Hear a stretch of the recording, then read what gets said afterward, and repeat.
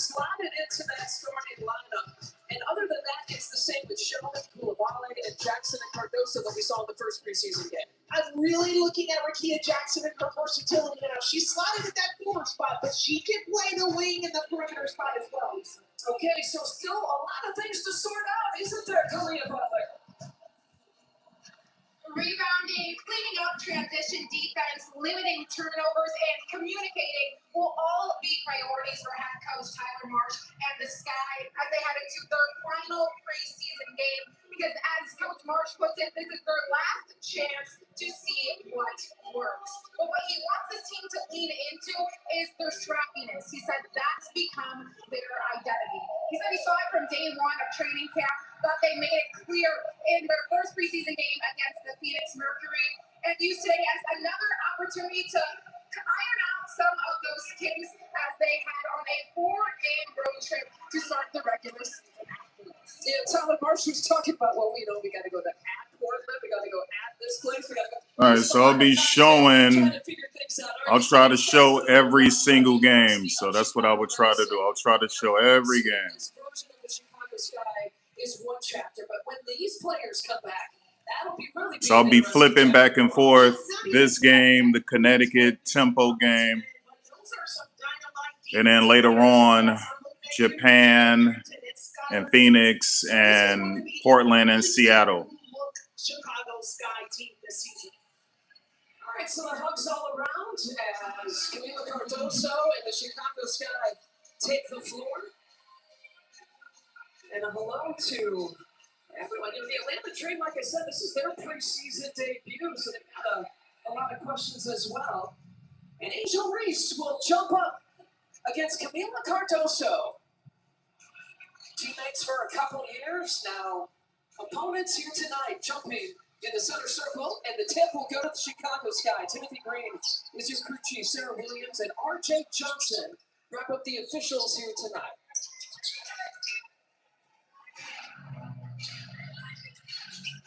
So Skylar begins being out for personal reasons tonight. Rachel Vanna will still stay in her 2 spot, and now you can move J.C. Sheldon, and she can run the point.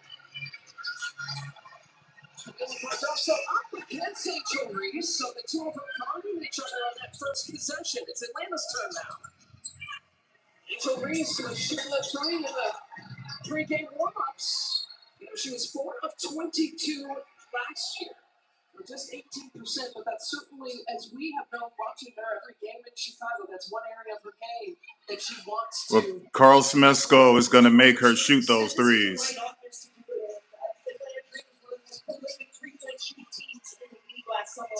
Carl Smesco, he had that same style of play at Fort Gold Coast, and he brought it to the WNBA with great success. In his first year, the Atlanta Dream won 30 wins last year, the best marks in team history. So Carl Smesco said he's only going to play the starters 15 to 20 minutes, but that could change. Coaches last season, there was about 7 of them, both of them now in their second year. Tyler Marsh, you know, has in his mind even just a couple of players that he wants to see, that they're kind of on the fringe of that cut line. Wants to give them a chance here tonight, see what they can do. It's the beauty of preseason basketball. Kone with the touch. And a block from Koulibaly. Got from behind the scramble for the basketball. It was a tie-up.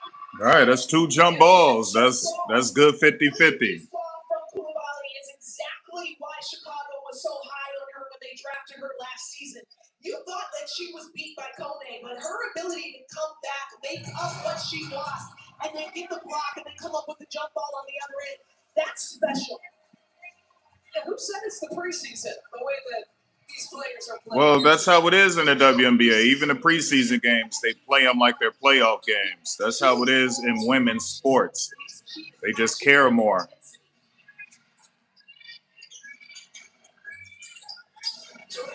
That was a great contest by JC. Another opportunity there for Atlanta Kone.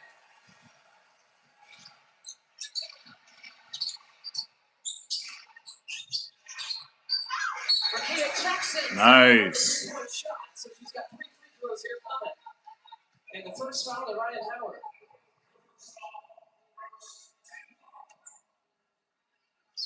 you could kind of see where Ricky and Jackson fit into Tyler Marsh's offensive plans in that first preseason game against Phoenix. She had the green light. Bet365 is the official mobile sportsbook of the Chicago Sky. Whatever the moment, it's never ordinary at Bet365. So Skylar Diggins isn't playing tonight. Dejanay Carrington was supposed to be in town today, but I don't know if she made it yet. 15 points in her preseason Sky debut. 21 minutes. Sophia Jackson. She gets the first points here tonight for the Chicago Sky. Three-pointer falls. Alicia Gray coming off her career high year last year. 6'4" at MVP voting. Yep. Beautiful move for Jackson to get it away. She should have kicked it. She should have kicked it to the corner. Gray again trying to go back to back and out. And a foul there on the floor. And we'll go against Koulibaly, and here's her first. In addition to increasing the three-point production for Chicago, what else I'm looking for in this second preseason game is their transition defense. There's too many times against Phoenix where they allow too many open threes in transition like that with that Alicia Gray system. One extra pass. Wow. Great contested shot. Had 9 3-pointers in the first meeting between these two franchises last year. So they're applying heavy pressure, and their defense is extended high with heavy pressure. Damn, Camilla. She started laughing too. Jesus. Look at Brianna turn her face. She was like, what the hell was that? Look at LaToya Sanders laughing, boy, like, what was that? Chick, you just left China playing against 7'3" players. Like, come on, Camilla. Step it up, Camilla. Step it up. Coach will make that transition from college to the WNBA game because it is such a different style. So they set those high ball screens, creates opportunities to get downhill, but also paint and spray. But Chicago is pretty disciplined. Analytics and statistics, and you're right, Lisa. That's a little different than what you see from most college systems. And it certainly doesn't help, too, when you inherit a team that has Ryan Howard and Alicia Gray and Brittany Griner and Jordan Canada. Right. Those players are That helps a little bit. Bree Jones, who's unavailable here tonight. Jordan Canada had her best season under the Smith system last All right, Maddie's back. year tonight as well. All right, so Maddie Westfeld will check in. Koulibaly will check out.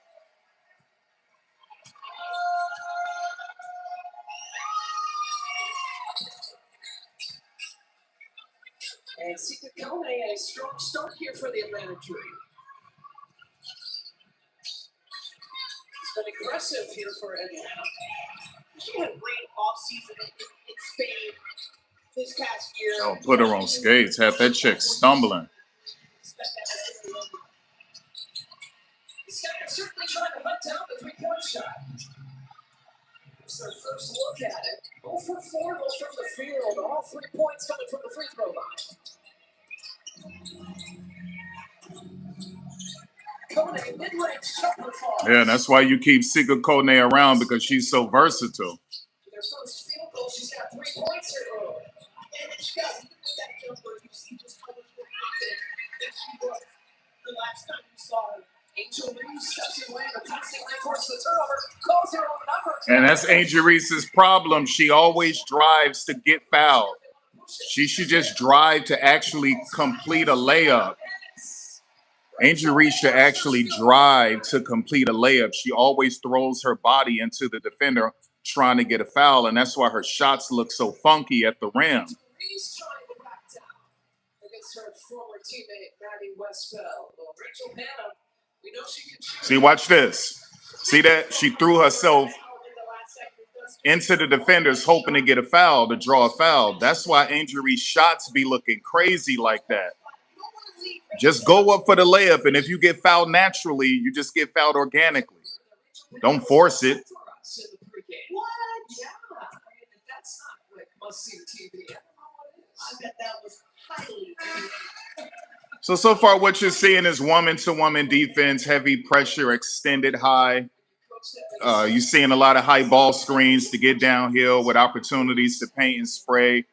What you want to see with these two teams are back screens, flare screens, veer screens, desperation points. You might want to get some elevator screens. If the pressure is really crazy, you could use some elevator screens. Yeah, Camilla, I swear, dog.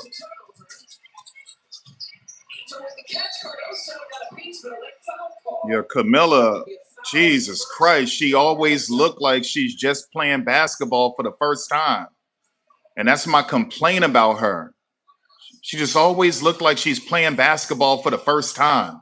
It looked like it was all ball to me, but what the official saw was Camilla's swipe down. And at any time that an official sees that coming in late, I wouldn't give it to Camilla unless she's wide open or it's a clear mismatch.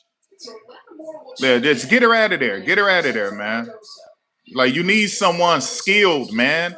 Low post skill, high post skill. She looks so clumsy and uncoordinated.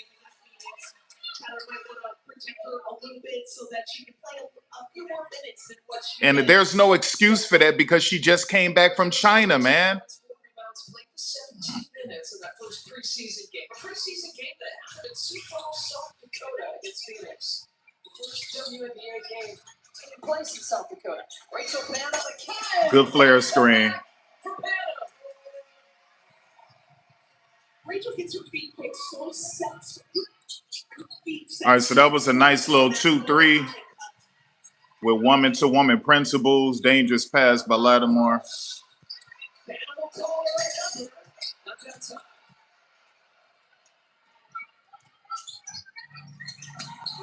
Nice, Rakia. Nice. Let's go. That's what I'm talking about. Get out of here. This ain't the SEC chick. It's the WNBA. What the hell she thought? Hold up, y'all. There's more to explore. Hold up. Humminbird Explorer fish farms make breaking down the water effortless with an intuitive interface and best-in-class clarity. Zero in on the best place for a bite with more precision. All right, I got to keep switching back and forth. Just a moment for Toronto. This is a historic one for Canada. With the Temple, I got to get the freaking tripod out, man. I cut up the panel with Ontario native candidates to discuss what it means to represent this country. She said it is truly something special. When we say we are Canada's team, we genuinely mean that. And she also said it's something she's talking to her American teammates about to help them understand the difference. They're not going to understand. All right, if Connecticut lose, blame it on the twerking and all the crazy stuff they've been doing. I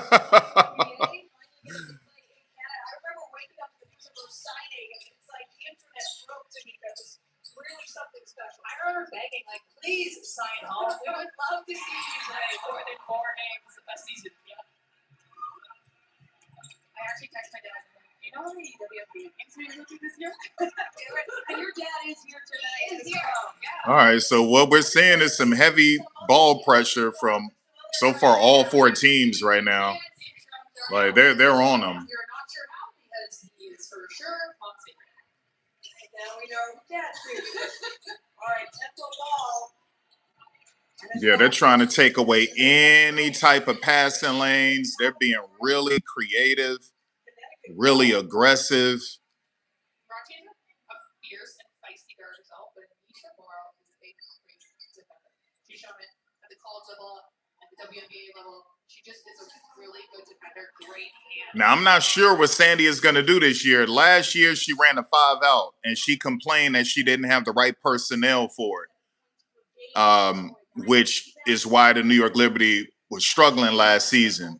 I don't know if she's going to run a 5-out again this year. I'm just going to have to wait and see, but we'll see.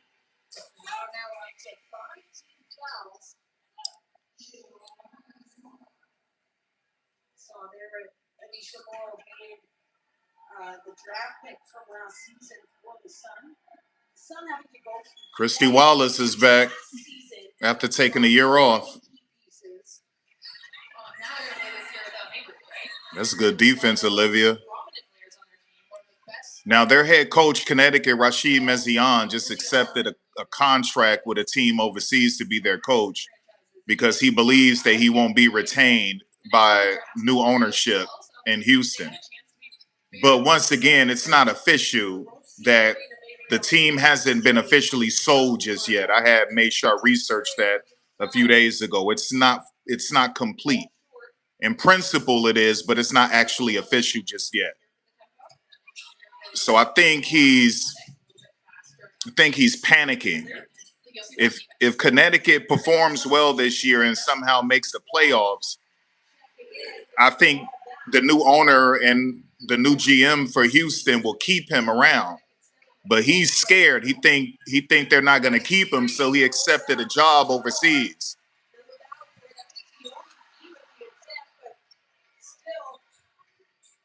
Great crowd. Great crowd. I'm about to get back to the Chicago game. That inside presence was something we discussed. So being able to get some O boards and defend on the defensive 3-1 side is going to be really important. Great bounce pass. Yeah, Kennedy Burke should know better than that. All she had to do was do a fadeaway. All right, Gianna Neepkins. Let's see what she does real quick. Yeah, she couldn't find anything. Just do a nice little fadeaway. They're playing with a lot of confidence, and she played the whole season with a lot of confidence, so it's great to see her. Gianna Neepkins as well. Right now defending, but Kiki Rice. Got 3 UCLA grads on the floor right now. That's pretty special. A nice step back jumper again rolls out. Did you hear that grab up? Just for her shot? How hype they are to see Kiki Rice. Look at this attack. This is a smart guard. She makes a move on her old teammate. She knows how to get her. So everything looks kind of sloppy right now. All right. Let me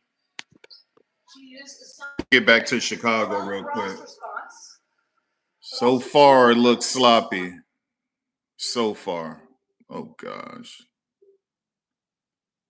So far, it looks kind of sloppy, y'all. Kind of sloppy. They surprised me. Looks pretty sloppy for Toronto.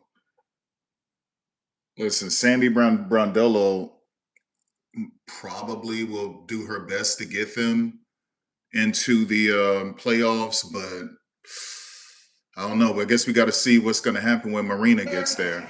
Pretty intentional about her shot charts. She was 3s or at the rim. One of the off-season moves was traded for a first-round draft pick.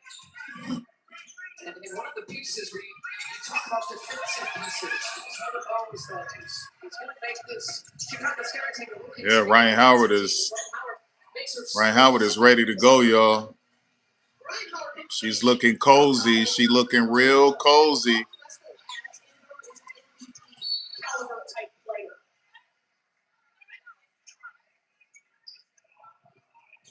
And so Reeves picks up her first person.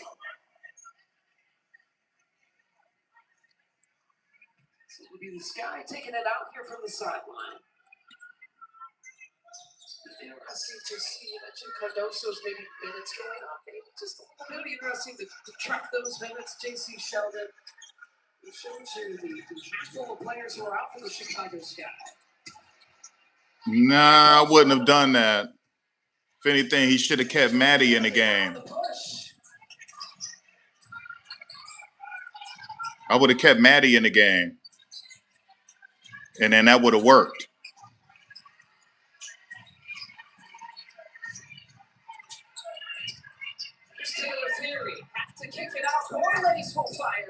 So Izzy Borlase was drafted by the Atlanta Dream in the 2nd round in 2024.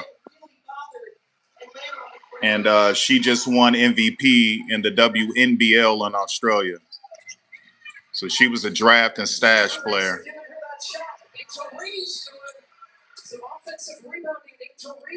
So she just threw that up there. Once again, y'all, basketball isn't supposed to look this way. Not professional basketball, not even collegiate basketball.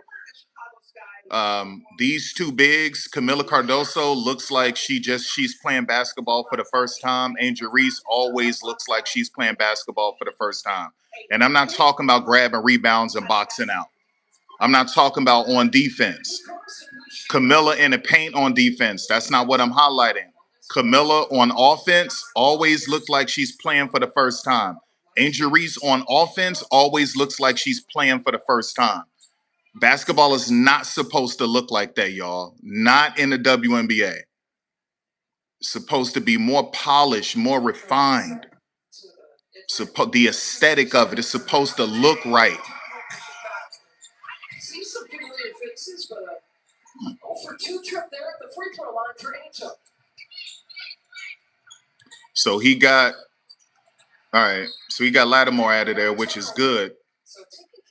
So we want to see some improvement from Tyler Marsh in terms of substitution, rotation, minute allocation, overall game management, challenges, being in a referee's ear, knowing when to stop momentum, knowing how to get momentum, ATOs, all of that. Also, at a halftime, how does this team perform after halftime? Well, all of those things matter. So that's what we're looking at. It's exactly what you're supposed to do. You get the defender up in the air, and then a straight line drive to the rim.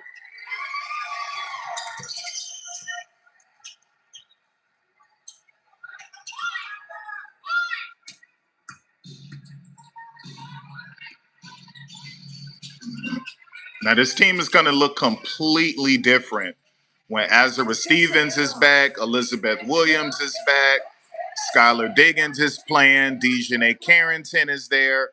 This team is gonna be completely and totally different.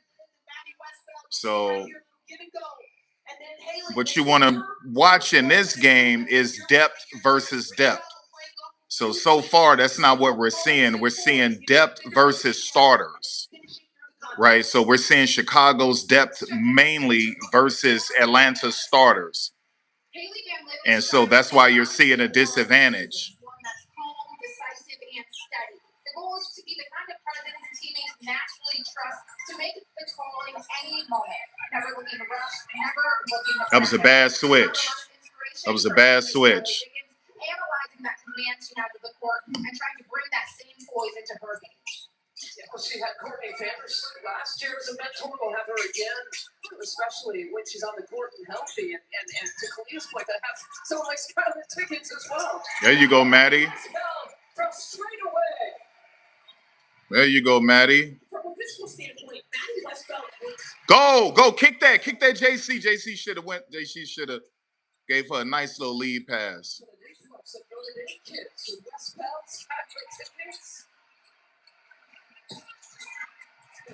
You got to chase that. Or at least she was on the floor. And also, don't forget Courtney Vandersloot isn't playing. That was a cheap layup. That was a real cheap layup. All right, first quarter is complete. 25-17.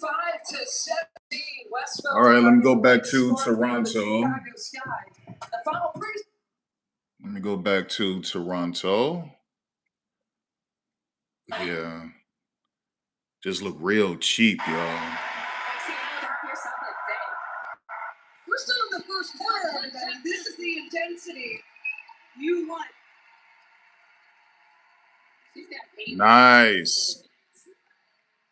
Nice clutch. Nice clutch layup.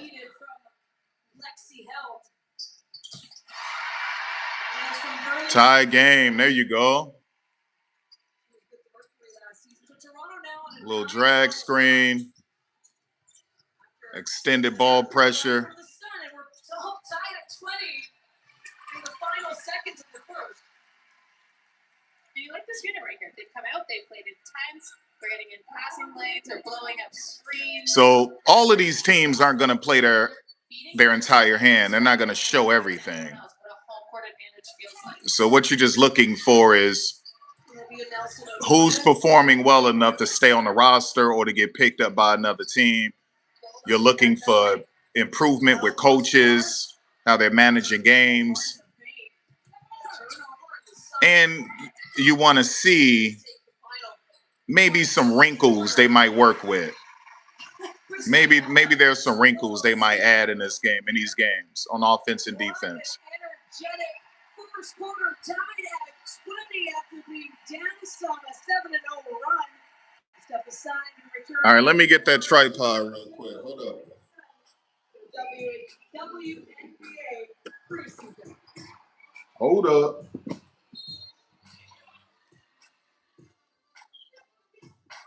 Here you will be today. Enter a world of cool kids.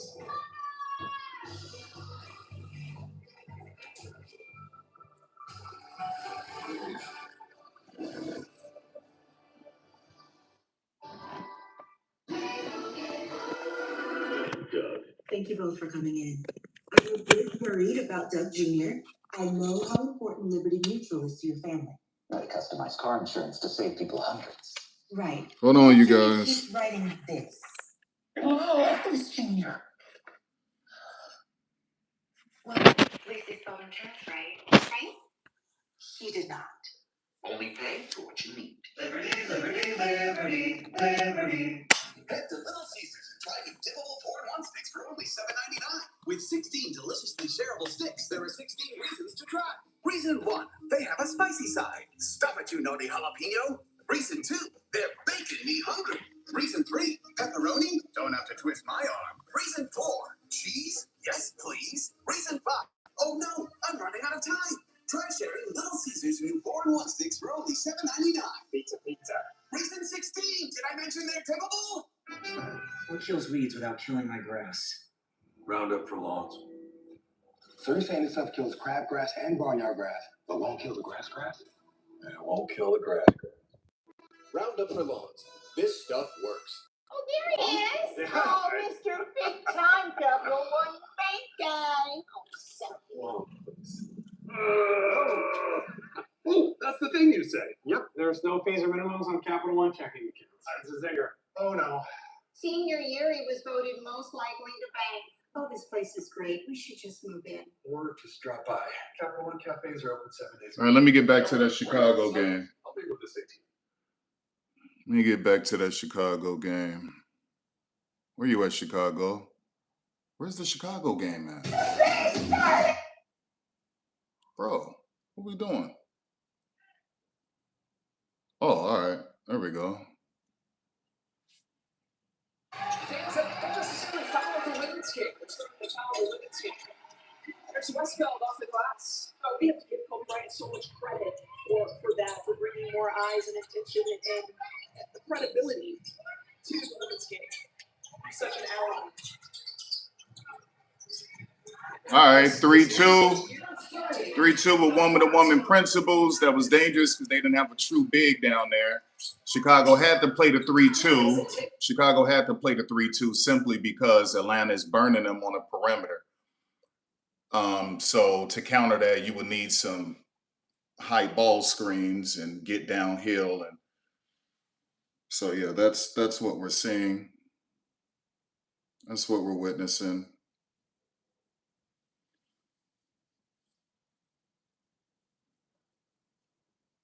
Good defense.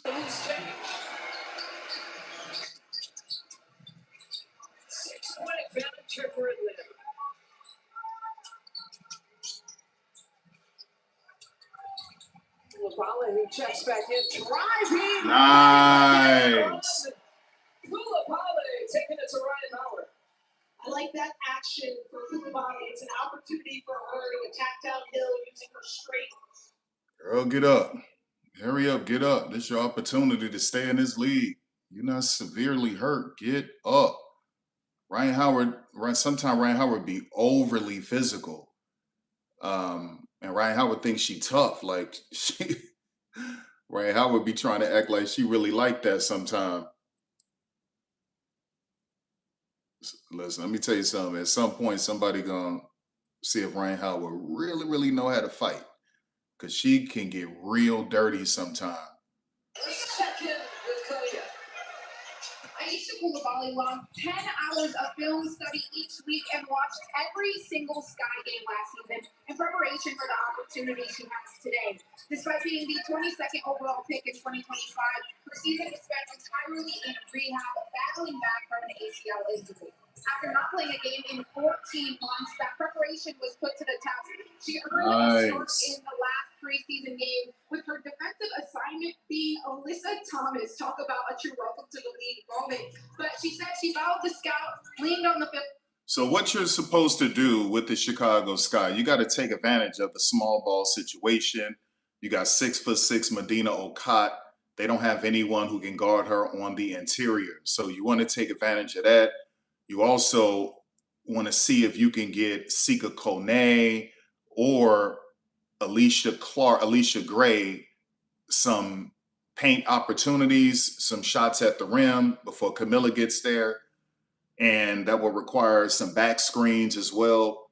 So that's not what we're seeing. So we see Carl Smesko isn't taking advantage of the personnel mismatch. You have a 6'6" big and a 6'3", 6'4" big on the court. And before Camilla gets in, you're not going to take advantage of that. Whatever. So if Chicago comes back and win this game, blame Carl Smesko. Now, he might say it doesn't mean anything because it's preseason. I think it does mean something. As long as she can stretch the deep and not be someone that's going to clog up the paint and be a legitimate threat, you know, maybe even a 33 to 35% three-point shooter would just be enough to keep defenses honest. She played 5 years in college at Auburn and Texas A&M, the two-time second team All-SEC nominated. Yeah, see, come on, Camilla. Come on, Camilla. And this is another thing.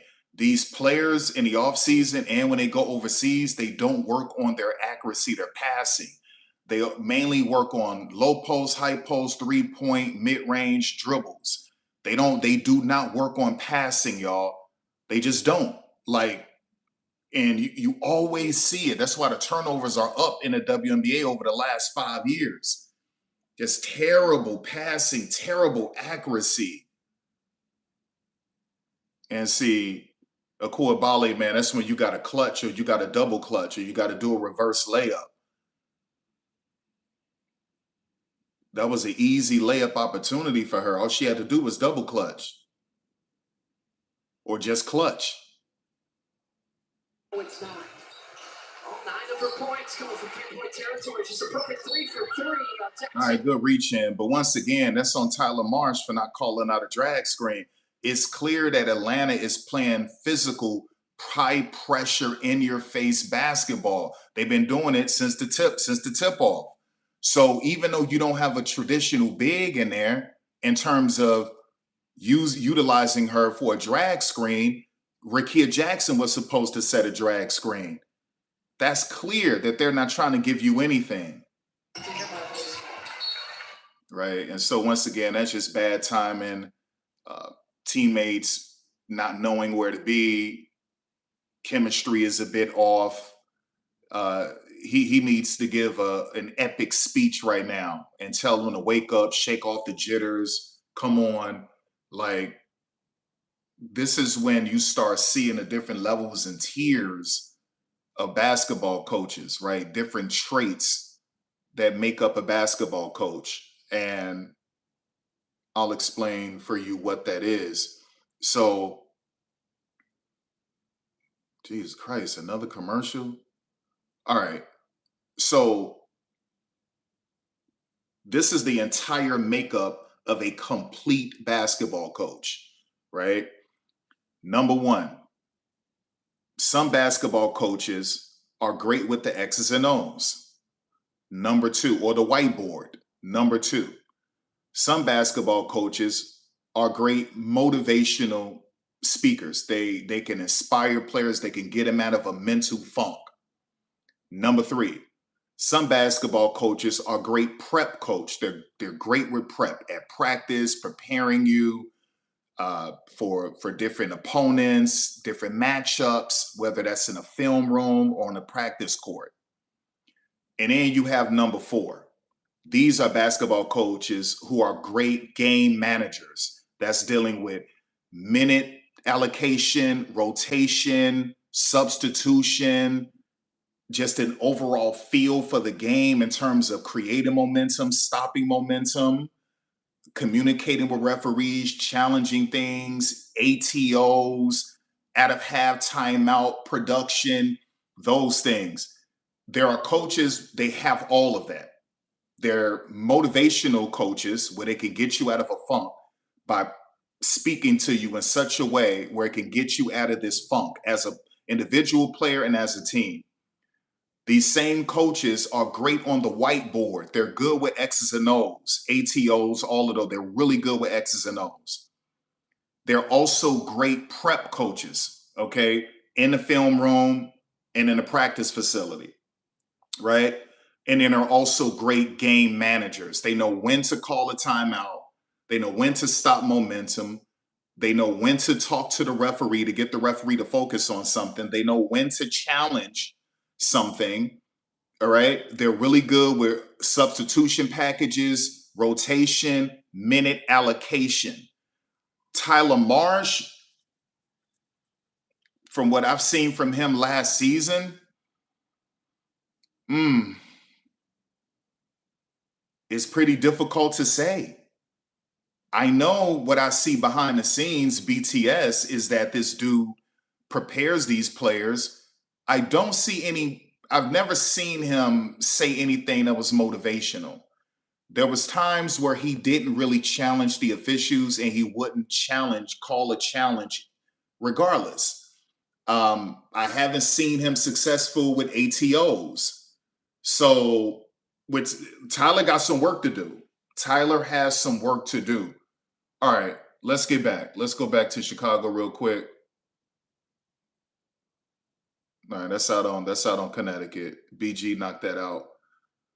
Let me get back to Chicago real quick, y'all. All right.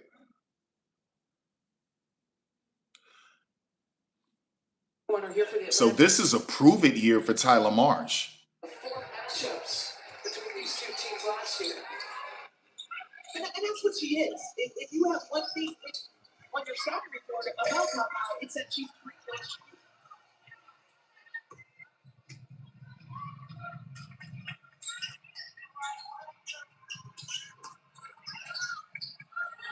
Nice balance, good save. See, that was poor awareness. That was poor awareness, but it worked out, right? Okay, and so a screen was supposed to be set where Medina Oka was supposed to set that screen, and it was going to put Tahina Powpow in a mismatch situation against Camila Cardoso, and she could have blew by Camila or hit Camila with a snatchback with a corner 3. So, but once again, she's a rookie. She's learning. That's, to me, at least as a coach, I'm looking at that and I'm like, that's timing, and that's getting to know your personality. Cut. Whistled for the foul, the offensive foul.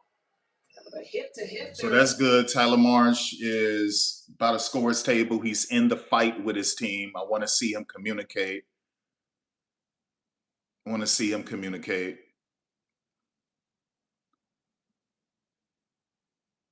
So that was crazy that they just let Angel Reese bring that ball up. You want to test her handles. You want to get that basketball out of her hand. You want to make her fumble.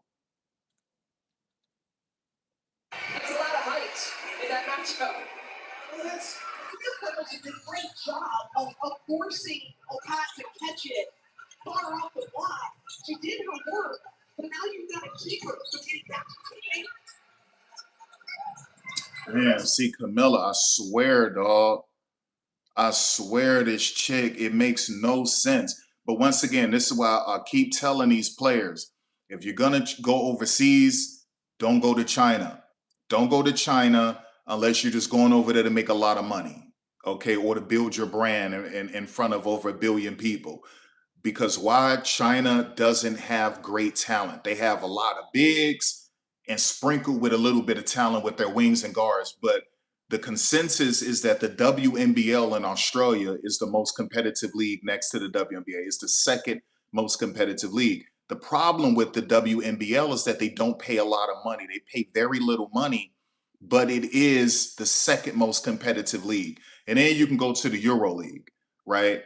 So if you look at Camilla has been in China the last 2 years, and I mean, Camilla just looks terrible, y'all. She looks horrible. She looks absolutely horrible. Third in the league in free throw attempts, so they have that nice balance. They don't just settle for threes, they'll leave for threes. Nice hustle. That's what you want to see. Points in the paint. Basically, everyone was chasing Golden State in those categories, the threes categories. Keep going. Make up for it on defense. See how they're not testing her? They're just letting her bring the basketball up. Get out of here. Let's go.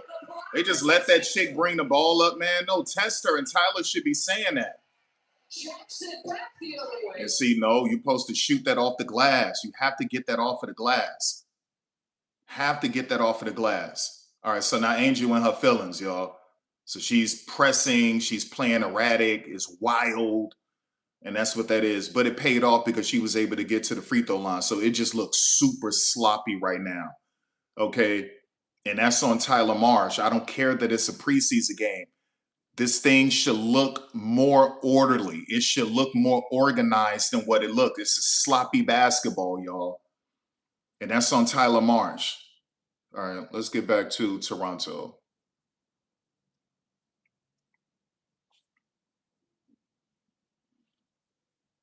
Wasn't able to cash in. That time did. Edwards at the line. When you look at what the Sun is doing well, this is also their first taste at preseason action. Of course, the league opened up its preseason play on Saturday. Really fun slate of games. But what are you liking from Connecticut so far? There's a lot to like about Connecticut. Again, like they talk about this rebuild, but they don't look entirely like they're rebuilding. They've got Brittany Griner, Leah Edwards, Sanaya Roberts. That's a solid core to build around. You're going to have good defense out of Edwards. So let me see who's on the court for Toronto. Nice. Splash! Oh my! She didn't want me to keep talking about Connecticut. That's what she was doing in Athletes Unlimited. Griner, though, looking to respond with one of her own. All right, so that's Dara Mabry. For some of you who don't know, Dara Mabry was very promising at Virginia Tech and Notre Dame until she got her injury. Now, one thing about her, she's a natural-born leader. If you ever watched her at Vatech and Notre Dame, she don't play any games. She'll get on you. She don't care who you are. She's a complete and total alpha. And that's the way she's always been. She's a true floor general, and she will get on her teammates real quick. Catch and shoot shooter. That's her sweet spot, always. It feels odd asking you this week, but did you ever imagine this, or was it just Honestly, no. I remember when she told me she was going to Connecticut, and I was like, "You think you're gonna play?" Or like, "What?" She was like, Yeah. I was like, yes, I am. I'm going to go on and have a fantastic career. Now, if Chicago loses that game and is sloppy, this is when we're going to see the locker room being tested. The dynamic, the relationship between players and coach. This is when we're going to see. And probably what's going to happen is that if Tyler Marsh is terrible this year, with all of this talent, I don't see how that's possible because of Skylar and Courtney and Elizabeth and Azara and Dejanay. I just don't see how that's even possible. But if somehow, if the team, if the players are performing well and they're winning games in spite of Tyler Marsh, then you'll see them let him go and probably promote Coach Trammell. So that's probably what you're going to see. Coach Trammell will probably be promoted, and she'll get another opportunity to coach again. Because I thought she was wrongfully fired by Dallas. They were clearly tanking to get Paige Beckers, which is one of the reasons why they fired her and hired Chris Koplanis. So I mean, they were tanking to get AZ Fudd, which is one of the reasons why they got rid of her and hired Chris Koklanis. All right. Started by Mabry. Finds some space. Corner three. There you go, Kennedy Burke. That's a paint and spray. That's a paint and spray. Come off of that screen, get into the paint, kick it to the corner. What you want to see from this team is probably, I would say, a nice, good hammer screen, right? So all that is that one of your offensive players, preferably the primary ball handler on the strong side of the court, would dribble in, and then you would get one of the other teammates to set a screen for one of the other teammates to get a nice corner three screen. I mean, a nice corner three shot. So that's what you want to see, probably Marina Mabry on the strong side, and then the screen is set for the weak side for one of your teammates to get a clean look at a corner three on the weak side. So that's what you're looking for. Let's get back to Chicago. So what you're always trying to do, you're always trying to find easy opportunities, easy baskets, scoring opportunities for your teammates, just for the team in general. That is a textbook defensive possession by Camila Cardoso. Vertical, straight up, as high as you can be. Not coming down, not swiping, not jumping. Extremely disciplined. If Camila Cardoso can play defense like that. All right, win the final 2 minutes, Chicago. Win the final 2 minutes. Go into halftime with positive momentum. Lisa, this is the kind of defense that Camila Cardoso is capable of. That was her second block of the night. The defensive 3-second call was the reason for the free throw. That was a good one. Jackson, Camila Cardoso's got the soft hands. They sit out. One extra pass. Jackson with the nice. Nice. That's what you want. You want a player who can get you out of sticky situations. Possession on the other end. The ball movement was outstanding. These are takeover players. The Chicago finally have a takeover player. They didn't have a takeover player last season. They haven't had a takeover player since Candace Parker and Kalia Copper. So you need a takeover player. They got Rakia Jackson. That's a takeover player. Skylar Diggins is a takeover player. And so that's what you're looking for. So Rakia was able to get him out of a sticky situation. They were closing out on the perimeter, and Rakia was able to dribble in and get a nice little mid-range shot. Looks like it's Maddie Westco against O'Connor. It stands at 6-6, by the way. All right, positive momentum. Positive momentum. That was sloppy. Shot clock violation. John shutting things down there after the jump ball.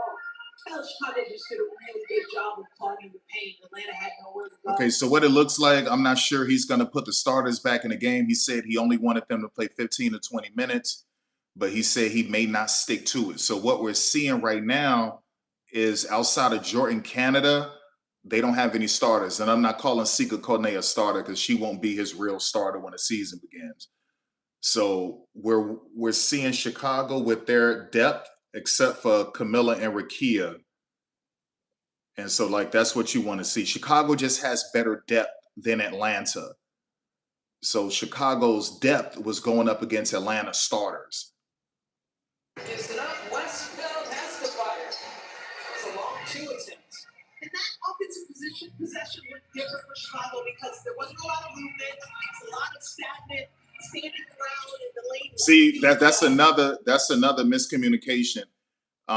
Players not knowing where they're supposed to be on switches with their responsibilities. You saw Rachel Banham get lost, and we saw that with Haley Van Lith. She got lost on the switch, which had Izzy Borlase to score a clean shot at the rim, and we just saw Rachel Banham get lost. So I will say this, in your second preseason game, things should look much cleaner than your first preseason game. The first preseason game, they look more organized than in this preseason game so far. And that can't happen.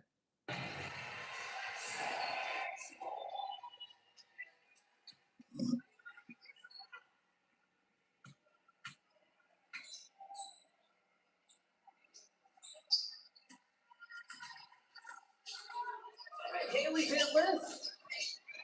Trying to find that preseason magic once again. There she go. That's another make with a heavy physical contested shot. She was 100% last game, making those heavy physical contested shots. And she just made another one. 20-point performance in the first preseason game. See, Kone is calling for it desperately in the paint. 6 to shoot. Look up. Look at this.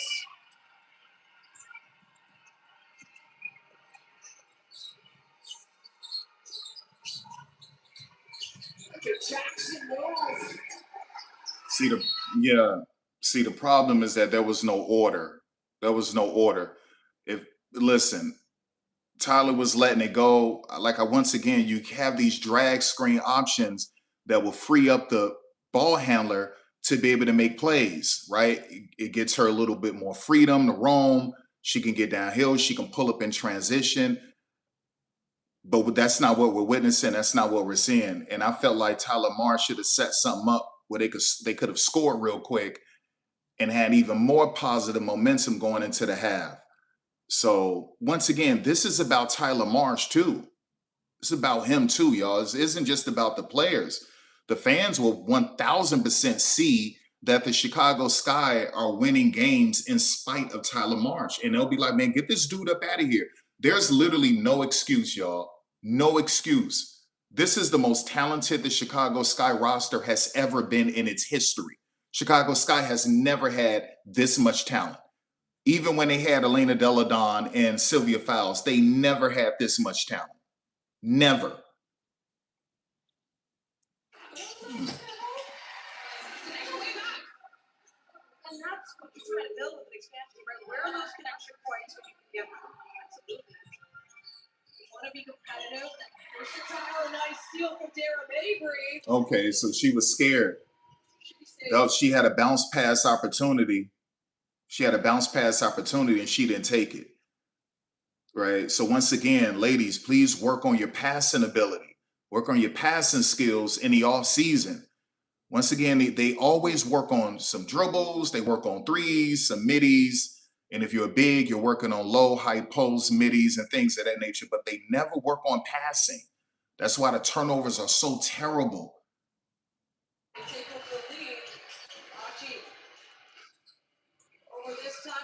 There you go.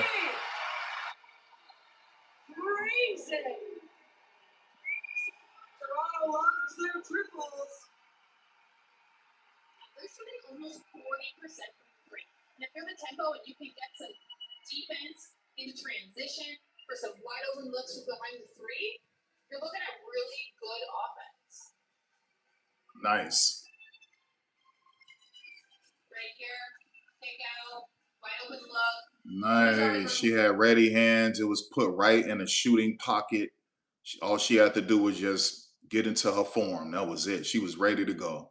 Three, of course, checking in, seeing such a great rotation of these tempo players. This is truly a taste of the tempo. Yeah, you're going to get a look at everyone in preseason because you're still trying to evaluate players. You're trying to see what fits. You're trying to find what gels well and what you might need down your bench.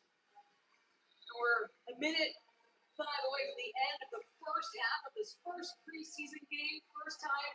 Now, what you want to see from Malia Nye is improvement with her defense, because even in Athletes Unlimited, this past season, Athletes Unlimited, she was getting cooked on defense.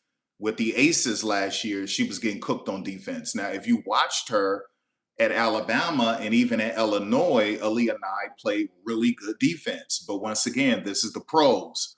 So listen, she played in Athletes Unlimited. She did what she had to do, but she was getting exposed. So if anything, like, she just needs to keep working on her defense in the off season. Set for expansion season. Of course, you want to build that here. Canada has been hungry for WNBA ball. And this won't be the only site for tempo games. There will be other arenas to showcase this great team to the country. Yeah, the tempo are going to head out to Montreal and out to Vancouver this year to meet Canada's team, like we talked about. And those are just two cities in our country that are really also hungry for women's basketball and have a great grassroots program out there. So I really love the idea of going to Montreal, French Canadian, and really being able to bring this program out there. You're going to have a lot of young girls who grew up in this country wanting to Yeah, so that's a poor strategy, right? So they should have already had BG double, or they should have been playing a zone. Um, so she was either going to make the shot or she was going to get to the free throw line, and she didn't even have to do anything at the rim. She could have hit a post fadeaway, a left hook, a right hook. She could have did all that from 7 feet if she wanted to. That's how skilled she is in the high, low post, mid range area. The fact that they didn't even try to run a zone or try to double team immediately or front her, like that's kind of wild. That's kind of wild. Show, right? 10-time WNBA All-Star, and that's barely since the Surgeon first won a championship for Phoenix. Was there for 11 seasons. When we talk about it, something like it's just not enough. So far, what I noticed is 2 poor screens from Tamari Key. So far, I noticed 2 poor screens from her. She's not really selling a screen. Bad to say about Brittany Griner. So, again, just a great advocate for the league, and I think Connecticut was very smart to go out and get her from a basketball standpoint and from a development of their franchise standpoint. Over her career, she averages 16.8 points per game. Her Rachi at the line, good for the tempo.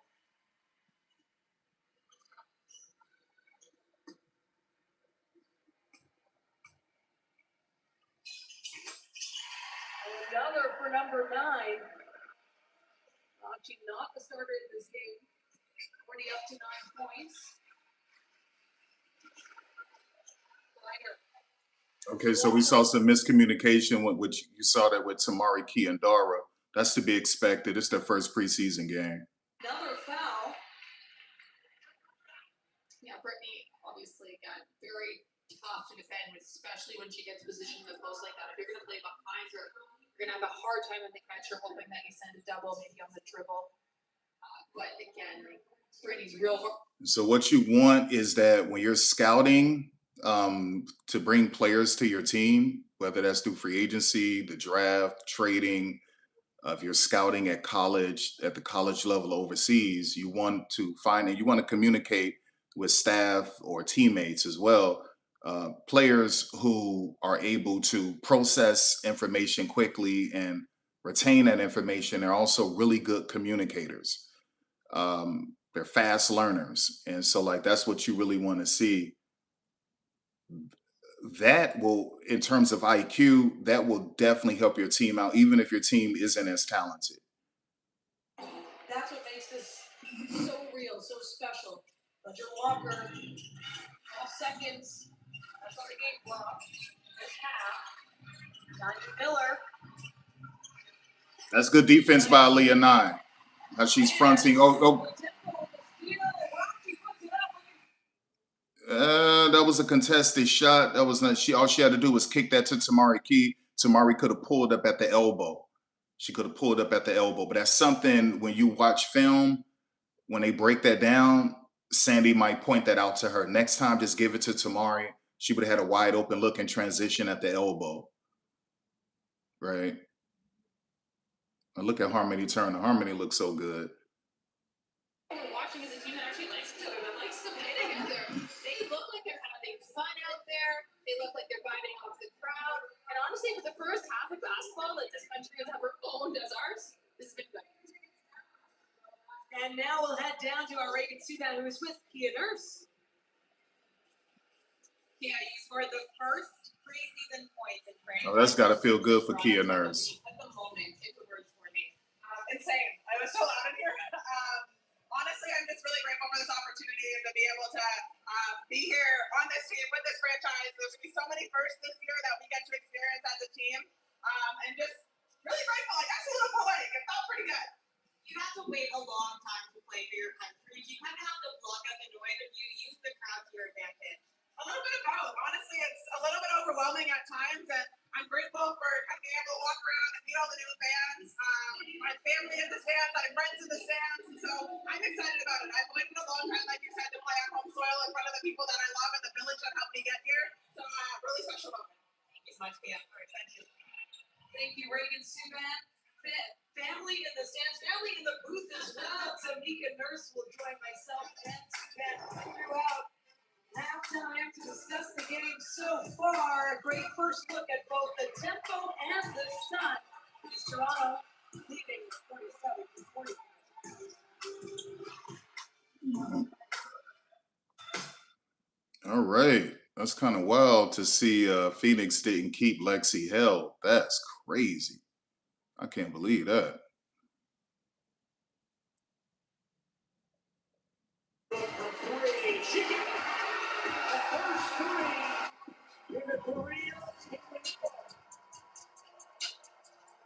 Here's Bonner's jumper.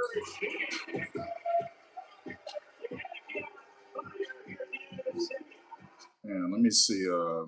When do these games come on? Oh yeah, 10 o'clock. Yep.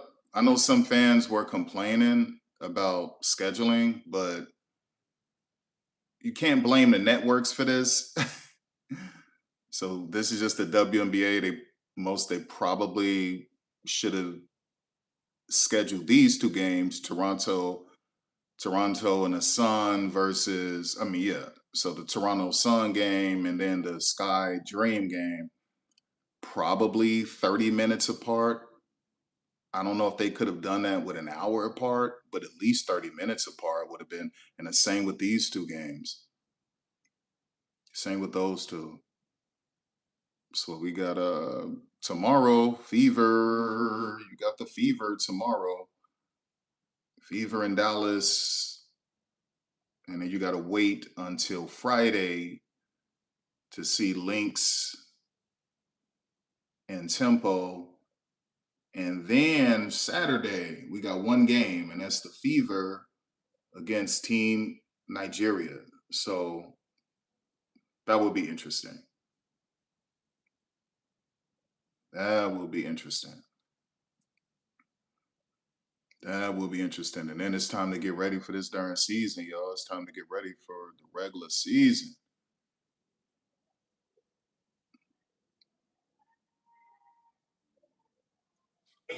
Quite like this for an Indiana Fever opener, but never has there been a player quite like Caitlin Clark.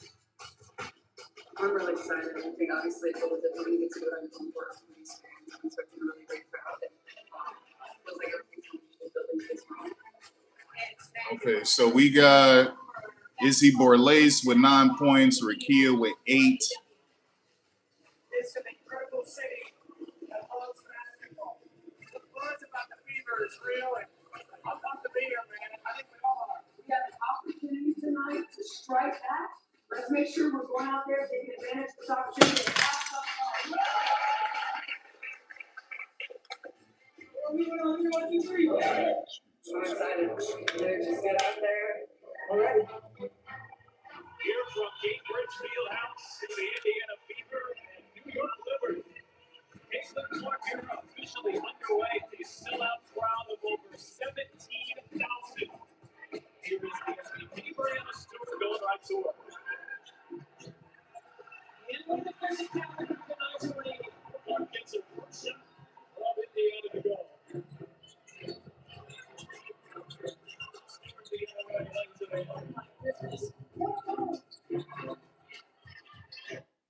All right, y'all. I mean, they got to step it up. Halftime, man, they got to have some type of halftime show. They need something. Damn, some type of halftime show. Y'all got to step it up, man. Like, for real.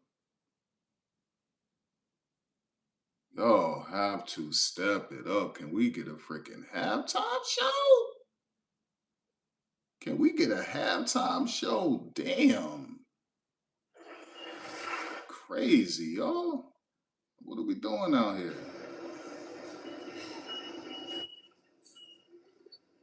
What are we doing out here? Can we get a halftime show? I've got reading to. Do it. They give Jay a shot. People crazy, man.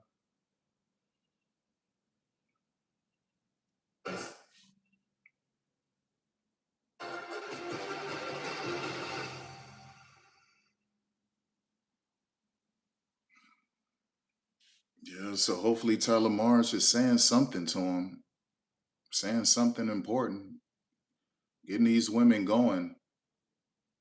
What, they're down, 13? Well, that's what you want to see.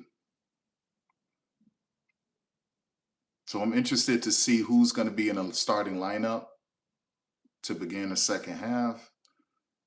And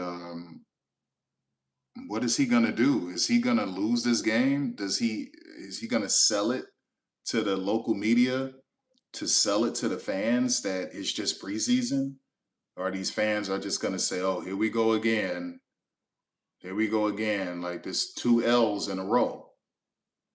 And sometimes people say preseason games, it doesn't have any effect on team morale or anything. I disagree. I think when you come out with wins, it makes the next practice run smoothly. Player development, David Simon at the half, on what his expectations are for this team in this second half. And he said he just wants them to play more like themselves. That looks like being physical on both sides of the court and not allowing Atlanta to get as many opportunities as they had in that first half, as well as closing out on some of those threes. But also on the other side, being able to get some paint touches and working the perimeter a little bit more, trying to feed Camilla in the middle and rounding all out the offense. Yeah, I mean, Camila Cardoso, just the 2 points. There's only shot 4 times. It's been a slow first half here for Camila Cardoso. 1 for 4 in the 13 minutes of play. And really looking at her free throw attempts, Lisa, yeah, only 4 field goal attempts, but 0 free throw attempts. In Atlanta, the points in the paint there, +4 in that category as well in the first half. So we'll see what happens here in the second. More legs here, get the start, locked up, Koulibaly, all over it, and the shot clock back. All right, so we're seeing depth on depth except for Rakia and Camilla. So we got 2 starters in for Chicago, and we don't have any starters in for Atlanta. Starter who started the game as well as the third quarter. So what we should see is Chicago should run away with it. Chicago should run away with this game if you got a good coach. But Chicago should run away with this game because they have the better depth. Now, Izzy Borles is nice, but this is the first time ever playing in the WNBA. So, and the same with Medina Okot. This is the most minutes Taylor Theory is going to get for the rest of the season, unless, there's some unfortunate injury to an Atlanta Dream player. So you should see Chicago run away with this.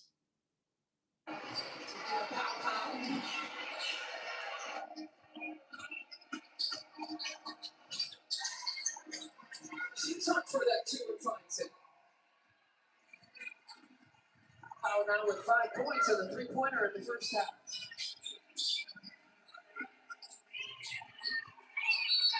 Like she's going in without any direction, without any plan, right? Camilla she's running in there like a freaking bowling ball. Don't know what she's doing, don't know how to stop, how to pivot, don't know how to throw up a floater, catch it, collect yourself, right? So she has no post-drive moves, no counters, no go-tos. She doesn't have a plan, right? So when you have someone like her in the game, you have to make everything easy for her on the offensive end. Just give her wide open looks or back to the basket looks, period. Like close to the rim, back to the basket looks. Because this is just, this is absolutely ridiculous.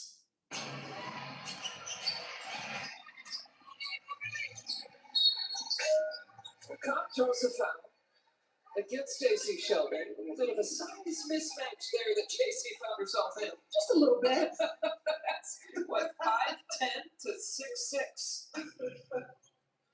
That's like me guarding anyone. You are not close to 5'10".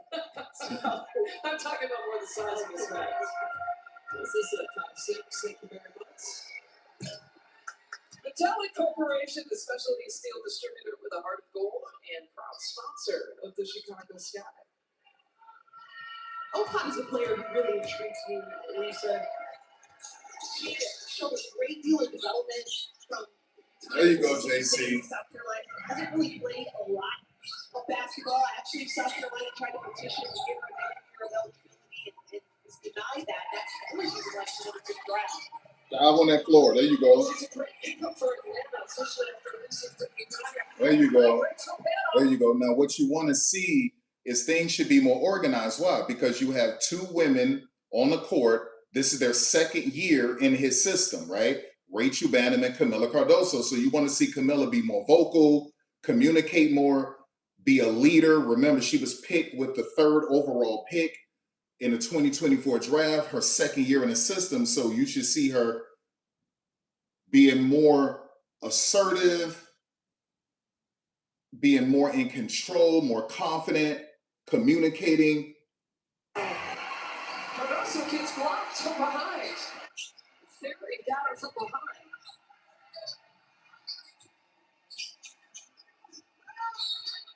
And what's wild is that Medina Okot looks more polished than Camila Cardoso, y'all. That's what's wild. Medina Okot looks more polished than Camila Cardoso. Medina Okot is more versatile than Camila Cardoso. And she was picked with the 3rd pick in the 2024 draft. That's crazy. But you also want to know what's wild? J.C. Sheldon was picked number 5. Camila was number 3. Rakia was number 4 in the same draft. Caitlin went number 1. Cameron Brink went number 2. Camila went number 3. Rakia went number 4. J.C. Sheldon went number 5. So you have 3 women on the court right now who were drafted in the top 5 of the 2024 draft. The most important draft in WNBA history. You have 3 of those women on the court right now. J.C. Sheldon, Camila, and Rakia.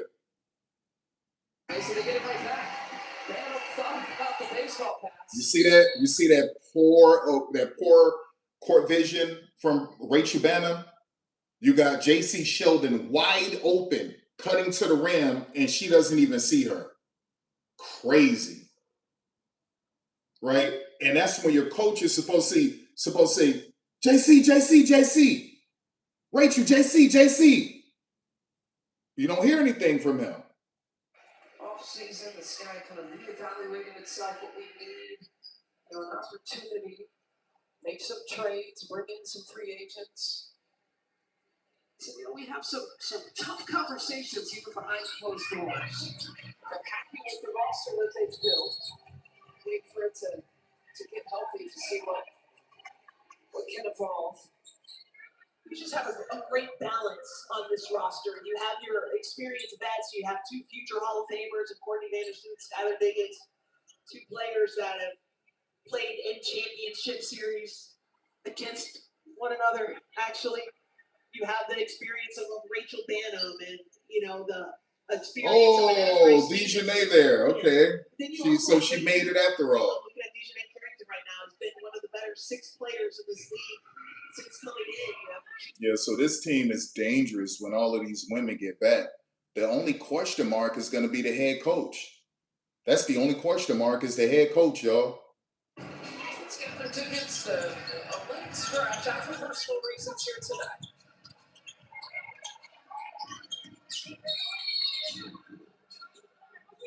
And a defensive 3-second violation.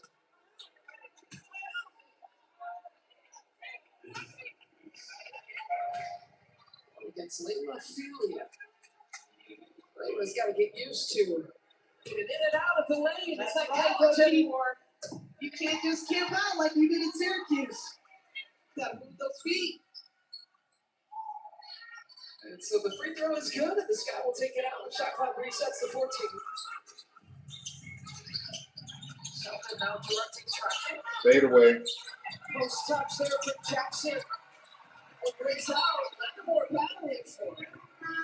It'll be Atlanta basketball. Boy, she missed that shot, but the move is just, she's got 1,000 of them. But once she continues to perfect that, just release it just high enough, it's almost unblockable. But I like what I saw. It was almost kind of inverted. See, I don't mind him not playing Jaquez right now. He has to find her some rest. I mean, she was literally just playing in the national championship game. So I don't mind that. Look at the strength of Kalahari. Forcing the turnover. She brings it across the timeline. All right, there goes Taylor. There goes Taylor. We needed her in the game. Taylor, she can make some of those shots. She's in a training camp contract looking to make this roster. She raised a few eyebrows against Phoenix in that first preseason game. 6 points, 11 minutes, and a team high of 5 assists in that game. 4 to shoot, 3 to shoot. Nice step in shot. And that's because she's a pro. Izzy Borlée, she literally just won MVP in Australia. That's a pro, y'all. She's definitely, as we talked about, making her presence felt. Reach-in foul. Navarre with her first. Another good example of Haley Van Lith being strong with the ball. I think last summer that probably would have been a turnover.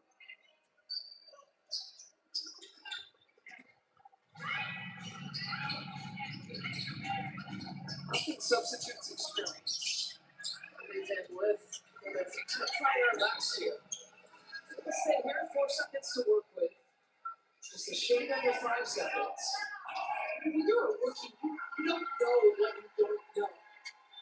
And when you've never been in a situation where you're the smallest player on the court, and there you go, Haley. Communicate. This is your second year in the system too.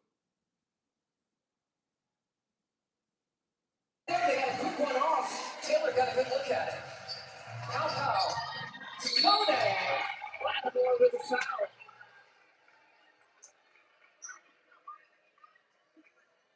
Sika Kone started off her scoring tonight with that face-up jumper, but this is the Sika Kone that Chicago.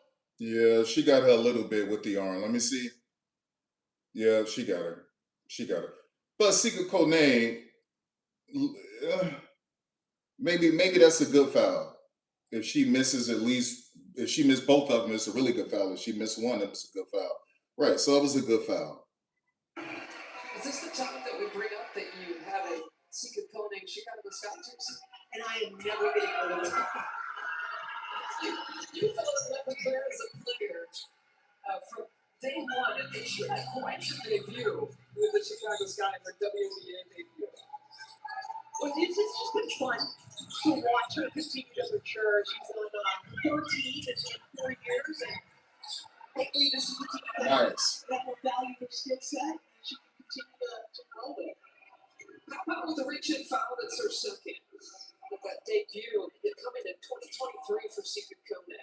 Her debut with Chicago, 10 points, 6 rebounds, 23 minutes back in May. And then I raced out and got her jersey. And then she was traded to Washington. Right. This is playing with the Sky, the Mystics. This is, we talked about her second year with Atlanta. Was played a little bit at the tail end of last season with Atlanta. She's an easy player to root for.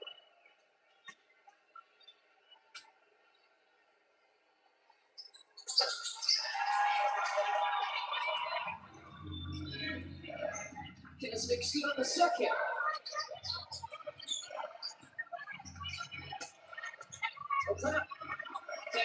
Let's go. That was a bad decision by Jaquez. She should have given that to Haley Van Lith. That defense. That is something that Tyler March wants to see more out of Sydney Taylor. She's got some free throws coming after this quick timeout. Yeah, I mean, Chicago should win this game. Period.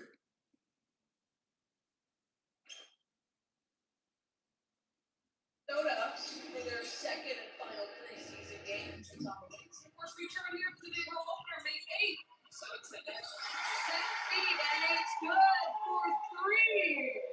Aaliyah 9. Reiner. Tempo clears her away. A turnover. And Pat. Right. So what we're seeing right now from Connecticut, that's a pretty big lineup. You got 6'3" Aaliyah Edwards, 6'9" Brittany. You have 6'3" Diamond, where she just went to the bench. All right. Let me see who's in the game right now. All right. So this is good. So they're back to normal. Yeah, I would just keep feeding BG.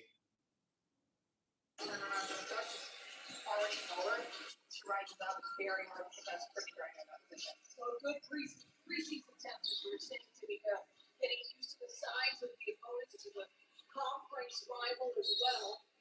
Absolutely. You're gonna have to see these people a couple times. Yeah, that's what I would do. If they're trying to get a Leah Edwards going, and I probably perhaps I can use her as a decoy or as a mismatch as a wing. I probably would use a zipper screen. That might be the best screen to use on her. Just a screen set by the high post player for a wing player to cut straight up the lane for a nice little shot. So that's probably what because like when I'm calling on my screens, I'm trying to look at personnel, what would best fit them. And so when I look at the personnel on the floor right now for Connecticut, I see Kennedy, I see Aaliyah, and then I see BG. And for me, I think it's great to attack the second level and the first level with those. And so at that point, that's what you're looking for. You're looking for a zipper screen, right? You're looking for maybe a UCLA screen. You could be looking for an Iverson screen. There's different screens like that to get these players at the rim, a close shot, mid-range shot, depending on your personnel. Now, like I said before, you still got Kennedy Burke in the game, so she's really good with corner threes. She's good with threes on the wing as well. So there's always that option. Charlize Ledger, she can also step out and hit the three. Do you trust Sanai Rivers with a three? Yeah, I mean, to some degree. You want to see this year more consistency shooting threes with her, but she's more of a player that you can also use with a zipper screen as well. So and an Iverson screen. So like that's what you want to really see. That's what you're looking at. So that's how I judge when I watch these games. I'm looking at personnel and what type of screens I want to run off of that personnel, with that personnel. And then I'm looking at the type of defense I want to run, whether it's a traditional zone or whether it's a hybrid zone, right? Or a matchup zone or just straight up woman to woman, switch everything. There's different things I'm looking at. All right, let's get back.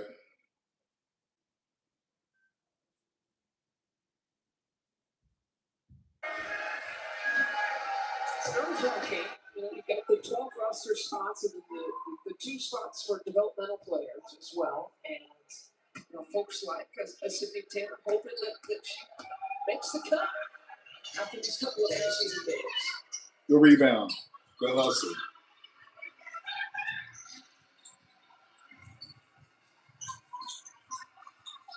Opportunity again for him to run the show here in the second half.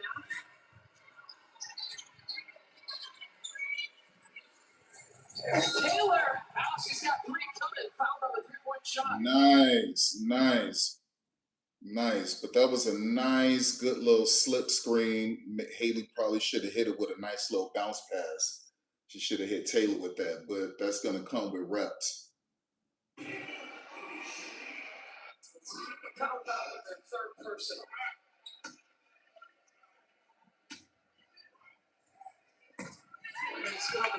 Culver's probably handcrafted fresh butterburgers. All right, so you're only down by 12. Come on now. You got to get out of this quicksand. Get out of the quicksand. Here you go, down by 11. It's like going grocery shopping when you're hungry. Because you're certainly going to go out and get like 5 burgers. I think he might be forced to keep Taylor, man. Taylor, she's looked good these first 2 preseason games. There you go, down by 10. Let's go. You can do this. You got the better roster right now. You got the most depth. You have the most depth of these 2 teams. Nice. Let's go. Let's go.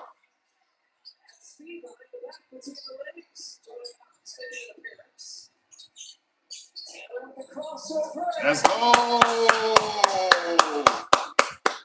That's a takeover player. That's Rakia Jackson 2.0. Let's go. Taylor's first field goal of the night. 6 points of the night. See? See that? Remember when I was telling y'all about Sika Kone, and that's why she's always in this league? She just needs a team that will commit to her. She's one of the most talented players in the world. That's why they always keep her in this league. That's why she's always in this league, y'all. She can handle the ball. She can get her own shots. She can make the three. She got a midi. She can operate in a high and low post. She can play defense. She can switch on the wings and defend wings. But what's the problem is that these teams don't commit to her because they're playing contract politics and roster politics, but they don't want to give up on her. That's why you keep seeing her bouncing from team to team. It's like, damn, how come every year she's on a roster? Because she's arguably one of the most talented players in the world. She just needs someone to finally commit to her. 4 or 5 starters here in the third quarter. I think we're all finished from the bar.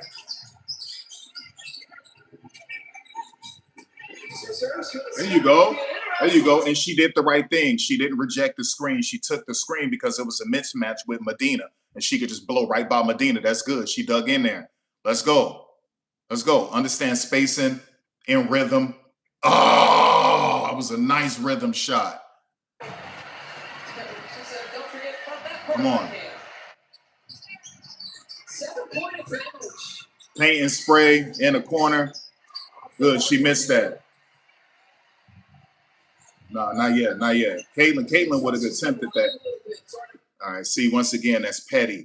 That's a rule I'm trying to get at of basketball. I think you should be allowed 1 step before you dribble. I think it's a outdated, archaic rule, right? So what we see now is they allow players some freedom with handling the basketball. Back in a long time ago, they would have called a lot of these handles carries, right? Hang dribbles and hezzies, all that would have been carries. Even some of these in and outs, that would have been called carries. That's why if you watch basketball from the 90s or the 80s, it looks bad. It looks robotic and rigid because they were real strict with those calls. It wasn't that those players couldn't dribble good like that, because if you watch those old Rucker videos from the 70s and 80s, and these dudes handles nice, right? They been had hezzies, all of that, but you weren't allowed to do that in college or the NBA. Well, now they've relaxed the rules, so they allow you some freedom with that basketball, and it allows you to be more creative, even with step backs and snatchbacks, all of that. So why aren't we allowing these players to take 1 step before you dribble, right? It will open up so much for the team and individually for the player. It will make the offense more dynamic and explosive. That's the next step. If you're going to allow us freedom dribbling a basketball, then allow these women to take 1 step before they put the ball down. See Sika Kone? You see her? She can literally do everything, but she's been stuck with teams playing roster politics and contract politics.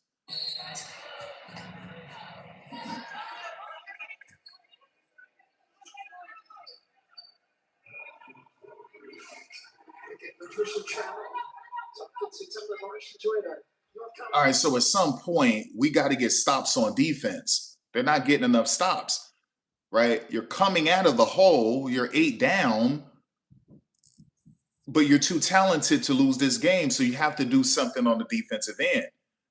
So how do you stop Sika Kone from slashing? Well, you got to run a 2-3 zone. You have to run a 2-3 zone, extend your 2 defenders more towards the 3-point line if you're really concerned about the threat of a 3-point line. But what I would do is that I would keep them at the elbow, and I would run a 2-3. That's what I would do. I would run a 2-3, or you could run a 2-2-1. Preferably a 2-3 zone, and that would prevent Sika Kone from having success. You got to watch out for her. You got to watch out for her. That's the beauty of having a former head coach on your staff. Powell makes good on the 3. So stretches his lead back up to 10. There you go. All right, get some stops. I want Chicago to win the rest of this third quarter. All right, so they're in the bonus. They're going to the free throw line. Yeah. Yeah, that's Hobbs. That's the Michigan girl, y'all. She was just overseas. She was pretty solid overseas. So super happy for her that she's in this league. 6'3", can put the ball on the floor, can hit the three. I'm not sure she makes the team. I think he might decide to keep Taylor over her, but we'll see. Pretty disappointed in Camila Cardoso. This team probably would be winning right now if Camila wasn't so terrible. Now of where to play off-season, overseas, as an option, as an option here in the States.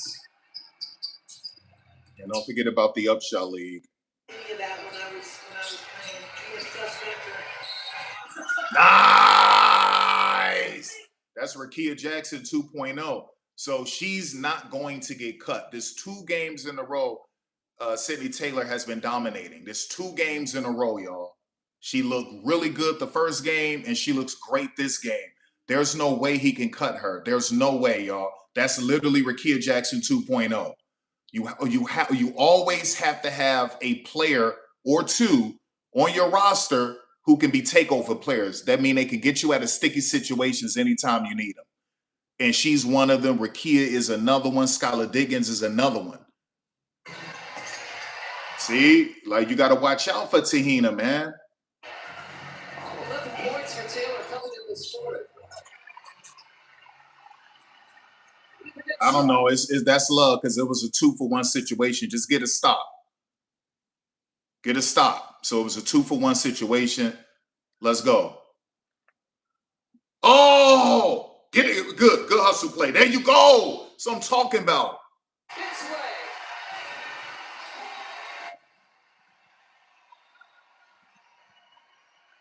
You think these players on this court right now are playing for something? Lisa, these minutes, this time means something. I'm not trying to make a roster. There you go. All right, send her to the free throw line.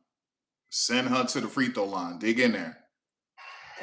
Now that's Sasha Washington. I hope he plays Sasha Washington for most of the fourth quarter. Why? Because she was a projected late first-round pick. Until the injury happened, she decided obviously to stay an extra year. Before the injury, Sasha Washington, the light-skinned chick with the locks, number 35, very skilled in a high block, low block, could hit the mid-range shot. I'm talking about go-tos and counters in the low and high post.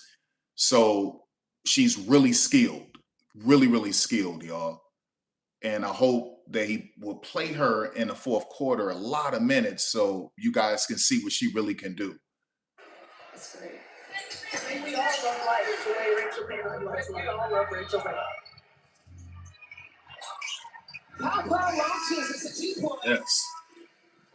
All right. So we're only down by 6. Let's go.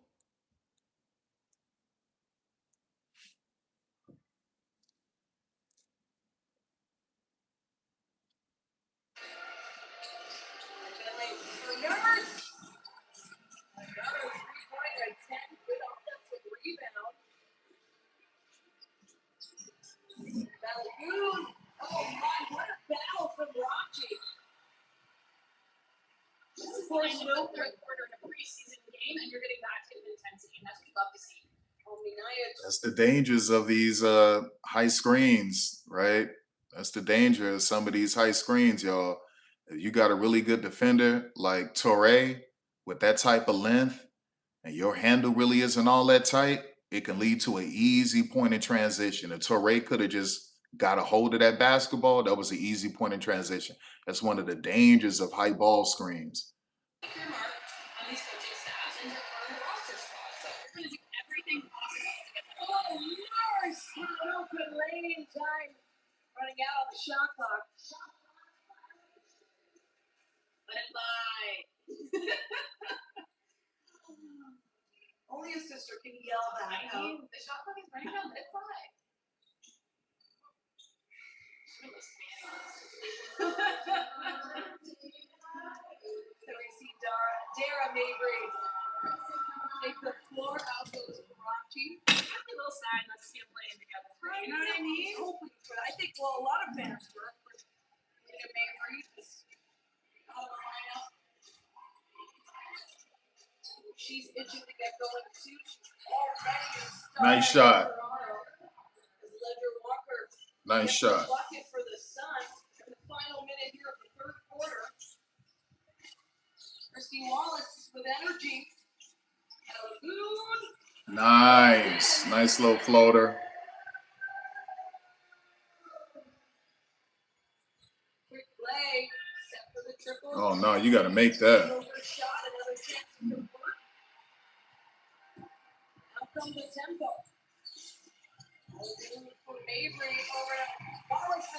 That's it. Christy Wallace is back, y'all. Christy Wallace is back. She took a sabbatical. She's healthy 100%. Her legs are fresh. She is back. Connecticut gains some ground, but it is a feeling of a process for both teams here. Absolutely. They're both trying to learn how their teammates play, how to play off of each other, what type of communication you want to have. And it's very hard at the beginning. But this is what these preseason games are for. Well, both teams right now with 8 signed players, so those out there right now battling for their spot. Mabry. Mabry.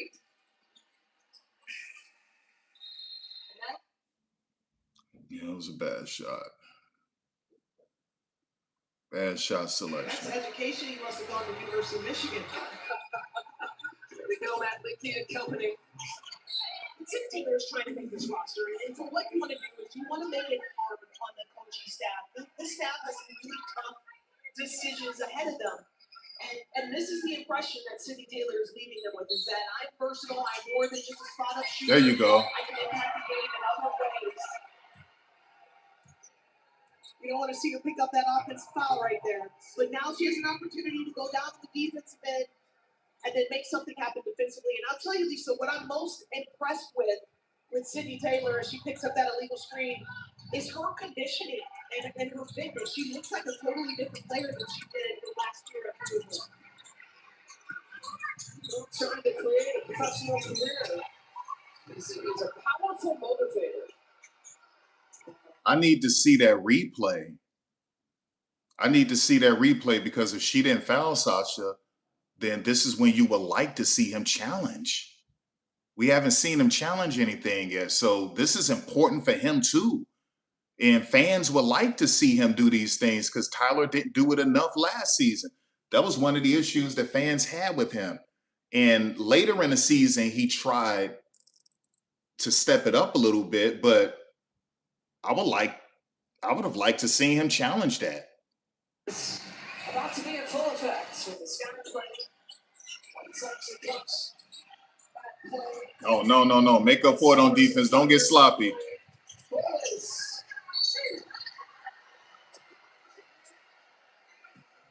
The league was like, okay, we're going to let that go. But that turnover that led to that foul on the other end by City Taylor. Now that's... So what you should see Tyler do is call her over, right? During these free throw attempts, talk to her, coach her up, calm her down, settle, help her settle herself. Stay aggressive, be more poised, be more under control, right? So that's what you would have liked to seeing him do. Call her over, tell her something. Do you feel like the coaching staff weighs a final game like this for someone like City Taylor to try to make a roster? I think it's important, but I think what she's done in training camp and in practice that means you want is prior to the work. Oh, you got to make that. Come on. I mean, we can't forget needs too. You can have an outstanding training camp that performs exceptionally well in the preseason games, but if there's not a need for you... Go.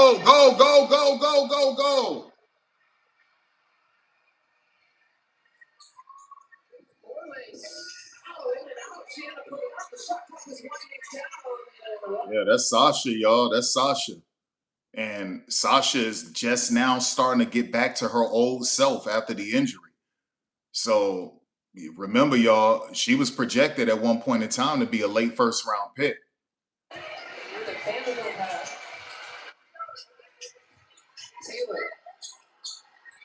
tried to shoot. Good. Nice way to get to the free throw line. And I mean, you had them. You were only down by 6. And so we saw some clumsy basketball. But what we're not seeing is these players being coached up by Tyler. That's what we're not seeing. That's a problem. Like, do you want to win this game? I don't think you can just get away with I'm just evaluating. No, like, give the fans a win. Give the fans a win. The first team foul here for Atlanta. Let's go. Sydney Taylor is cruising, and she's bringing the sky with her. Sydney Taylor is on an absolute mission. It's a really tough basket, a lot tougher than it might look on your television screen. But she had to split 2 defenders and finish through the contact to make that happen with her left hand. The contact hit her face, too. So, had to finish through all of that and see the basket. Speed Navarre.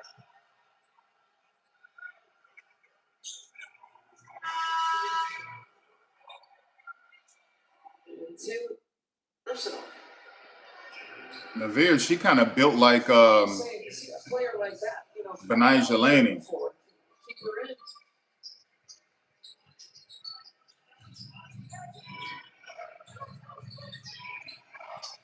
Powell keeps him left. And turns the corner on her, goes left side. Powell now with 13 points. 3 threes here tonight. Taylor, feeling it. Let's go. Let's go. Now, come on. Where the defense at? Where's the defense? Come on. You can get that anytime you want it. And this is the difference between being an analyst, a former basketball coach, or being a fan. That was nasty, y'all. That was a cross the body crossover. BTL. Look at that. Cross the body. BTL. Step back. Nasty. This broadcast seat, but I am always going to be a coach. Taylor with 17 points. Nice hezzy. There you go. Nice hezzy into a little blow by. Nice. Forcing Taylor's family sends me hate mail or hate tweets. I like that one. I told you, man. So now Dejanay can get her a shot, but it's mainly she can get to the rim. But truthfully, and now listen, Haley can get her own shot too. So you really got 4 people on the sky. It's just easy for them to get their own shot. And like, that's what you want to see. That's what you want to see. So, but the Chicago Sky roster is so versatile, y'all. They have the best depth. They have a top 3 starting, in terms of starting 5, they're top 3 in the league. Well, you would say top 5. Let me say top 5 next to the Aces, Atlanta, New York, and then you have to go with Chicago right up there as well. So in terms of a starting 5, Chicago top 5 in the league. With depth, you got to put Chicago top 5 in the league with quality depth. The question mark is that dude. He's the question mark. He is the question mark. Him right there. Lattimore was a player that Tyler Marsh really wanted to see what she's able to do and disrupt the game, particularly on the defensive end. All right, so it's clear he wants to win, Carl Semesco. That's why he put in Medina in the game. But you can also blow by her. There you go.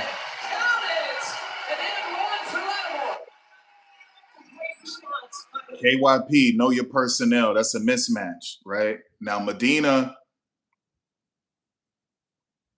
Medina is more athletic than a lot of people realize, but she can't mess with Lattimore. Lattimore too quick, y'all. 6'3", close to 6'4", take her right off the dribble.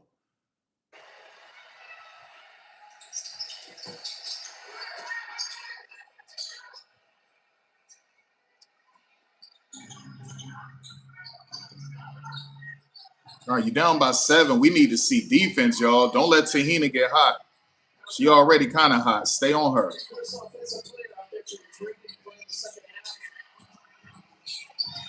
Go, get that. Bounce pass to Van Lith. Corner shot by Morgan. Ah, let's go. Let's go. That's what I'm talking about. Charging.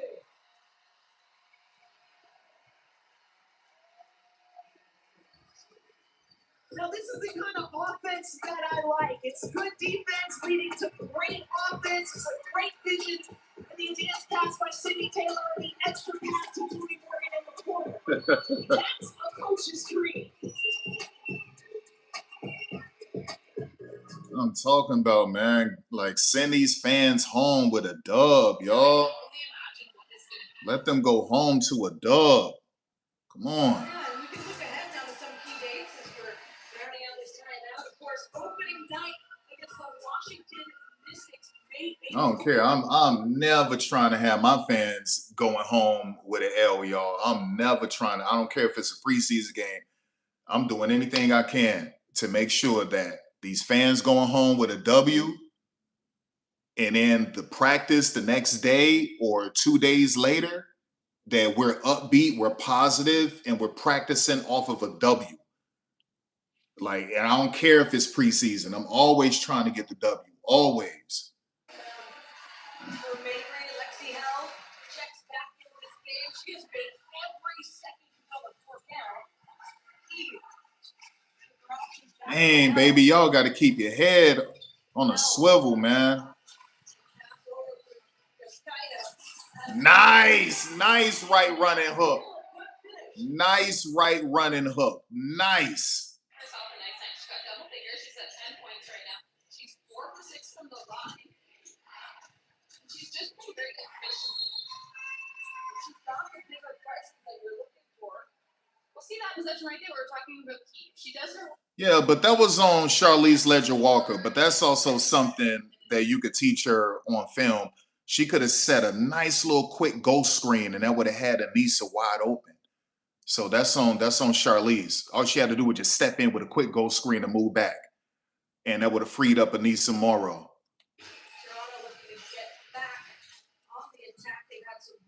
Look at Reagan Beers with the. Is that Reagan Beers with that ponytail like that? Look at Reagan looking all cute like that with the ponytail like that. Yo, that's crazy. In transition here for the Sun. That's the low block. Now, Deacons.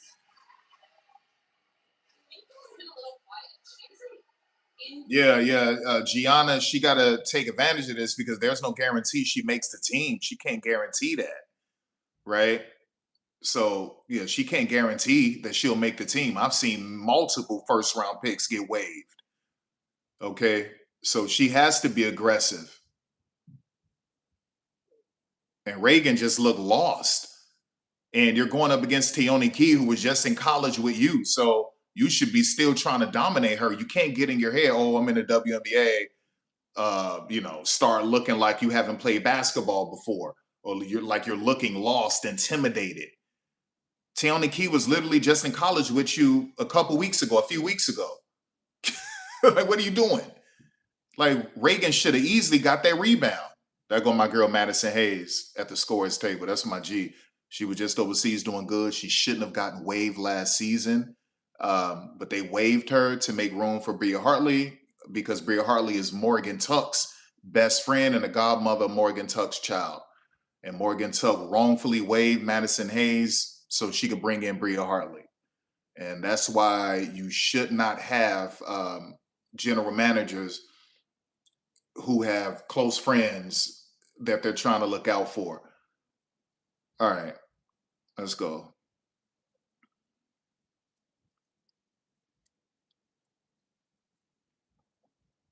She shot that time. Sidney Taylor 1 for 5 from 3. The ball to Conan. The post up by Secret Conan. She earned some free throws. I found the Haley Van left. Man, but it just seemed like it's the defense, y'all. We were literally just down by 4, right? So all I'm saying, you got to get stops, and you got to build off of that. I would like to hear what he said during the timeout. This could be a good foul if she misses this. You will hope she can miss it. And then it was a good foul.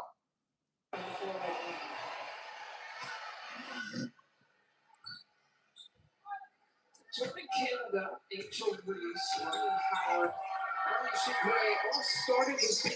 There it is. Oh, come on. Come on, Lattimore. Like, you cannot do that.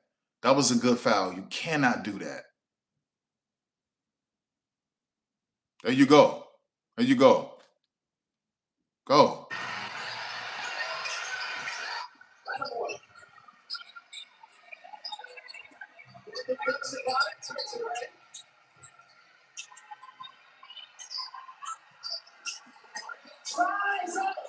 And see, I didn't see him stand up to call anything.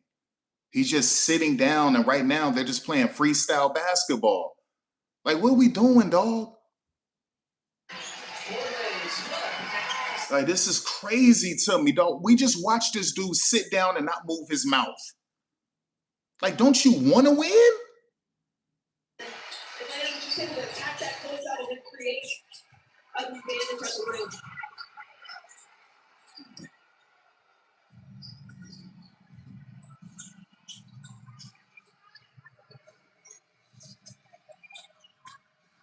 The far hesitation move. Take it. Point advantage for Atlanta. Come on, Taylor. Come on. And like, at that point, it's not time to be cute. That was not the time to get cute with a no-look pass in traffic. Come on now. Come on. Names and players back into it in this rotation. It looked like this year. We got a timeout call with 4:26. Yeah, man, that's crazy. I wish they would like had the coaches mic'd up so we can hear what he's saying.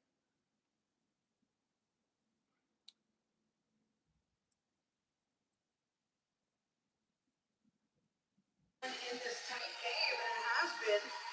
It's a great contest for preseason. Yeah, it's a good vibe. You want games to be competitive. If you're in the arena and you're here to watch good basketball, this is what you're looking for. You want blowouts. You want to watch the stars shine, and you want to watch teams compete up and down the floor for the full game. And you have to consider as well that this is a Temple team with But we saw Carl Smesco call that timeout and kill that momentum Chicago got when they cut the lead to 4. Man, he clearly said something to him.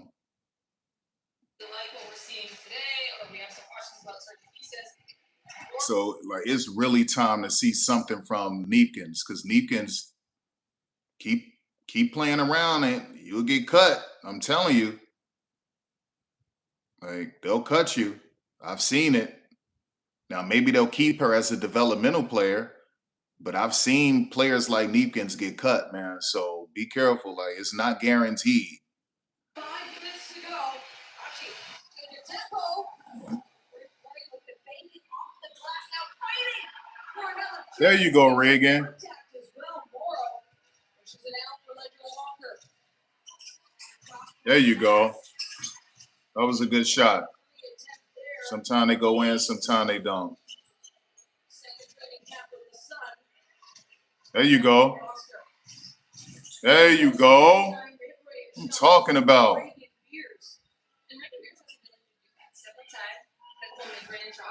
Yeah, you got to understand, it's not like you're going up against Breonna Jones or someone right now. You're going up against Teone Key. You were just hooping against her. I would be feeding that basketball to Reagan Beers. Because Teone Key, she nice, but she can't really mess with Reagan Beers like that. There you go. There you go. There you go.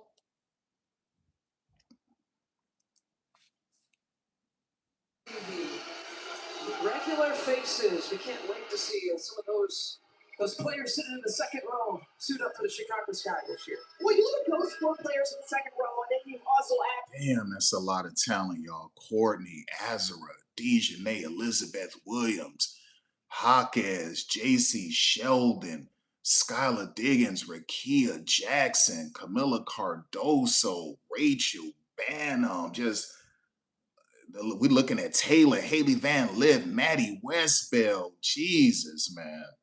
It's coming off real highs and points and assists. 2-minute play from last season. And then Courtney Anderson, future Hall of Famer, second. Yeah, just send her to the free throw line. Now, I trust Medina making free throws more than I would trust Sika Kone. That's something Sika got to improve. But if she missed one, it was a good foul. That's all you can say. If she missed one, it was a good foul. So, but I trust her more than I would trust Sika Kone at the free throw line. Here's the hoping she missed one. Here's the hoping she misses one. Let's go. Nope, bad foul. Back to Chicago. Sky front office, it's obviously an opportunity they could have turned down.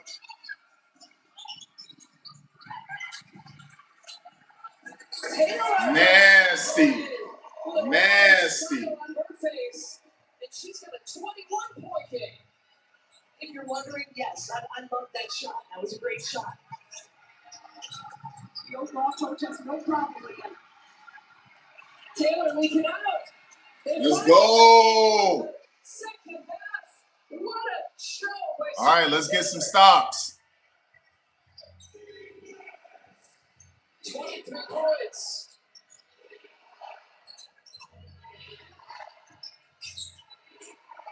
There you go. There you go. Another turnover.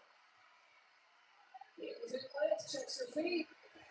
Oh, Haley. If anything, Haley should have hit her with a shot hezzy, but that's when you got to have a good triple threat package. You could put somebody on skates and create room with a triple threat if you got a good triple threat. Come on, let's go. Let's go. Go. Grab that. There you go. And a tip off. Yeah, you could put people on skates. You can create all kind of space if you got a good triple threat, right? So Haley is the type of player where she can make people fall for different triple threat moves because she could hit the three, she could hit the mid-range, and she can get downhill and get to the rim. You understand? So she's skilled enough where the defender will believe certain triple threat moves she'll put on them. Happy to be here, Lisa. She's trying to make a roster. And if it doesn't happen here in Chicago for whatever reason, there's some other teams that are watching. Absolutely. She's putting together great tape. Oh my gosh. Damn, that was brutal. Was winding down. That's cold blood. It just seemed like they just can't get out of that hole, y'all. They got to dominate these last 2 minutes. Dancing a little bit. Yeah, see, that's Haley not being a true point guard. Right? Haley is a combo guard, but she still got to get right with those point guard responsibilities. So she got to try to make up for it on defense. Come on, get that.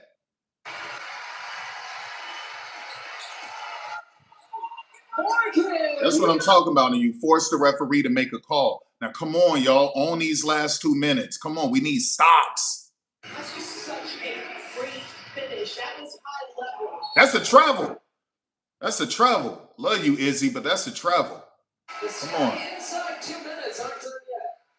This is something that SEC fans are used to seeing from Tony Morgan, one of the more exciting players in the league last season at Kentucky. No more as a playmaker, average of 8 assists a game, but she definitely has the ability to get to the rim and finish. Go there and grab that rebound, dog. Like, go, get that. Nice triple threat. Oh, you got to make that. She hit it with that nasty pump fake jab step and was able to create room. Like, you could burn somebody with a triple threat, y'all. You just got to be one of those players where they know you can hit threes, you can hit middies, and you can get by and get to the rim. You could burn them with different jab steps, pump fakes. Let's go. Ball screen defense has been excellent. She's gotten on floor, got a lot of deflections for Chicago. It's coming your way. Come on, baby, be smart. Those hands where they should be. My hands are always ready. I was a post player. I have great hands. Just because guards can get you the ball. It's not easy guards' fault. We're gonna jump it up again.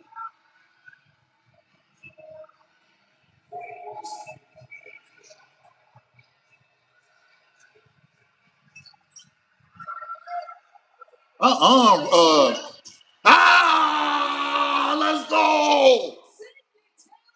Let's go. And Rachel, you were supposed to beat her to that loose basketball.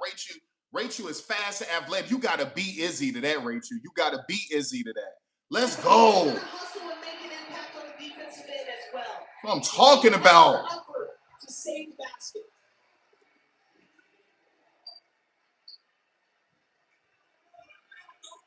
All right, let's get this stop. Go, get that. Come on, let's go. Oh, nice. She missed it. Let's go. You see what I mean about Megan Nestor? Just her activity. She's just really mucking it up in there.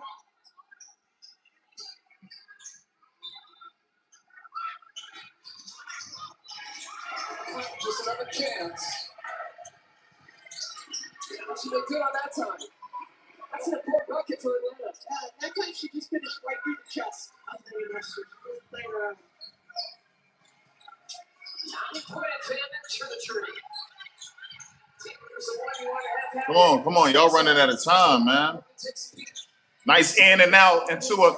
Oh, Morgan, you got to make that, but she got foul. Hit her with a nice little right in and out crossover to the left. Burnt that chick. Let's go.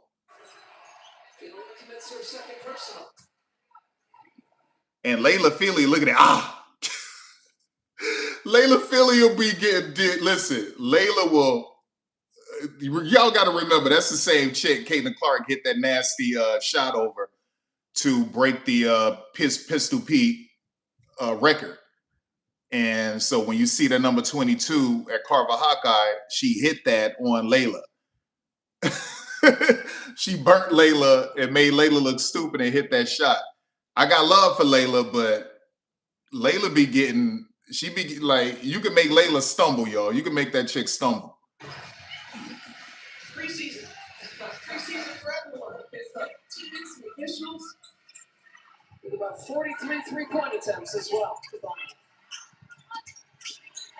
21 attempts for the Sky. There you go, Sasha. That's game, y'all. It's over with. It's over. That's over. I would have set a high ball screen for her.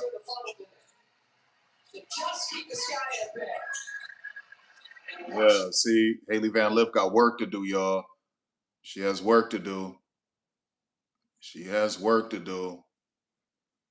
Haley has work to do, man. Remember, she's really a 2 guard, but she's good enough, solid enough where you can make her play the point, but she got work to do. Haley has a lot of work to do. A lot of work to do.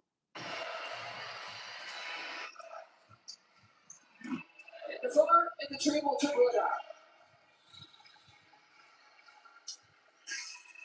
I know Tyler Marsh saw some definite positives here tonight, that she got this guy coaching staff.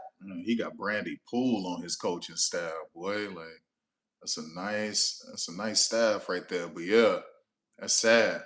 Play and it looks really good in glimpses, but more importantly, you got to have your eyes on a couple players who were on the fringe, and now they have some tough decisions to make in order to finalize this roster.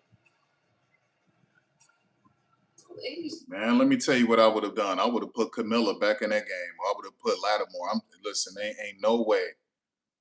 There's no way. Look at Sydney Taylor, 23 points. There is no way on God's green earth that I would have lost this game. We got that thing down to 4. Y'all got Medina in that game. I'm putting in Camilla.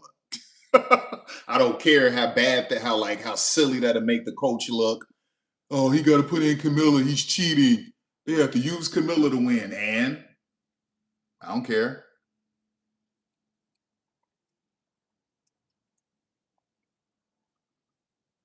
Going on in that building. It's been so fun to see some karaoke, lip syncing, dancing. Look at Connecticut. Look at Connecticut. Anything is possible. And nobody's leaving. No one's walking out the building. Hey, you waited this league 30 seasons. Listen to me, y'all. Chicago was not supposed to lose that game, y'all. So, but one thing we saw, Tyler got some growing to do. And we also saw Haley Van Lith is clear. She got a lot of work to do as a point guard. Thank God she got Courtney Vandersloot and Skylar Diggins to learn from.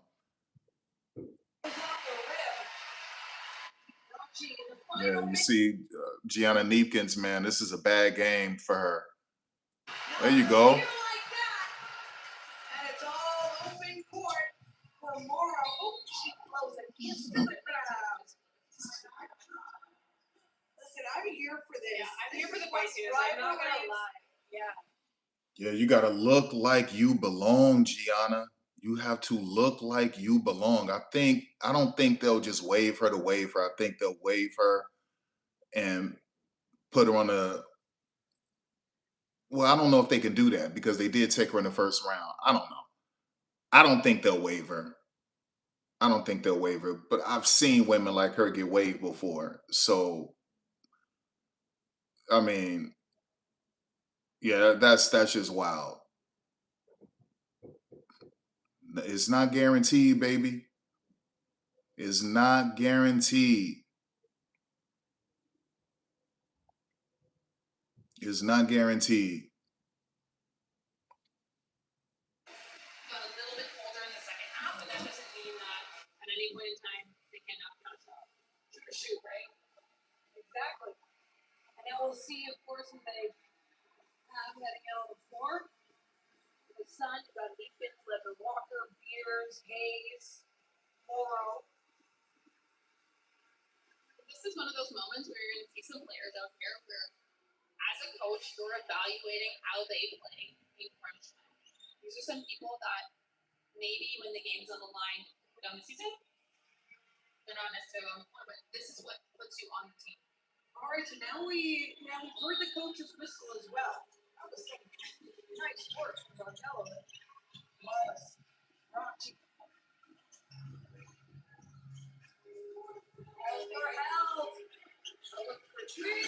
Nice, Lexi. And that was a real good side step.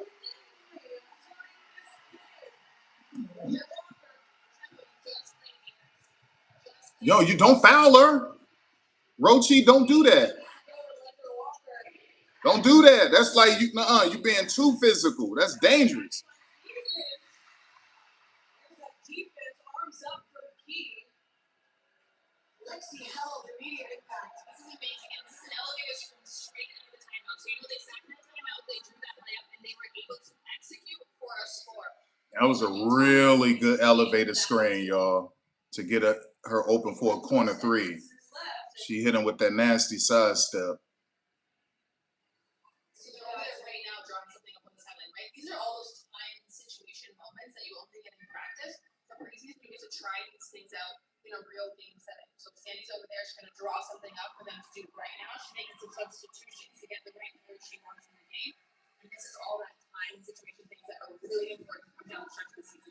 Or China, who is a big player, not only physically tall, but also just as big for this team. 10 points already. 3 rebounds, 2 assists.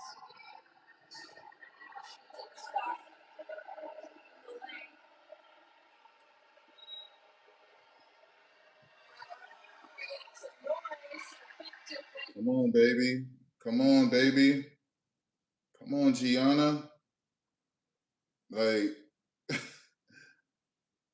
she look on this level so far, she looks unathletic, uncoordinated, sloppy. Yeah, I mean, but she could shoot that damn basketball. But I'm just saying, like, that's like you can't do that. That's what I'm saying. Like, yeah, force them to foul. There you go. There you go. Let's see what type of mental fortitude, makeup she has, resolve.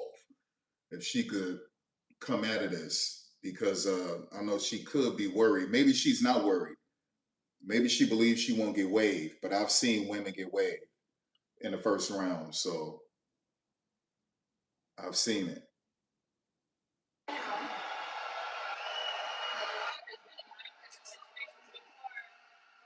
made it look easy. 80 points for the Sun.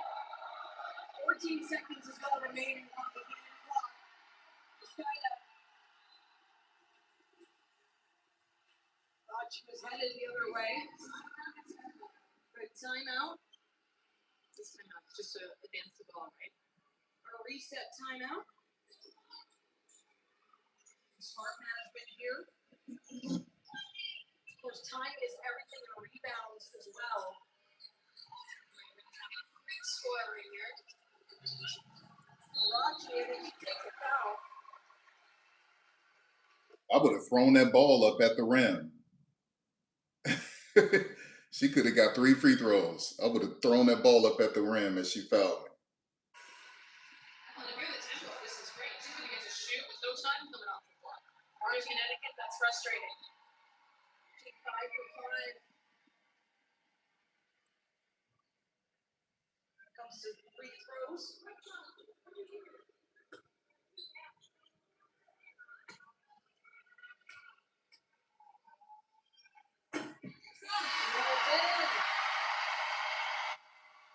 Down by the rim. Within 3 now of the Sun. 11.4 seconds remaining on the game clock.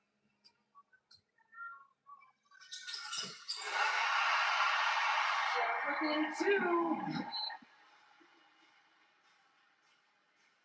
Got another whistle. Damn, boy, I'm thinking about Camilla right now. She's probably getting annihilated in the comments on social media. Camilla is probably getting tortured right now in the comments on social media. That's crazy. Take that separation once more. Let's go walk through this for Baker.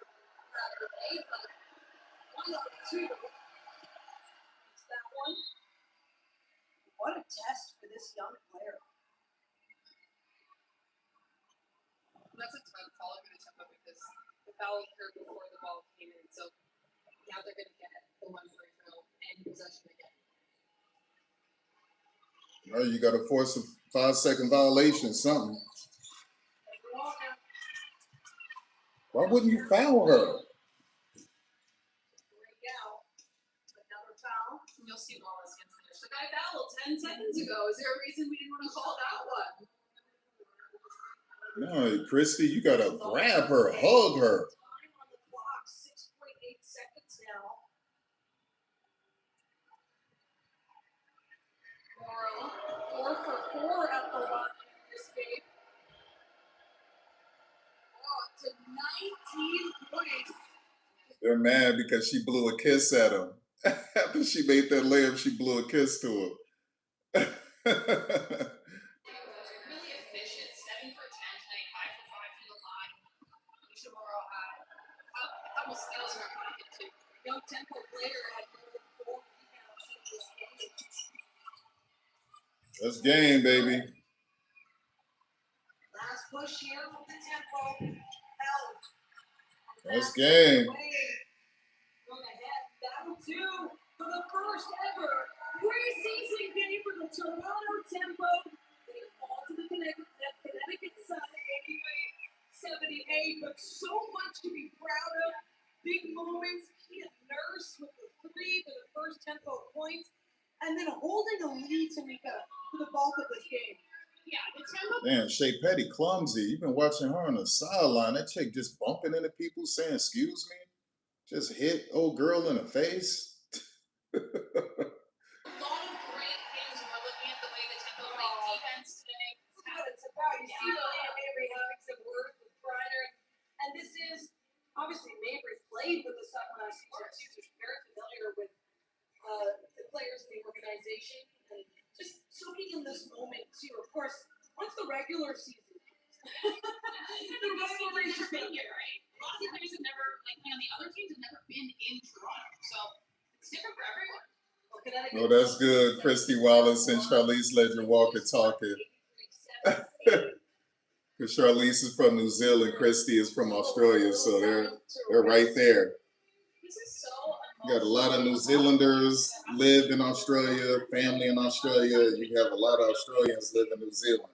When you look at the points leaders in this game, tomorrow 21 points, 7 rebounds. Lexi Howell coming in strong as well with 21 points, 2 assists. The rebound leaders for the Tempo, Yoskaida, Balagoon. Assists are all within the 2 to 3 range on the Tempo side. I think we should just be really happy about where we see our franchise in Canada going, and the moment that Canadians got to have today in this building. The future looks very bright for the Tempo. And this is only the beginning. UCLA girls back together again. Everything is just going to take another level in this building alone, in the way that this team carries himself.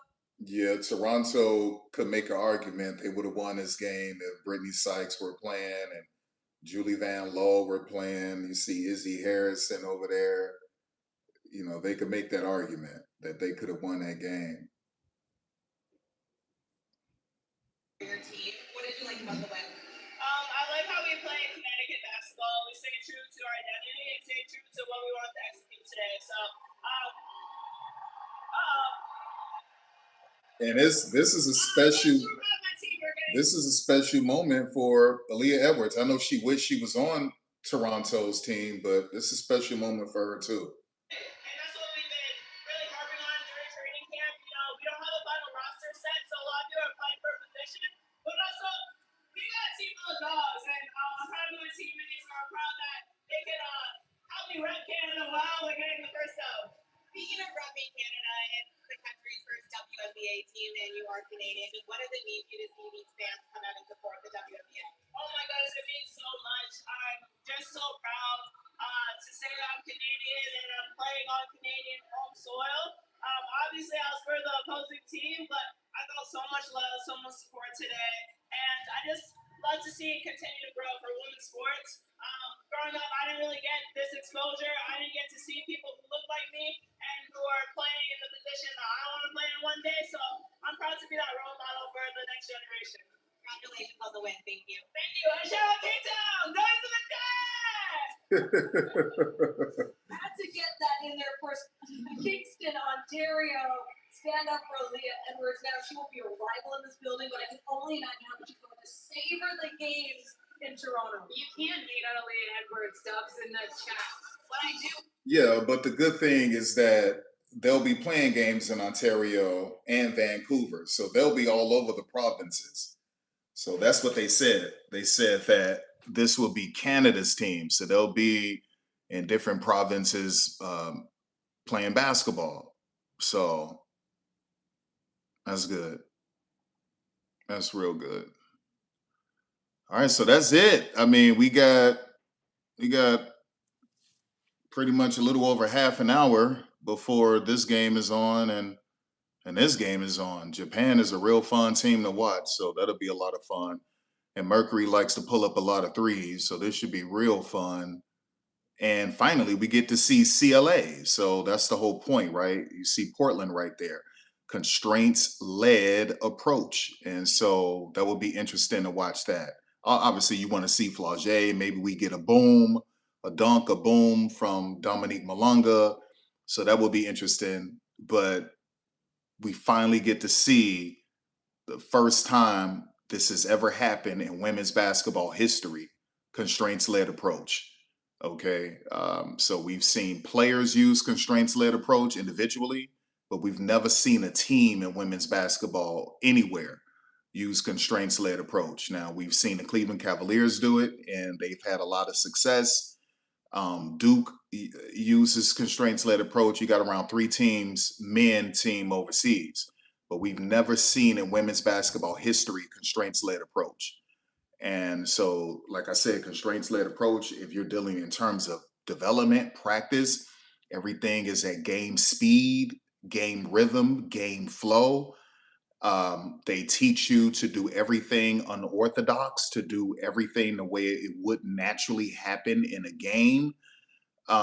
Sometimes they go the extra mile and they will shrink the court in practice and still make you run 5x5 at full game speed. That's how it is. Oftentimes, you would go up with your left hand on the left side of the rim. They teach you to go up with your right hand. On the right side of the rim, you would naturally finish with your right hand. They teach you to finish with your left hand. And there's different reasons for that. It throws the defense off, but also sometimes as a really good shot blocker, they know you're going to go up with your left hand on the left side of the rim.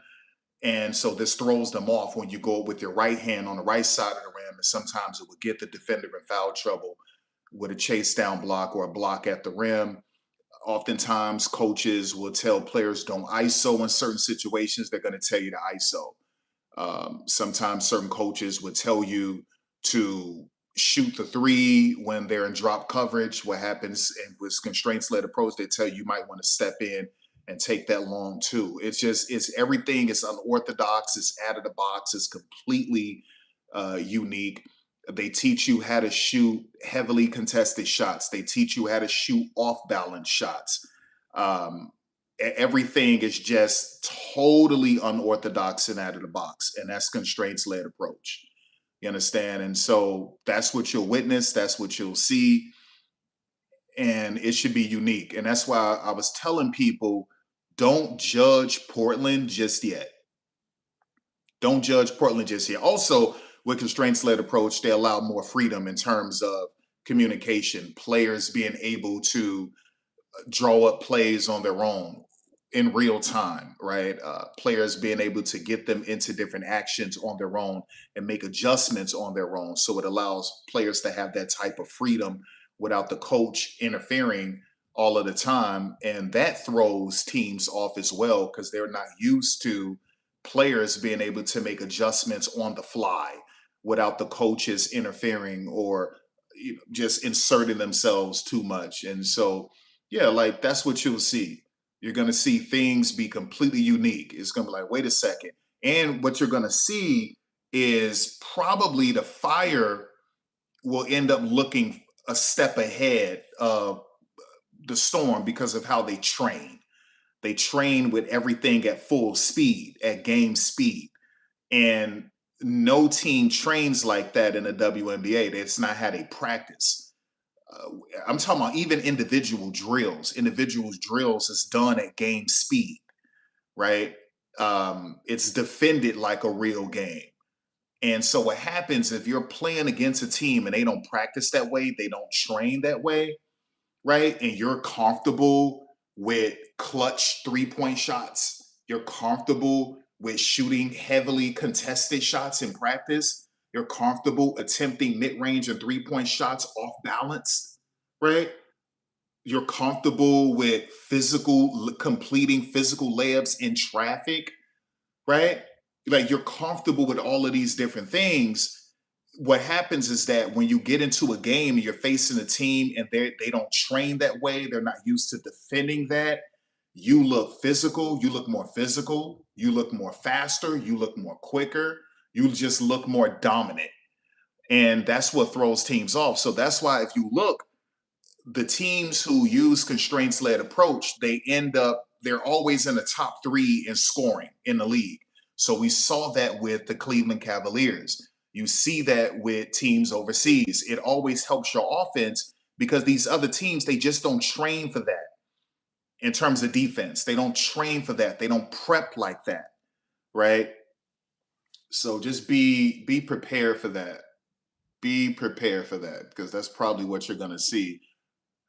Now, obviously, this is something new to everyone, and so it's going to take some getting used to, right? But I said I'm going to do my little predictions about, or not even a prediction, just me just saying what I believe is going to happen with the Portland Fire after the first 11 games, because that's the first quarter of the season. So I'm going to wait for that. I'm going to wait for that because you want to give them time to make adjustments. You want to give them time to get comfortable with that system, right? And so that's what I'm looking at. That's what I'm looking for. Yeah, man, we just got a little bit. We got what, 33 minutes before the game comes on. 33 minutes, y'all. 33 minutes before the games comes on, man. Everything is gonna be all right. Everything is gonna be all right. Yep. And we've also seen the head coach Alex. He pumped in crowd noise. He will pump in crowd noise at practices, so it helps with communication. So I've seen 2 videos of them doing that in Portland. He's pumping in crowd noise on top of like the crowd music, the music that you would normally hear at an arena, all that dan dan dan dan, all that stuff. He's pumping that in. He's pumping in fake crowd noise, and so it helps with communication as well. So whether that's at home or whether that's on the road, you're not intimidated. The communication is great. You can hear each other, and it makes everything more efficient. So no other team does that. No team in the WNBA pumps in crowd noise when they're practicing. They don't do it. We've also seen him have these officials at the game officiating practices and drills like it's a real game. And they're doing this type of stuff with individual drills as well. These shots are heavily contested in practice, y'all. They're literally trying to block your shot. They're closing out hard as hell and they're defending you just like a real game. You understand?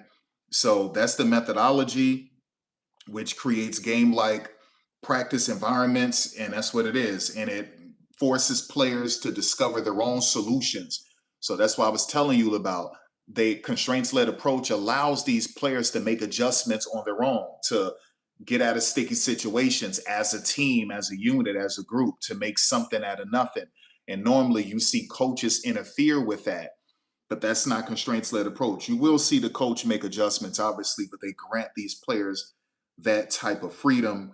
And so, yeah, that's what it is. So you won't always see a directive from the head coach. It would be these women coming up with their own solutions in real time, right?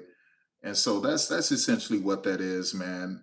Adaptability, decision making, self-organization, all of those types of things. So yeah, it's pretty serious. Yeah. So one of the principles is repping without repping, right? So reps without reps. And what that does, it helps a player gain repetitions, but it's different obviously because you're allowing these players to solve dynamic problems, which allows them to foster adaptability. And remember, that's what I told you. What happens is that they close out so hard and they really contest these shots that it forces these players to become more comfortable shooting contested threes, shooting contested mid-range shots, um, clutching and double clutching and coming up with reverses. That's what it does, and it becomes natural to you. So when you see these women do a layup and it's a double clutch, a double clutch, a reverse, it would just look natural and it probably is going to go in. If you see them make a heavily contested 3-point shot or a mid-range shot, and sometimes they might clutch it, sometimes they might have to maneuver themselves, and it will look a little bit difficult, but it's not really difficult for them because that's how they train. Where other teams, everything is scripted and they want the right form. It's not even always about the right shooting form, okay? Because that's not normal in a game. That's not natural. In a game, you don't have many opportunities to have the perfect shooting form, the perfect release, right? And so that's when I mean unorthodox, out of the box, adaptability, more dynamic in that way, solution driven, right? And that's what that is. So yeah, it's pretty serious, y'all.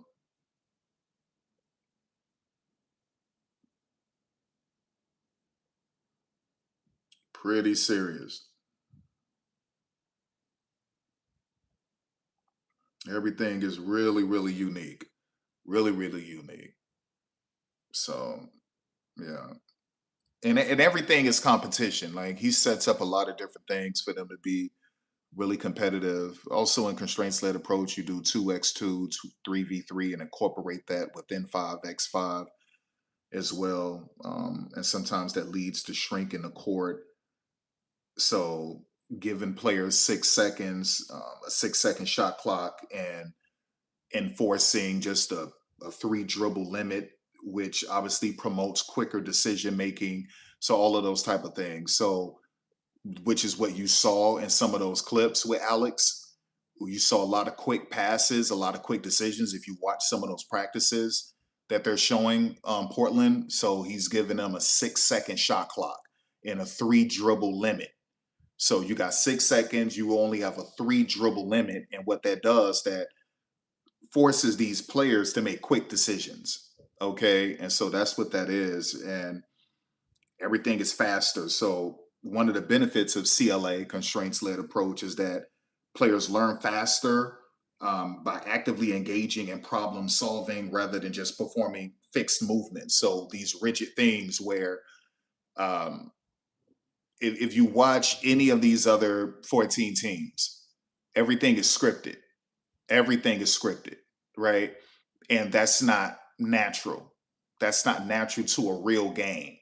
So if you watch teams using constraints led approach in the NBA or overseas or college, they look like they're a step ahead of everyone because they train like it's a real game. Practice is a game and it's real, y'all. Right? This is real stuff.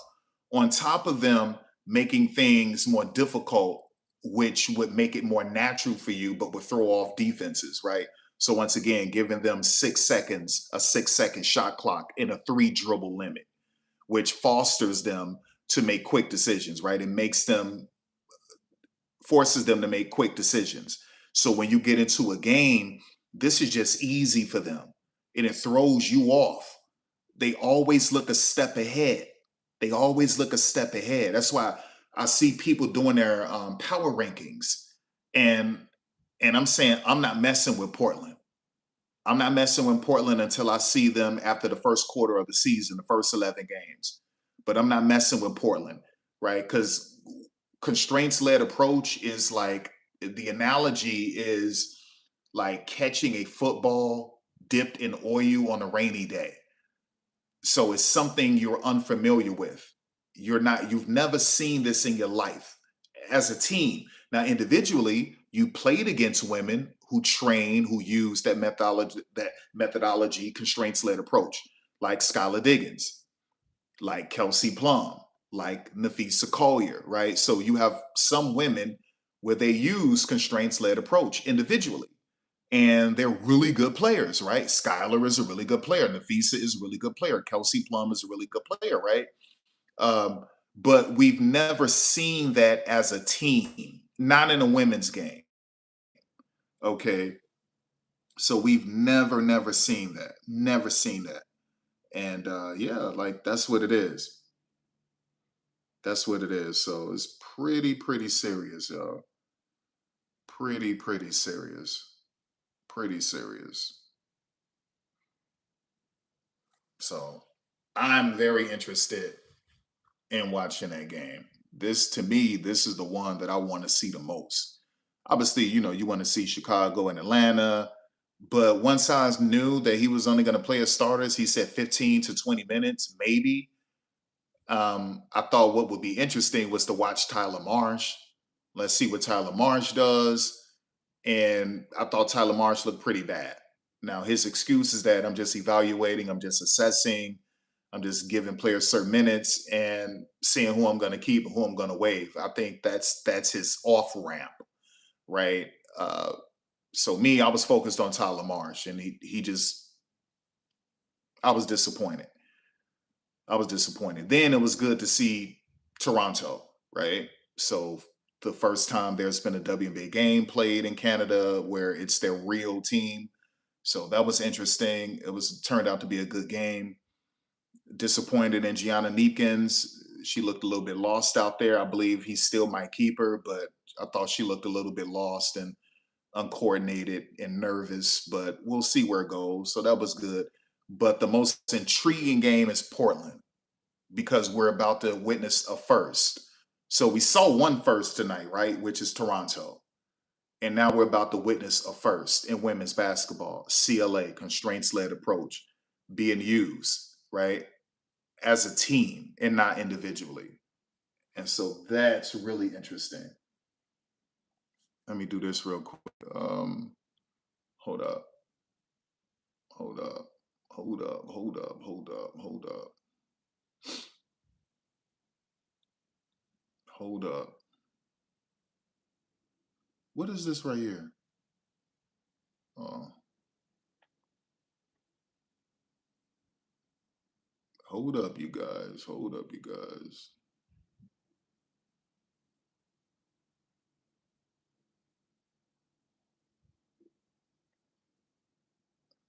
Hold up, you guys. Hold up. Hold up.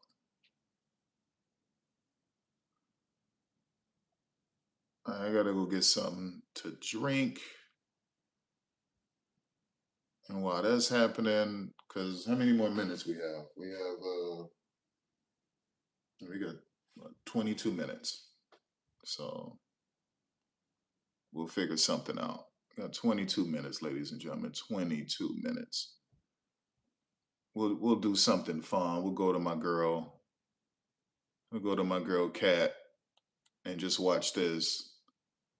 We'll watch this until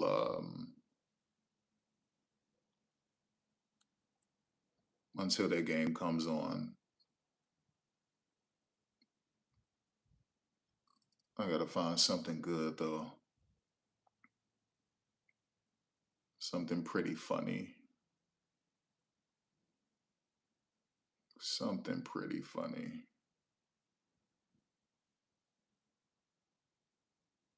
Yeah, I think one of these games should have started at 9:30, right? So they got both of these games starting at 10. I felt like probably should have started at 9:30.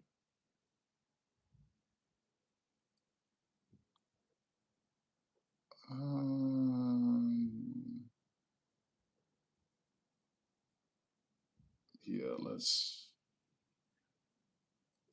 go. Let's go. Let's go. Let's go. Let's go.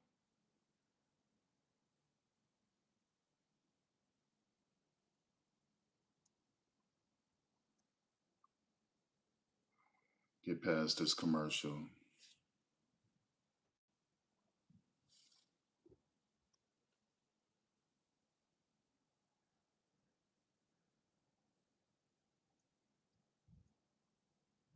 Like a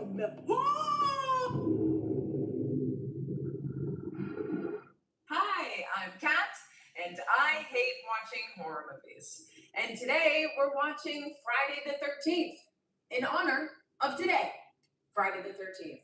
And this is a very special one because it is in 3D. One of my pals over on Patreon told me that this was on sale, and so I hurried over to Amazon and picked it up. This came with this, and it came with two. So, I don't know, what are you doing right now? Want to come over and watch this with me? It's been lonely to receive two of these and just be here by myself. But it is what it is. Will this look 3D? I don't know. Will I look silly in these? Absolutely. Will you enjoy this content? I hope so. So I'm going to try making it. I don't know anything at all about this. I do know that this is where Jason gets his mask. So I'm curious how he comes upon the mask. You know, is he wearing his sack one day and he stumbles into a sports shed and thinks to himself, this would be more comfortable? Maybe. bit more breathable. It's possible. Now I'm gonna need you to prepare yourself to be able to tolerate a significantly higher cool factor. Alright. Do I look as ridiculous as I feel? Let's get into it. Ladies and gentlemen, the first few minutes of this picture are not in 3D. However, you will need the special 3D glasses. Okay, go on. So am I wearing them or am I not wearing them? This is our classic music. Oh, because this is the recap. This was our favorite final girl. She kicks butt. She does. We're all thinking it. We remember what happened here. You already kind of look like her. The hair, a little. Not bad. Mommy has a watch you. Jason, Mother is talking to you. He didn't have time to cut himself a second hole. Poor guy. Made that mask in a rush. The hockey mask will be better.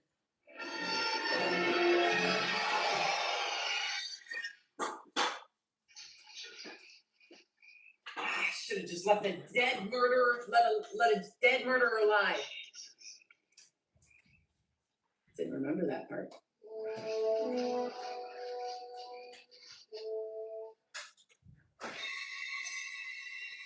It's like I can't use this sack anymore. It's been taken off my head.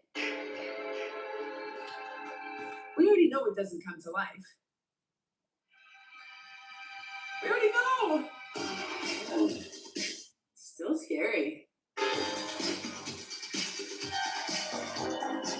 Alright, I'm ready! Although it already looks quite 3D with the, you know. The beats in this one so far are pretty good. Dare you not to dance to this? Ooh.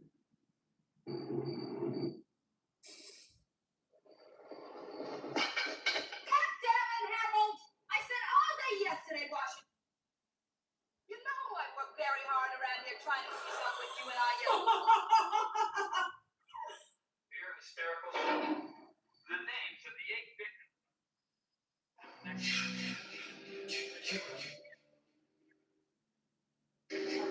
Doing out there? Getting slashed. Is this gonna look like he's attacking me through the screen? The 3D effects are working, which I'm shocked about. Jesus Christ, Harold. I'd at least finish the job. That's what we always say. Finish the job. Harold? What's the matter, Lionel? Aren't you hungry? Oh, I know. Hey, look, I'm eating. Huh? Fish legs. And the catches in here, you can make a fur coat out of it. Cute. This guy. Oh, look how cute this bunny is. Good grief. Did I feed you enough for supper? And would you put that filthy animal back where It's not filthy. It's a little sweetie. Oh, nothing bad better happen to this bunny. Hey, what you so nervous about, huh? Whoa! This whole movie so far feels like a bunch of like 3D tricks.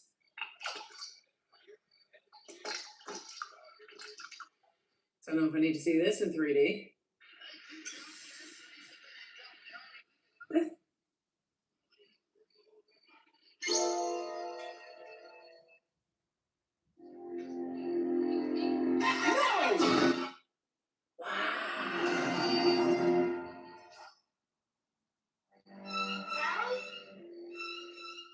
Harold's gone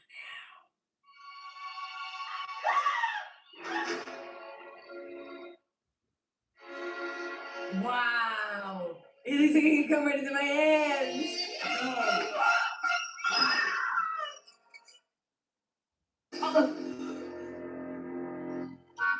Wow! Look, it's all meant just for me in 3D. How do people watch this beauty. It's all directed so that people are pointing stuff at the screen. Hey, Shelly, come on out and meet your date. Bring her to me. Romantic. Didn't mean it that way. Listen, guys, I want you to have a good time. What happened to me at the lake happened a long time ago. This is a gag. I'm fine. This will be a funny pal gag. Oh, I'm supposed to forget that we've been friends. God damn it, Sean. Beg your pardon. I'm not an asshole. I'm an actor. Same thing. But you gotta quit doing those things. Now, I got your date, didn't I? Why not? Hey, let's share the wealth of those less fortunate up front here. Yeah. Wow. Stop the man. Stop! Must be in heaven. Don't touch him. You know he's been down there, boy. What are you doing? Don't touch him. Look upon what his grace has brought unto me. What is that? I found this today. There were other parts of the body. That's an eyeball. He said he wanted me. You wanted me to have it. He wanted me to warn you. Look upon this omen. Is this the guy from the first two movies? I have warned thee. I have warned. A piece of chicken. You're holding chicken for me right by my mouth. This 3D was a good choice. That was chicken. 100%.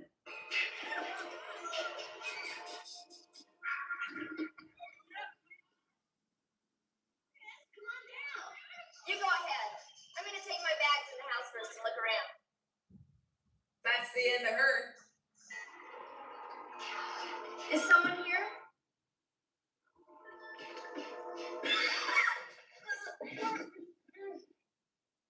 Rick?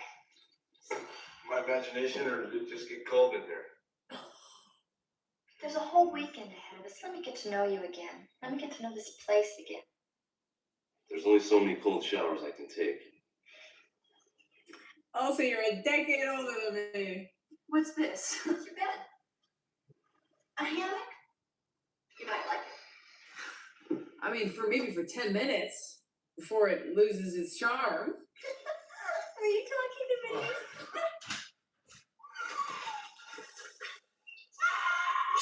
Anyone in here? It fell out of the hammock. They found out the hammock isn't as comfortable as it looks. It's too soon, I feel. I feel it's too soon for murders, you know? I mean, other than the murders at the beginning, it feels too soon for more murders. See? What? Oh, it's a joke. It's gonna be a prank. It's not a prank. Don't look at it. All right, I'm back. You barely knew him. All right, we got 11 minutes. 11 minutes. I said it was too soon. I guess I fooled you, huh? Sure. It was just a joke. I said it was too soon. I knew it was too soon. I didn't mean to. Too late. I'm going to the store. Can I use your car? Oh, sure. You wrecked the mood. Asshole. Yeah. Now when you're actually dead, no one's gonna believe you. Hey, let me go with you. I gotta get out of here too. Now you stay and you'll die. Lucky? Oh, that's just his way of getting attention. He doesn't know what happened. You know it, Deb. But from the minute we got here, I've been seeing things and hearing things. Nothing's gonna happen till we're all here together. Okay. Hey, how are things with Rick going? That's classic. Jelly. I need some money.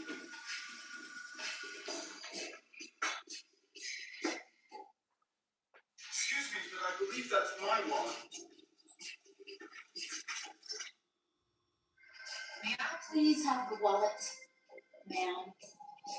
That's good.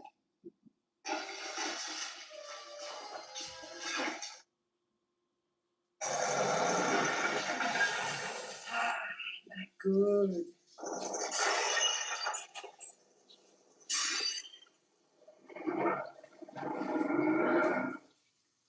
You're not supposed to drop bites, right? Dude, what's your plan? You gonna murder somebody? You know, cut your losses. I did it! I did it! I did it! Did I do it? Yes, you did it! You're a brave! I'm gonna get you! I believe him. You murderer. Let me see his name. Windshield is. That's it. I'm happy. To prepare. I thought it would be a good idea for us to spend some time together. This is the more than I bargained for. Stay with me. Why should I? Because I want you to. Don't play fair, do you? Get in. Where are you gonna find that hockey mask? I'd like to know. Maybe we shouldn't do this, Ollie. Hey, we gotta even the score, don't we? Don't go in there. She's nice. Don't go in there. She'll go in there.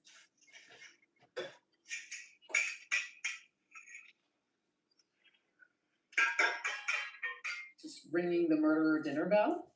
French meat, come and get it. Who is this? Yeah, we got 8 minutes. 8 minutes. Why is he in such a nice button-up?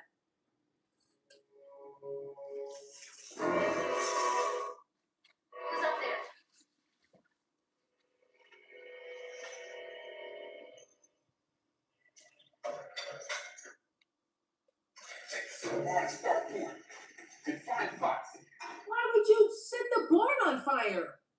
That's not even payback for your motorcycle. Ugh. Get off that thing. Ali's gonna be pissed he sees you screwing around. Come on.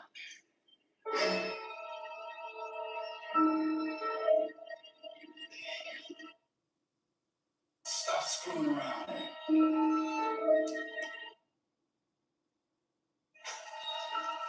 You're dead now. Yeah, likely. Must have killed her pretty quickly if she didn't even scream. What brand of cigarette is this that never gets smaller?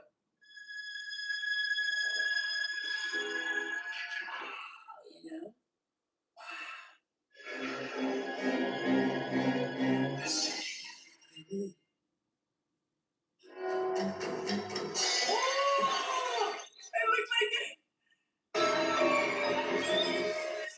Grab it and yank it out.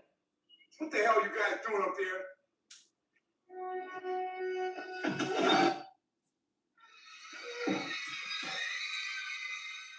Get out of there. Nice casual machete. Where are you? This guy's gonna take care of business, I think. Get him, get him, get him.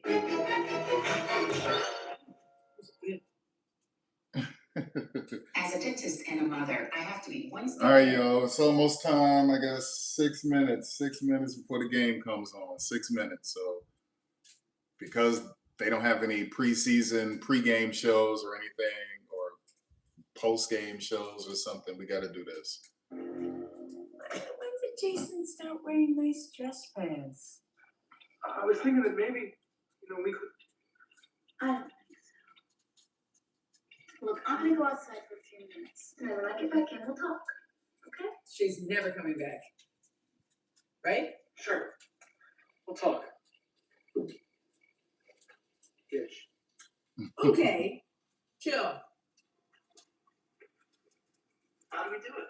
Well, first we take our clothes off. I know how to do it. I mean, how do we do it in a hammock? That's a good cue.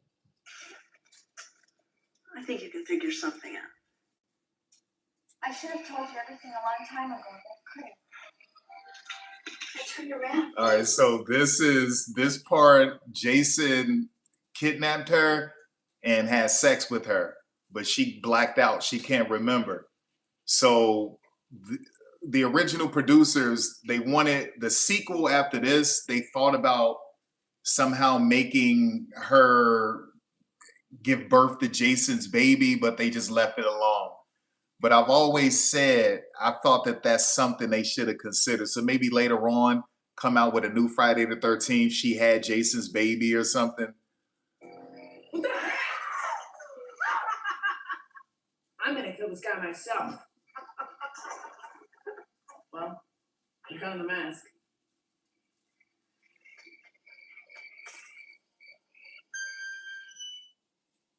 Sean? Julie? Hey, what are you guys doing in there? something I shouldn't see? Get out of there, you perv. Either way, get out of there, you know?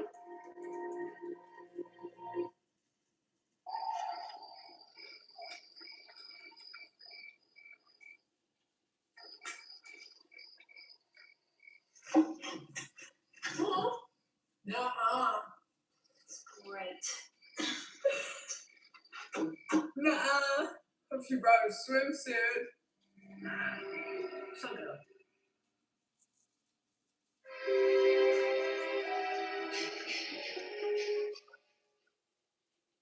Dr. Wallace, I'm sorry. What are you doing? Cut that out right now. That's not funny.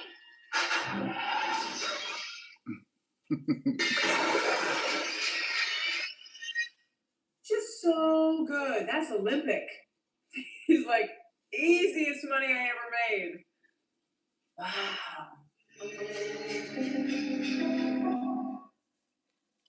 They're making it work. We love to see it. Where are you going? Taking a shower. Gotta try it sometime.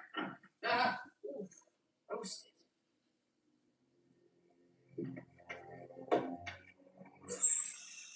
Okay, Psycho. I've seen this movie before. All right, we got 3 minutes. 3 minutes. There's homage and there's copycat. And this is homage, is it not?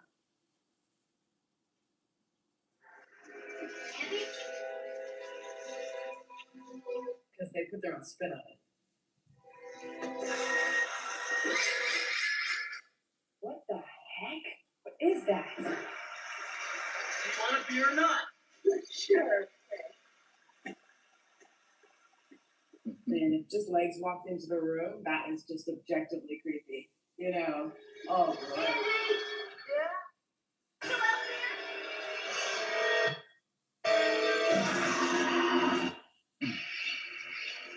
Fooling around.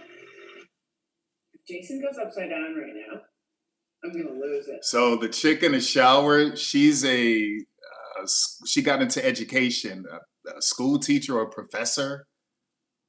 Oh, no. We've seen this in real life. Right? Is this going to be like the original? Let's find out. Reading a Fangoria? From Tom Savini. I should see Godzilla, right?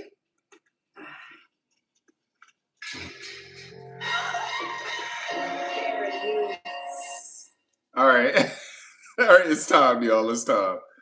So that's my girl Kat, y'all. So that's See, like the original? That's my girl. Is Kat watches horror movies and she's the best. She is funny. She's an actress in real life, IRL, Canadian. She's just the best. And she does indie films. She's a really good actress. I mean, a really, really, really good actress. This is her. Kat watches horror films. So let me do this. Jesus Christ, come on now. Yeah. So that's her, y'all. So if you want to know something, if you want to watch something fun, go to her channel. She's really good. She is really, really good.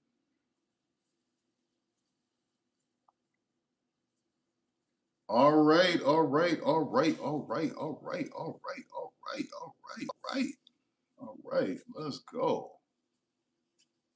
Let's go.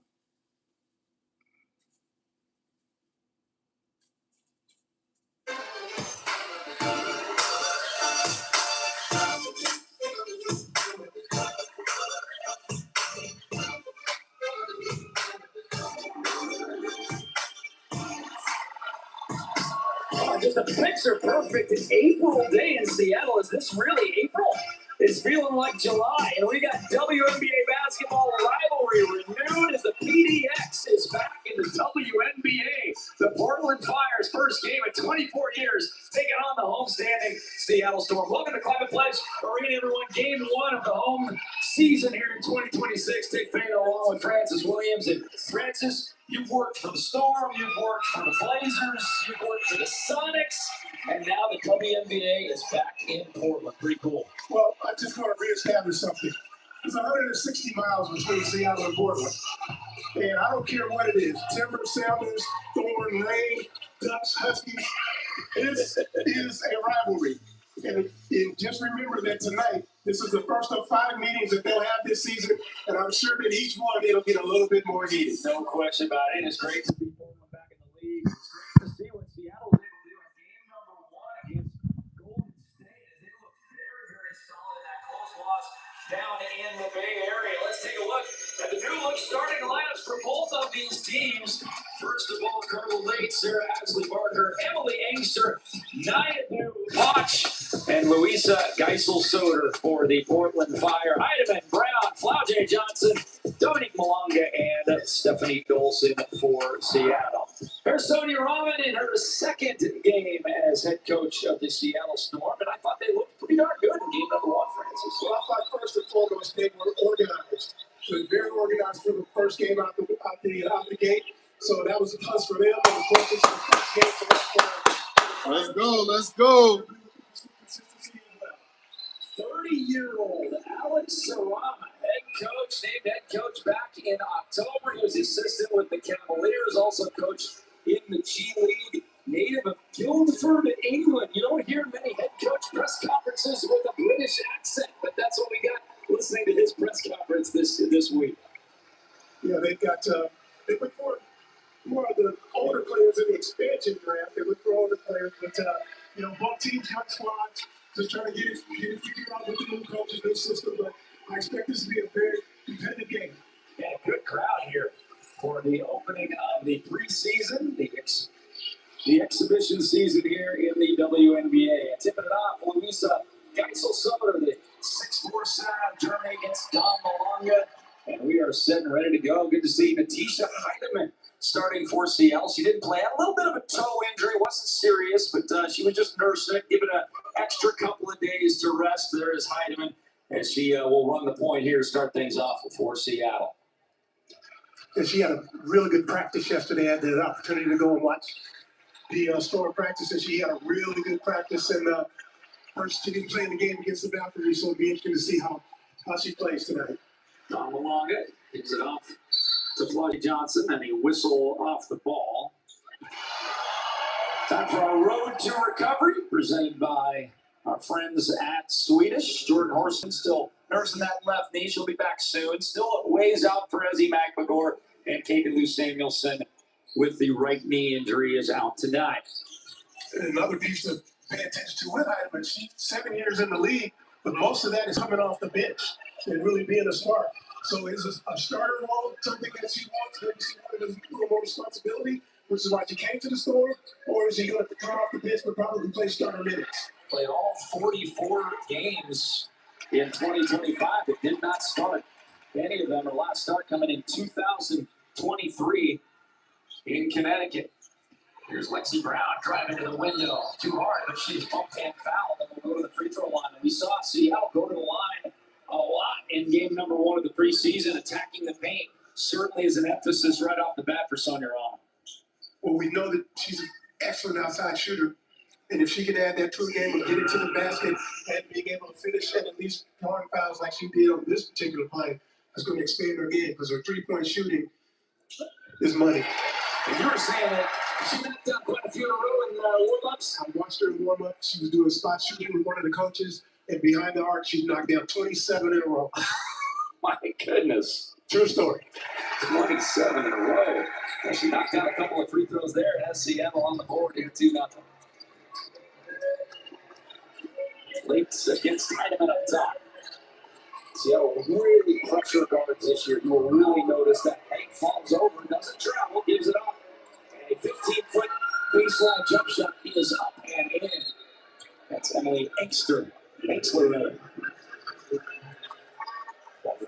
We got a bit of a delay. Captain Chang will hand it to Don Lawler. Over free-throw pressure.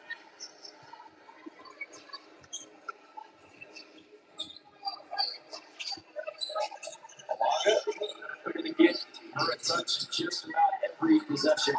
Johnson turns on around, looks at the crowd, and starts yelling at her.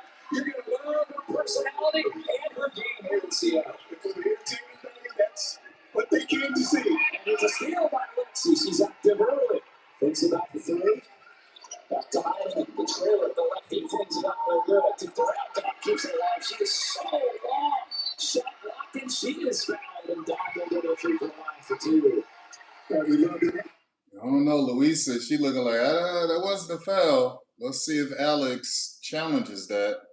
Seattle got a rebound on the offensive glass. 10-3 in the first half against Great State. Really flipped it around. I talked to Sean a couple days ago. I said, I can tell that was an emphasis, a point of emphasis at halftime, wasn't she? Says, absolutely. We did a good job in the second half.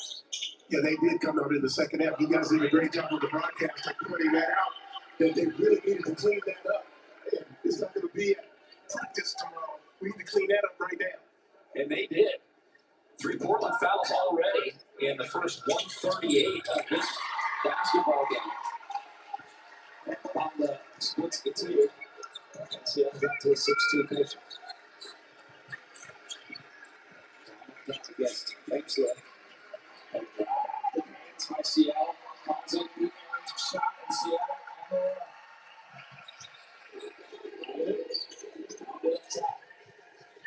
Is on her. Keeps that left-handed bounce. Now Wilson comes out with the Mercury release. Out of the foot, pass inside. A little late on the pass. And the turnover by Seattle. That's Parker running the other way. And at the end, 6-4. Yeah, try to go over the top. Pretty good catch on the basketball. Also, at least make a ball fake. Try to move the defense to give yourself the opportunity to have an able to pass the ball. Almost denial. Pressure by Portland. Ready for a feed defense. Came all the way. Come on now, Emily. You know better than that.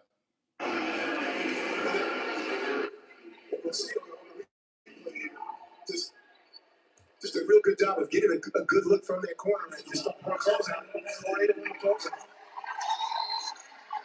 Just a bumping foul there. The third shooting opportunity here from the free throw line as you see flexing her shooting hand is Stephanie Dolson. A little short on that one. She's typically a good shooter. That three she got from the corner, that's a shot that we would expect her to make throughout the season. Well, these Portland spreading out their fouls. 4 different people. A personal foul here to start. Second and 3 is good.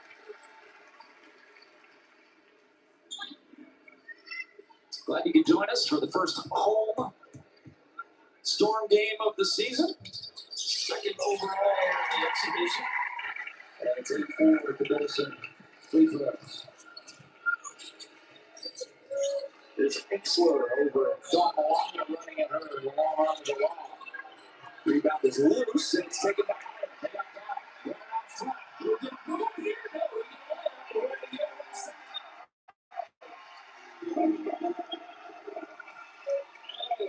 The anticipation is killing everybody.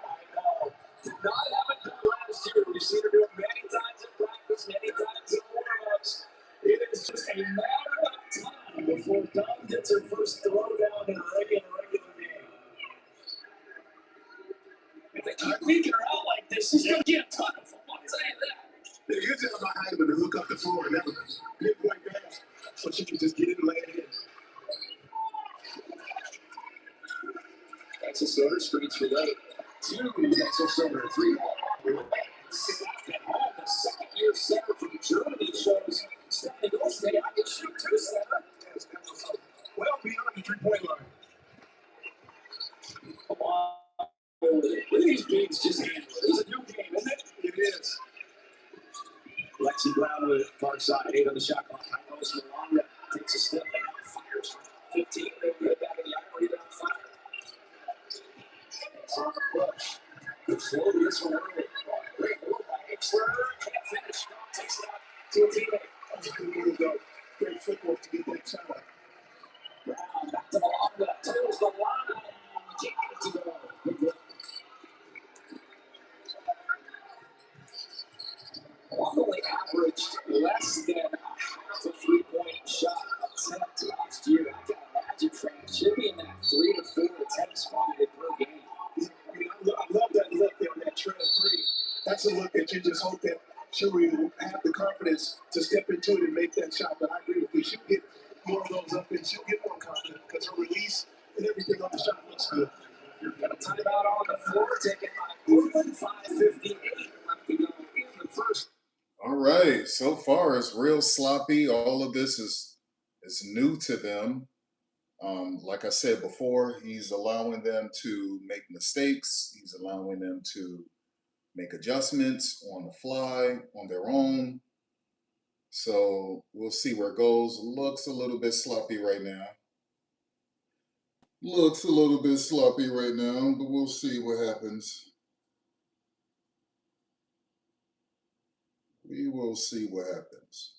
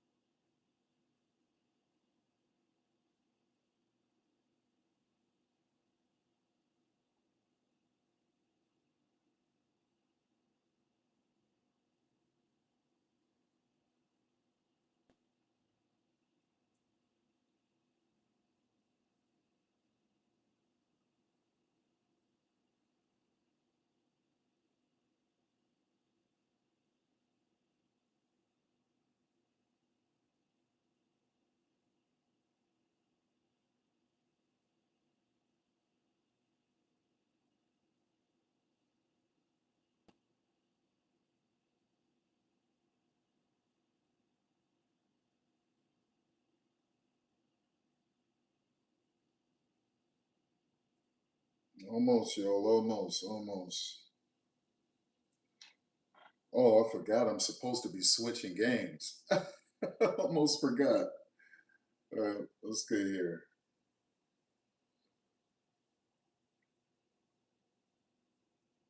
Garnering 2 championships, but as promised, his team came back firing on all cylinders, playing fast basketball from the get-go. Hey, thank you so much. I want when you and Adrian and Andy were visiting about what Corey did with and for this organization. Andy, he's just a renaissance guy in terms of basketball, playing all over the world, coaching all over the world. Yeah, he's been so supportive of the game, and he said when Paul Westhead called him up to say, you know, he said, we're going to coach women. I think I'm going to take the Phoenix Mercury job. This was back in 2006. And Corey said to Coach Westhead, you know nothing about women. This is women's basketball. You know nothing about Paul looked at him. Basketball is basketball. Love it. They're ballers. I love it. Games and teammates going to their respective benches. In for the Mercury, Morgan Molly and Kiana Williams. Turnover. Japan wants to push, leaking out. Trying to make the save and doing so. Boy, that is all for Tatiana, who comes in, makes the save, and sets up the easy bucket for Sonoma. It just shows you that, again, Japan does not give up on plays. They hustle after everything. Sammy, another triple.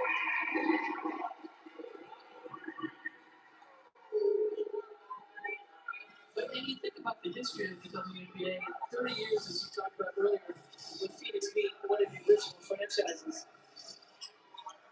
Nice layup inside, but Paul Westhead won a championship. Corey Gaines won a championship.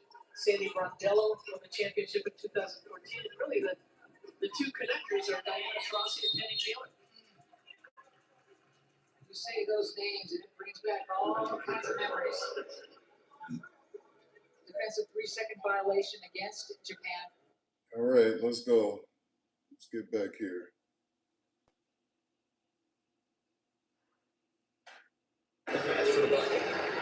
Yes, and, you know, sometimes you have a player that previously may have played a lesser role. Sarah Williams is a very good player that you're going to probably see some things from her, you know, she had in her bag. Backing in is McKenzie. She plays it up.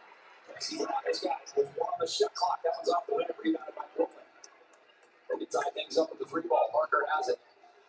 Megan Gustafson in for the first time. She sets a big screen for Barker. He attacks on the left side with the right. Sarah Ashley Barker had a real good Athletes Unlimited. I mean, listen, that chick is built for professional basketball. She can do everything. She can handle. She can shoot threes. She can slash. She can get mid-range shot. She can guard, post you up. She can play with her back to the basket. She's great in transition. She's a physical defender as well. She's very athletic. She can finish with either hand. She can finish in traffic. She can finish contested layups as well. She's the whole entire package. All she just needs is more experience, more experience. To the free throw line for Seattle, 30-year forward out Cal.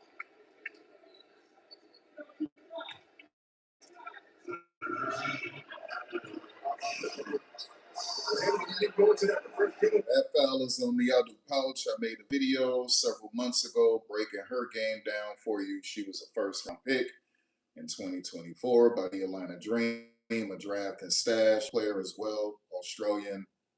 And she also has a sister that plays in the WNBA as well. But 6'3", three-level threat. This is her first time at this kind of level, and Australia is really good, but we'll see how she looks in a W, but that's a first-round pick. Draft and stash. She's the one person that I stand as right watch the game. She's trying to get the job done. That's right. 3-1 lead for Seattle, 14-11. Inside 4 to play here in this first quarter. Johnson out of it back to Williams from 15. The overthrow line jump shot is good. Already Sarah Williams showing her wares. That's good to see, Sarah. That's real good to see. Can score the ball. Melvin screen and roll with Davis. 10.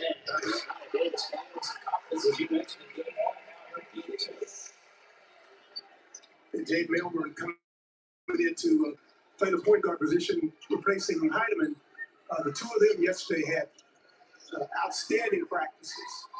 Barker 3, that one's off. And Melbourne, she's really crafty with the basketball and just endless energy. Never stops moving. She is fouled. And Seattle is in the bonus with 3. All right, so you got a serious weapon, and Megan Gustafson, how she's able to make her threes right now. And so you have to come up with ways to get her open. He likes to let them figure things out on their own. But I think this game, he'll be a little bit more involved. So for me personally, I would like to see her do a V cut to the perimeter. I would like to see her do a 90-degree cut or an L cut. And that'll get her a nice good shot. And I'm just trying to do things in with constraints-led approach. So something that's more freestyle, more natural, something that's not rigid, something that you can make an adjustment with on the fly. So you would like to see a 90-degree cut, or you would like to see a V cut as well. So anyway, let's go. Bringing it up for Portland. It's a big screen top of the score. Back to Williams. She's been hot. That shot is blocked. They're going to call a foul. It's going to go on Mackenzie Holmes.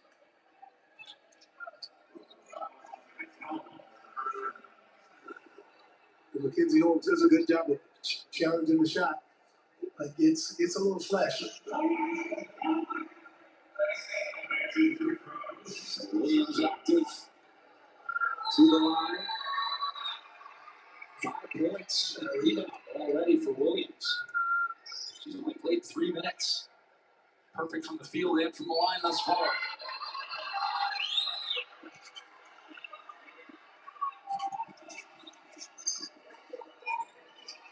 Both teams going deep into their bench. Carly Late, the only player on the floor who started this basketball game.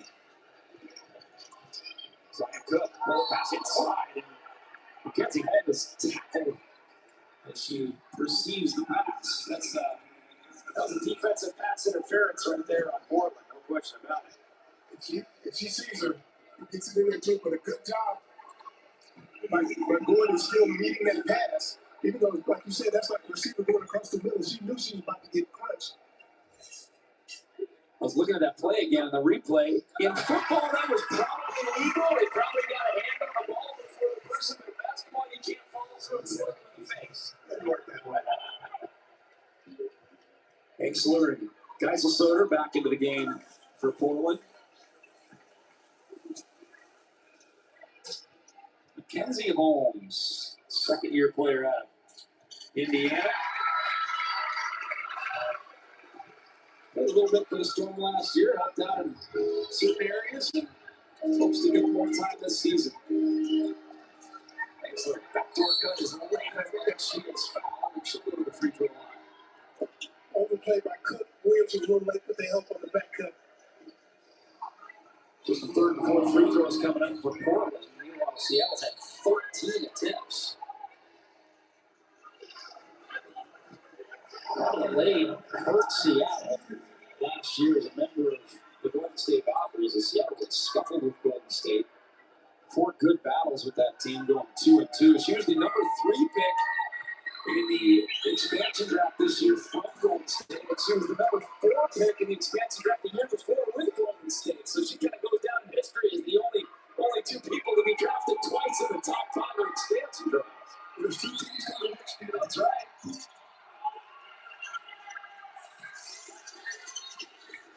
Davis tries to break the pressure. Coming away the board. She went right to the wrong spot right there. But Davis handed over the last touch by Portland. But she has to recognize where she is on the floor, and Melbourne has to be understanding that she's got to be more aggressive to go with the basketball.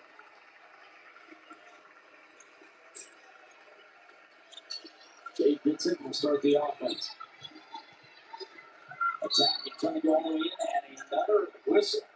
And Seattle will go to the line again. So Portland is going to have to adjust their defense, or they will have, even though they've got like 18 players, I guess they're not going to run out of players, but they might run out of players that they want to play, that's for sure, because way too many fouls for Portland. That is the 8th of the first quarter. Yeah, she sold it a little bit. I mean, there wasn't a whole lot going on to stop her from advancing the basketball. But that's good part of what he says. Then the outcome of this second free throw from Jay Melvin, and she knocks it down.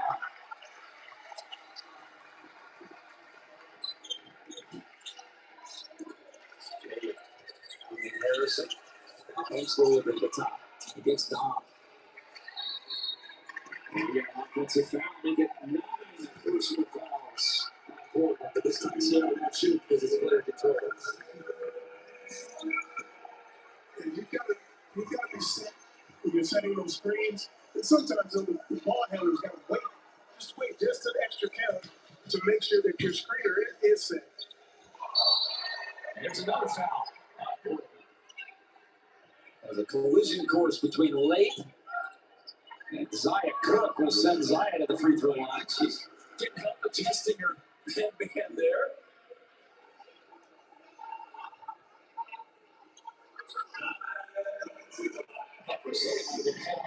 But it was just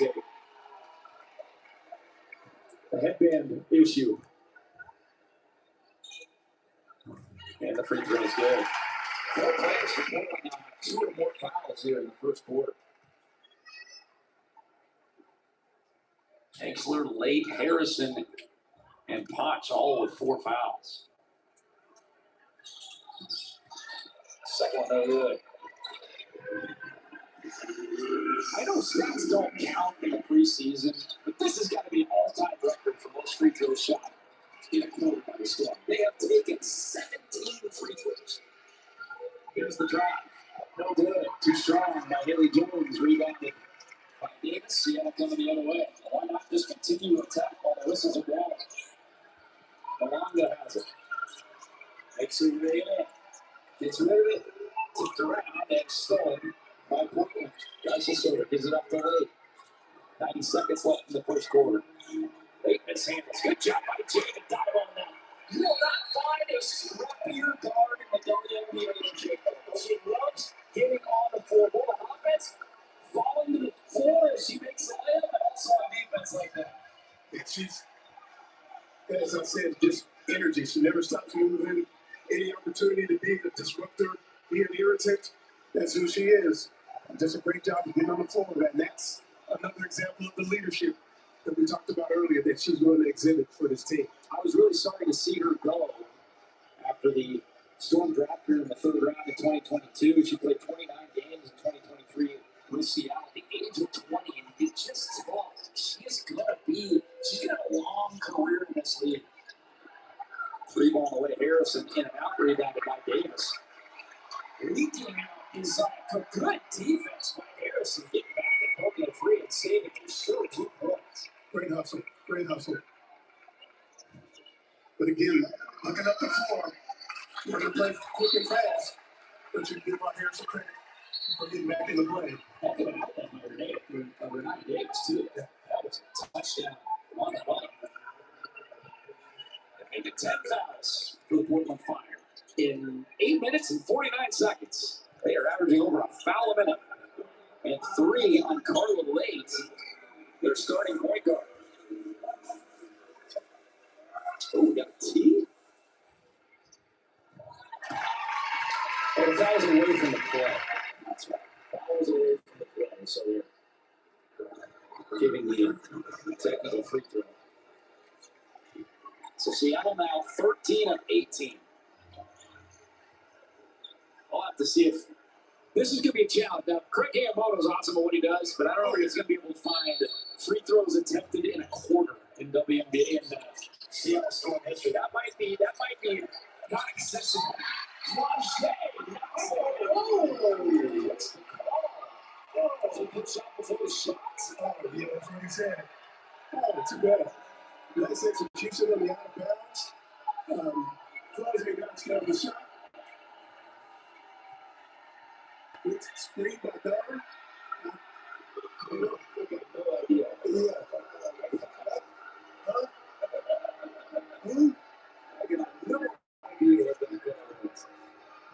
There's a little. Jay on the corner, Jones against Melvin. 10 on the shot clock. Not having a lot of shot clock. Still down to 5 or 6 seconds. We have one here. Driving in and left hand. Too strong. Melanda high for the rebound. They got a lift from behind, but she gets rid of it. Melvin has it up top. 2 for 1 opportunity for Seattle. Melvin back to Davis. She hit a mini before. She hits a mini. Told you, Renaya Davis was born with a clutch gene. Point guard, she should have went with a right-hand layup on the left side like he teaches them, and she would have made that. There you go.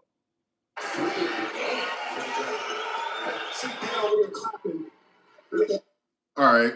So these are 2 new head coaches. Okay. So you got Sonia and you got Alex, both with NBA assistant coach experience. Sonia recently last season with the New York Liberty, but she's also coached in the NBA as well as an assistant. And obviously Alex in the NBA as well. 2 new coaches, you guys, 2 new coaches. Standing ovation here at Climate Pledge Arena for Clemson Johnson to Seattle Storm 20s. All right. Let's go. The call was already up in the air, and I know she's frustrated with that, but, you know, smart play on the defensive end. Yamamoto getting over there in time, and when Copper gets up so high. So 3 fouls on Copper. Yamamoto, man, with some foot speed to get over there and get defensive positioning.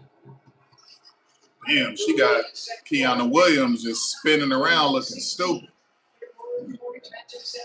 Exhibition game number 2 for the North. They do such a good job setting screens. And one of the things that, again, 4 games comes to practice is that, you know, they learned against Vegas is that we need to hold the screens longer on nice bounce. Nice. Now, Natasha Mack had a very good Athletes Unlimited. She won defensive MVP. She worked on her mid-range shot. She was pretty good shooting mid-range shots in Athletes Unlimited, especially along the baseline. So this is good to see. This is carrying over. Why? Because the most competitive Athletes Unlimited was last season. This past season, it just ended. Athletes Unlimited is a league of 40 players. They had 36 WNBA players, 36. So we've never had that many WNBA players in Athletes Unlimited. And the fact that Natasha Mack stood out means a lot. Now, we had massive players there. this past season, major ones. For trying to draw the foul, a little delayed call. Nick Tibbetts not happy about it. And Copper said, hey, it happened to me on one end. I'm coming back and trying to take the charge. So you see the pick and roll right there. Did Copper give enough room on the move? Mazzara coaches in the first toss. So 4 fouls on Copper.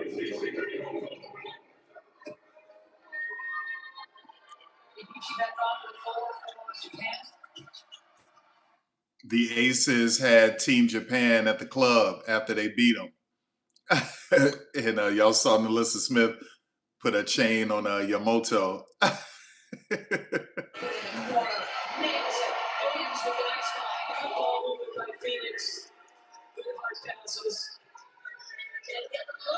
Man, you had her. Because this is not a tall defensive team that they're going against. It's a good point. Quick pass. 18 seconds shot score. 18 does not want to take the shot. It's like, you have to. It's at 39, 18. Mercury with 2 or 3 impressive runs in this game. Short on that three ball, back goes high. All right. Japan played a lot better against the Aces. A lot better.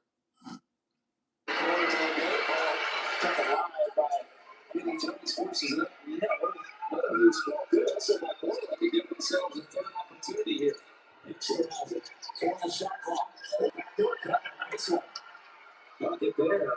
So, really, the difference in this game, France, is clearly the free throw shooting. I mean, Portland's made 8 field goals. Seattle's only made 6. But the free throw line, Seattle with a 13 made to 3 advantage.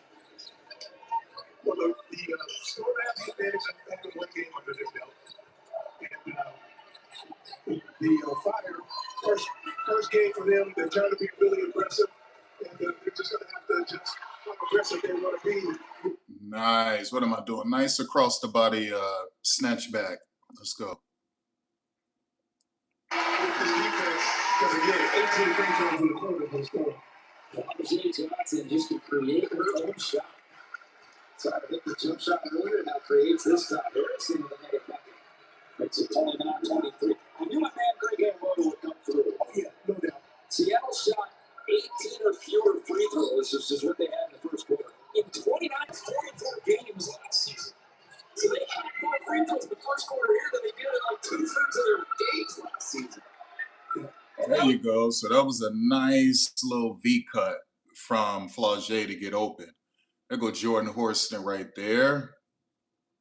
Ezzy. Katie Lou next to Ezzy. And they're doing a great job of sharing the basketball also with just being, to see that the system that they're trying to put into play, that everybody is trying to run that system. There's no ball doesn't stop, doesn't stick anywhere, just continues to move. Of course, they want to get out in transition, but they've done that too a couple times off of their defense. Well, yeah, I think keeping Flaugier from going off was foul trouble. She's got to come out of the game. She's got 3. Gets a nice ovation from the fan. But Flaugier's been great. She's only played 8 minutes, has 8 points, but she does have the 3 personal fouls. Jade Melvin comes back in the game for them. They have to recognize the pressure, switch off the made free throws. Side cut, get it off the item. Shake and make. Goes to the right hand, ball straight and out of bounds of BCL basketball. Nice little move by Hyden in there to go to that. She's got all the tricks. And being a lefty doesn't hurt either. Hyden wanted the foul call, didn't get it. Gets it back from Dempsey. Ball screen comes back to the wings. 5 on the shot clock. Cook thought about it. Now out of rhythm. Heads up. Good. Zaya has confidence because she also performed pretty well in Athletes Limited. Gustafson. Couple bounces over the side, cut right in there. I thought Megan should have just kept going. Megan has so many post moves and go-tos and counters. I don't know why she did that, right? That's single coverage on you. You should have took advantage of that. You are, at your core, you're a post player. You have some of the best post moves in the WNBA. You know, so that's an awareness situation right there. She also believes she's built a really good relationship with Coach Ruppin and said that they even had a film session already, and that's something that Zaya asked her for. So already Zaya looking forward to the season. Jake Francis. Yeah, Chantal, Jake Melvin with the 3-0 good offensive rebound kick. Yes, she can. Zaya Cook. She and Lexi Brown are going to get their opportunities this year. They sat on the bench a lot last year behind a lot of veterans. This year, they're not those veterans. They're going to get opportunities to score a lot of points, take a lot of 3 balls. And again, one of the things that you would love to be able to do is to build depth. And if you can go deeper into the bench with quality replacements, then there's nothing wrong with that. So as you said, those are 2 players that are definitely going to get their opportunities to play. Well, it affects your confidence too, right? If you come in for 5 minutes and you miss your only shot, and then you're back on the bench the rest of the game, I mean, you can't get into a flow or have any confidence. Exactly. Gustafson, the lefty misses the free throws for Nia Davis. Yeah, get Harrison out of there. I thought if you're gonna bat a rebound down, then you need to either bat it way in the back court or bat it along the sideline. That way, either one of your teammates are gonna get it or it's gonna go out of bounds. Free throws good by Gustafson. 10-point Seattle lead. Chase with it. Roll pass inside. Beauty laid it up and in. Stephanie Dawson. Came up and set the screen for Melvin. And a good job by Melvin because she was facing some pressure. And good job of getting her the ball right. You see this. She makes herself available, shows her hands. A great pass by Melvin. Wilson always knows where to be on the floor. So Cook comes out to a nice ovation. Lexi Brown back into the game. Catches shoot, a shot blocked by Ivan. Barker the other way. That one is good. We're going to call it 2 for what was on the line. A 10-point game, 37-27. Seattle has led through. Melvin, the crossover just loses Haley Jones. Yes.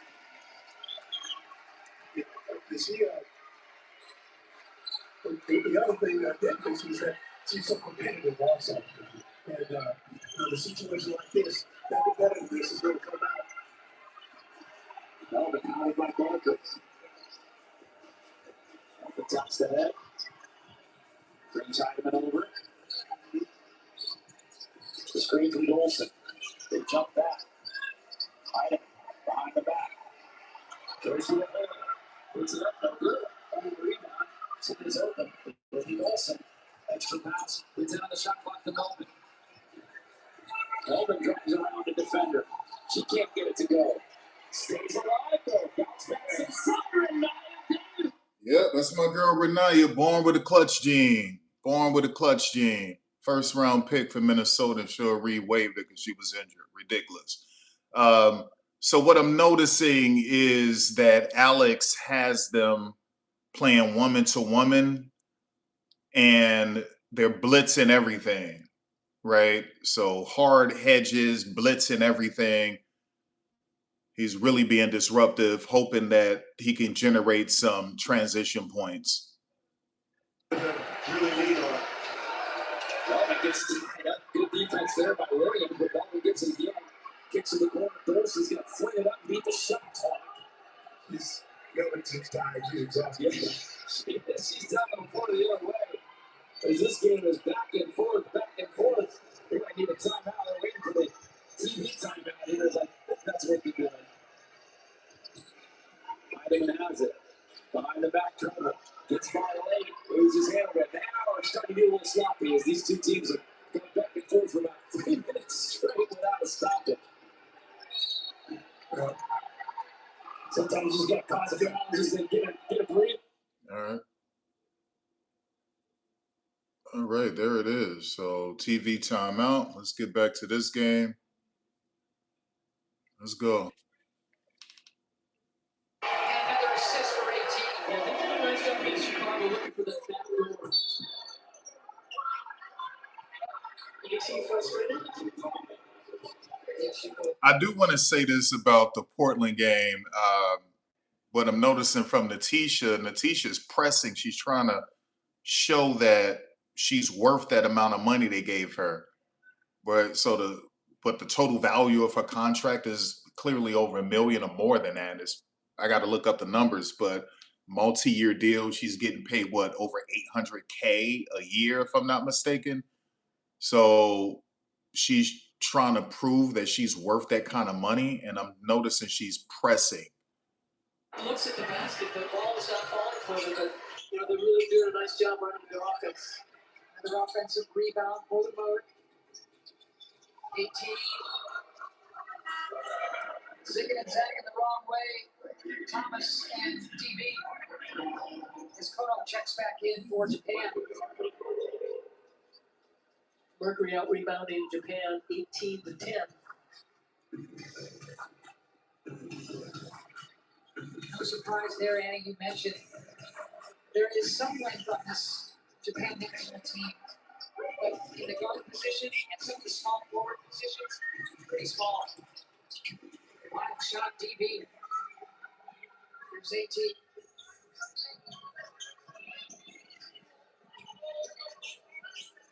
Here's the roll. Matt Brown scores. She'll go to the line again. 18 with another dime. Yeah, I mean, Natasha is super confident. Anytime you can look really, really solid, at least on offense, and Athletes Unlimited with that type of talent they just had this past season, you're growing, right? Now, she's going to do what she's going to do on defense. That's why she won Defensive MVP. And she was one of the best rebounders in Athletes Unlimited. But it was the offense that stood out to me that was really impressive.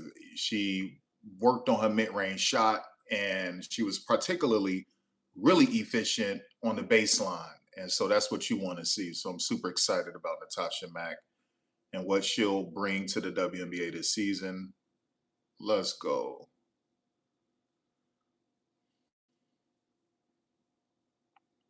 The Seattle Storm together we can. Second time to play dreams. Their fan Francis Williams with you. 41-31 our score. The first Seattle Portland WNBA game since August the 9th, 2002. In that game, Jackie Stiles had 18 points to lead the Fire, and the Storm were led by a career-high 33 from Sue Bird and 23 and 13 from Lauren Jackson. Sue's 33, the first ever 30-point game by a Storm player. I was looking up that game, and I saw Sue with 33, and I was like, God, I don't ever remember calling a game where Sue had 33. And I looked it up. Sure enough, she didn't have a game other than that with 33. Did you call that one? I did not call that one. I was probably doing sidelines with David Locke and Nia Barnes, I would imagine. Yeah. Taking on the shot clock, losing handle of it.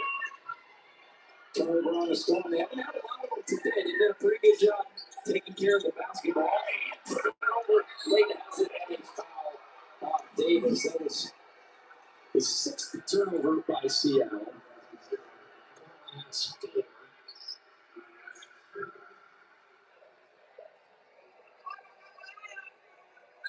Portland head coach Alex Sarama, holding his off-season training camp at the University of Oregon, decided to let's come on, bond the team a little bit, take them on a little road trip down the road to Eugene.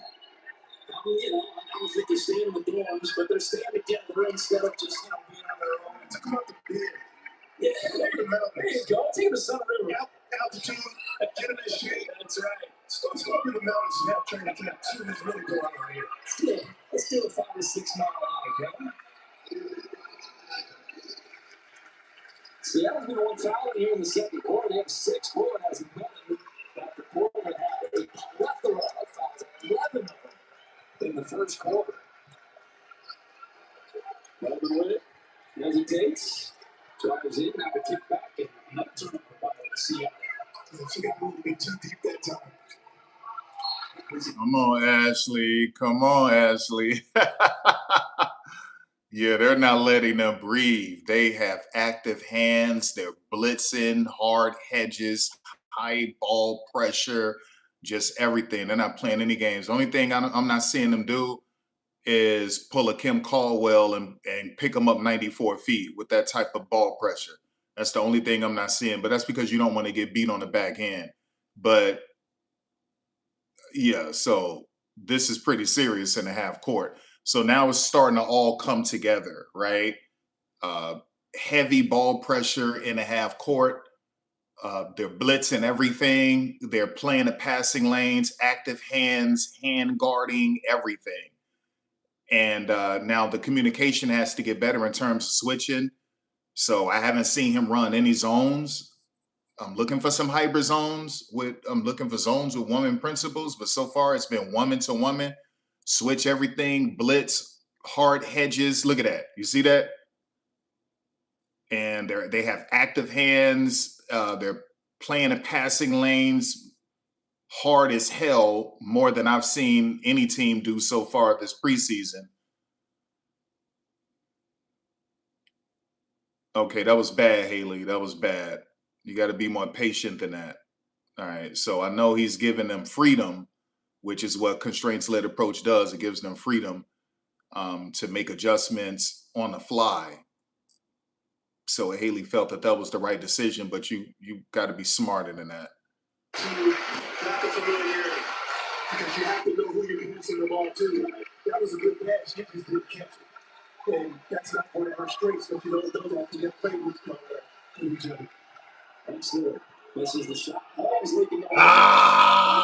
That's Emily Axler. She won Defensive MVP and Athlete to Limited 2 seasons ago, and it has carried over in the WNBA the last 2 years. So I knew she was going to get that. Remember, she was drafted in the top 5 by the Indiana Fever, and Lynn Dunn, they waived her so that they could tank for Caitlin Clark. So they waived her, Queen Egbo, several other premium players so they could fleece the roster to tank for Caitlin Clark, and that's what happened. All right, let's get back here.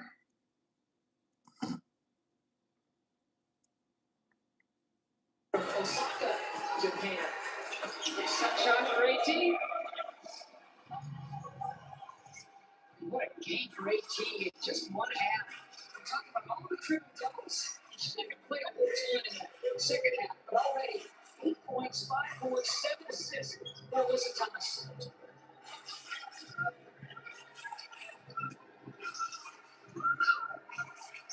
Got to put it up on the shot clock. That's what you're supposed to do. That's what I'm always trying to teach people. Baseline shots, you really want to shoot them off the glass, especially if they're a little close like that. If you try to shoot them dead on, you're probably going to hit the front of the rim or the back of the rim.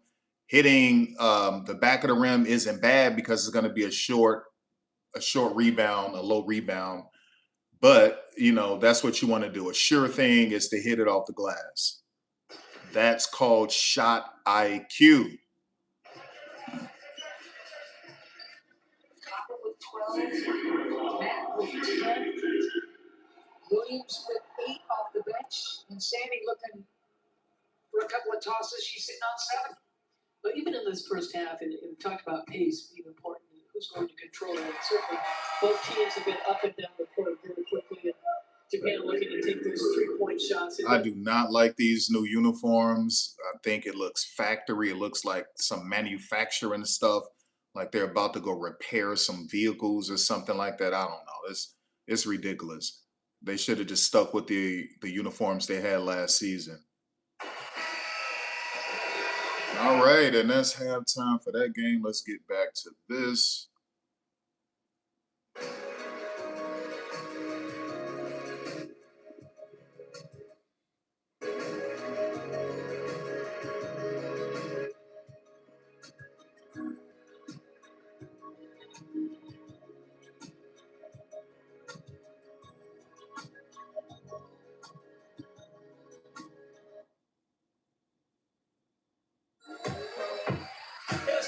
tonight's arrivals presented by Alaska Airlines. Mackenzie Holmes. Go Cavs look today. No glam for this game. We're saving that for the regular season, right? Yeah. Saving that. Let's go sweats I tonight. can't wait to see some of the arrivals. Flaugiers are going to be something. Salaries are going up a little bit. I'm just waiting to see some of the regular season starts. What are we going to see? That's a great point. Salaries are going up. They're shopping at different stores. Cook coming back in the game. She's had a heck of a first half. Cook with 2 of 2 from three-point range, 8 points in 7 minutes. And a whistle on the foul on Inksler. Foul number 3 in the quarter.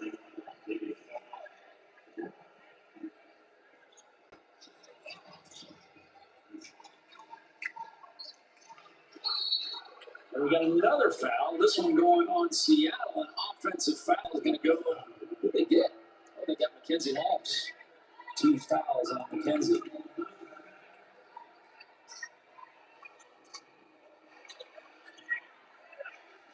Excellent with that last call for Portland. Now has 4 fouls here in the first half. You don't see that commonly, but in a preseason game, not a big deal.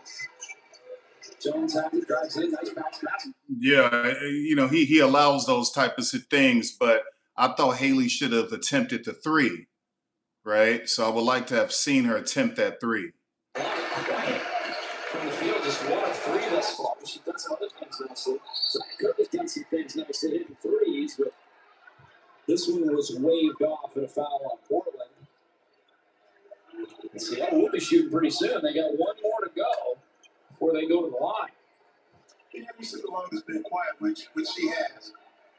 You know, I still think that she's at the point in her progression. All right, so what you want to do when you have the lineup that Seattle has in, he is supposed to counter that by going a little bit smaller in terms of just you're looking for more athletic bigs, if you will, quicker, more agile bigs, and then you can exploit Mackenzie Holmes and the poor recovery skills from Dominique Malonga with what? 90-degree cuts, okay? And also 45-degree cuts. And that's what you're looking for. That's why I said for CLA, when I'm looking at who he's going up against, and if I see Mackenzie Holmes and I see Dominique Malonga, I think I might keep Sarah, but I think I'll sub out Louisa and I'll keep Emily Angstler in there. And then I'm running 90-degree cuts and I'm running V cuts and I'm running 45-degree cuts, right? But if he's thinking about threes, I'm running 90-degree cuts. If he's thinking about shots at the rim, I'm running 45-degree cuts. But I could run a 90-degree cut and still get a baseline shot. It doesn't always have to be a 3, right? But listen, I'm making sure that happens. And that's even dealing with off the ball because I can just catch it and shoot it. And so that's what that is. But that's what they have to do. So Alex is learning. Megan, you can't do that with Megan. But you could definitely do that with Emily and you could do that with Sarah Williams. So that's what I would be doing. I would be running 45-degree cuts and 90-degree cuts.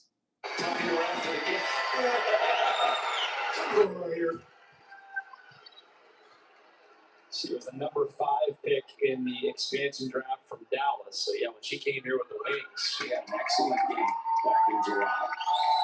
Rookie campaign. Averaged 7 points a game last year.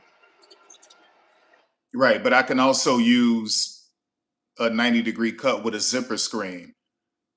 Hold on. The game was 12. It's probably been right in that 6 to 10 range for the most part.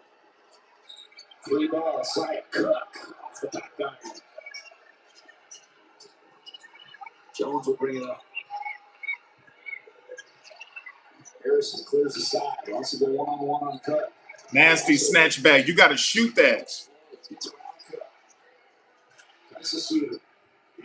That was a good shot, but once you got it with the snatchback, all you had to do was shoot. Zaya was never going to recover, and she can jump high. Zaya has a below-average vertical leap, so There you go.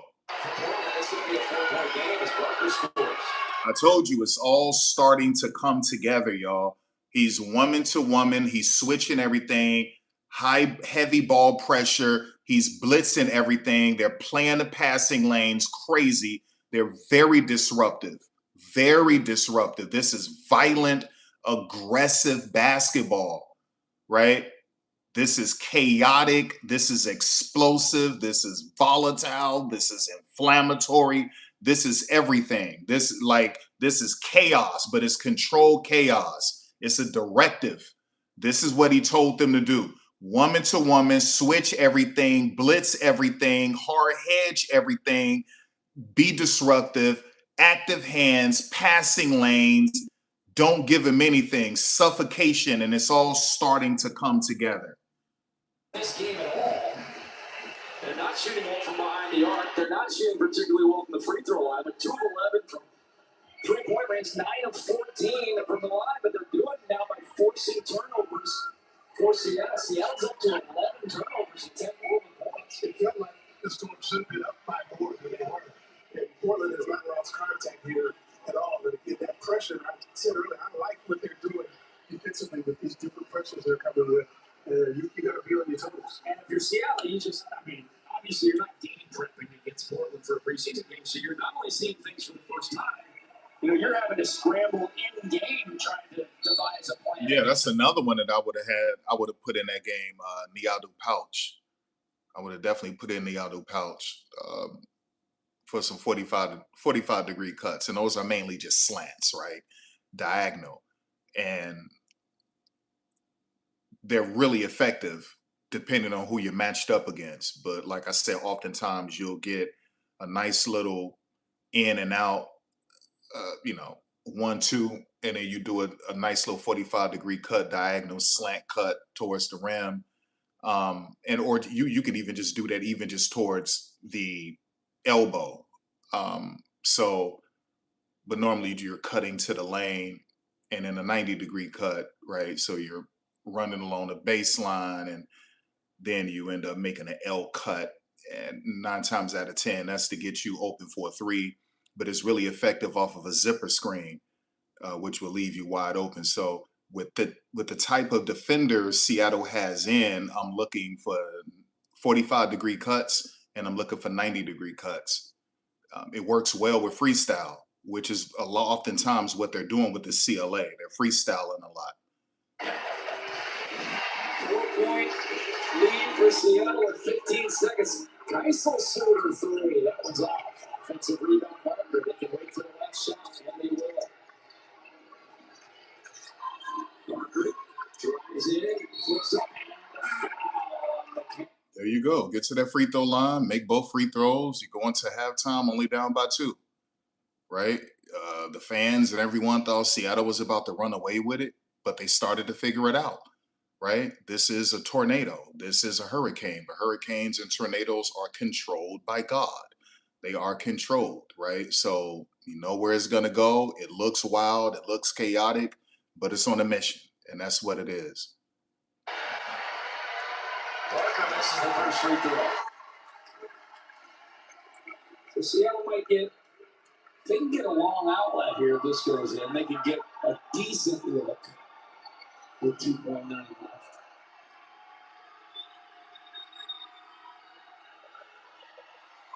The second free throw is good. And Zaya has it. She's not going to get a decent look. It's going to be a long-range shot, well short. But the first half, for the most part, dominated by the Seattle Storm. A 12-2 run by Portland towards the end of the second quarter. Got to it within 2. And we're at 3 right now, 45-42. We'll take a timeout. We'll be back with our halftime score. Our statistics and highlights when we come back to Climate Pledge Arena. 45-42. Seattle by 3 back after this.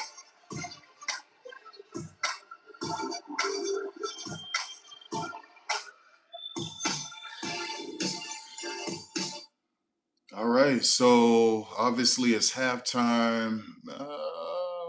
They're still at half here. Yeah, they're still at half here. So once again, I got to do what I have to do so we can go watch my girl Cat.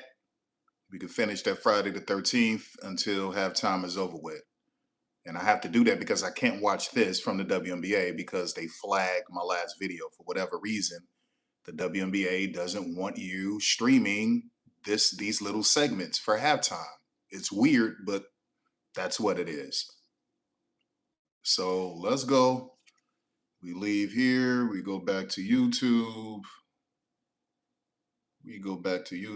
Go ahead and finish watching my girl Cat until halftime is completed. Until halftime is completed, baby. Let's go. Let's go.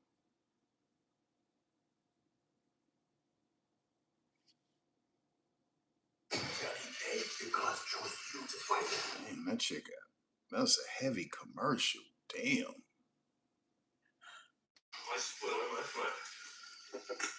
What was that noise? Probably nobody, because he's still under the hammock.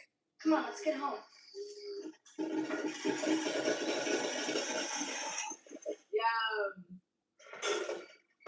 you screaming? Probably Debbie having an orgasm.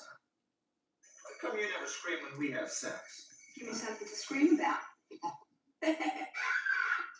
What's the matter? I'm just practicing. Go downstairs and check the fuse box. In the dark. Alone. Be a man. Nothing to be afraid of. Except a bit of athlete's foot.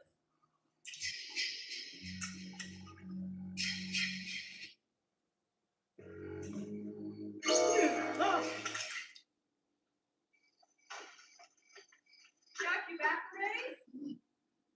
At least you got the outside lights working. Nice makeup. See? Stop fooling around. I don't like him anymore. He's thinking, man, that's what you get for being a prankster. Creepiness. That is so creepy. Rickety stairs, didn't hear him?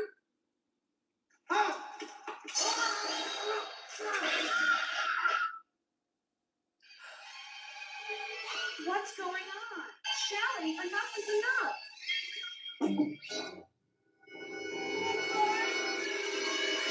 She gonna be the final girl of this movie? Doubt it. Yes, finally a little fire poker 3D action. Whoa. That's crazy. This is gonna be a bad way to go, I have a feeling.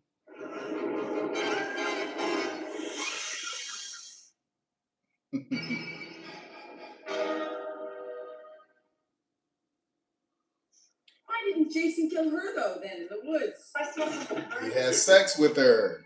Flash of fire poker. He raped her, essentially. Which is terrible. Wait, I want to come with you. Atta girl. Everything all right? Dark. That's so dark. He's so strong.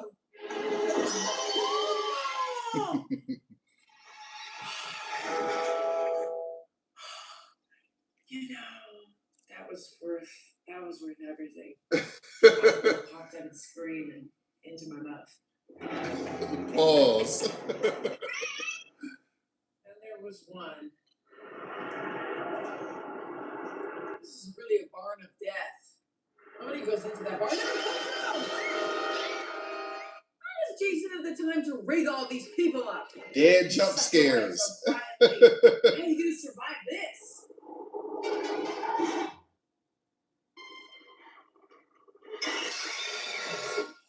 So strong. It's like a rag doll. Squeeze his eyeball out like a melon.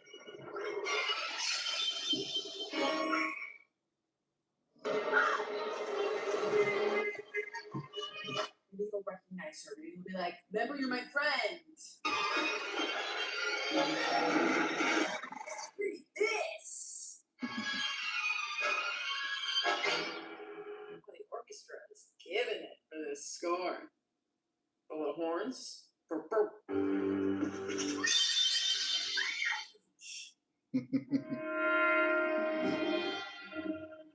he knows where you are, you fool.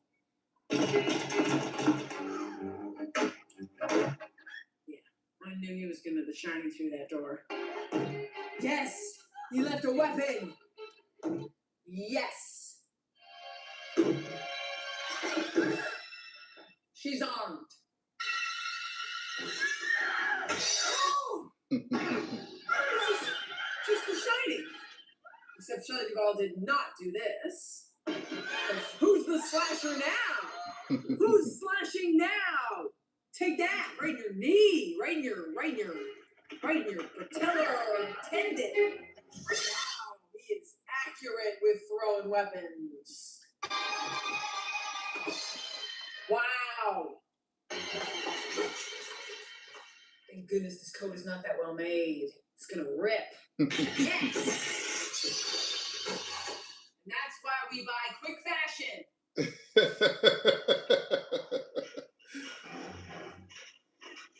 Jason really dressed up for this movie. So button up, his slacks. He knew he was the star and he dressed appropriately. That piece of wood is so heavy. Am I able to? Too bad. These sustained notes.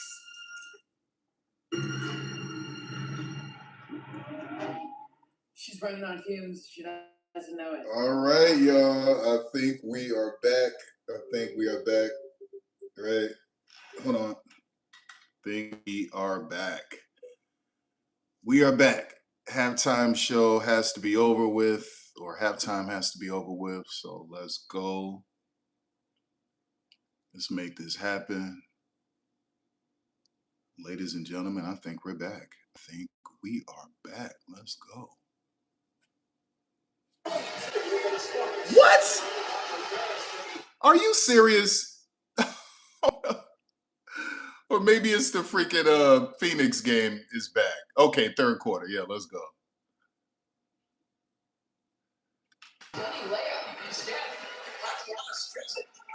Japan looking to fall and cover ground to draw her closer. Catch and shoot. Long there, Yamamoto. Here comes Copper. Sano guarding her closely. She'll pick up the foul. That's her first. Sano first on and two. Plays for the Toyota Antelopes, as quite a few players do.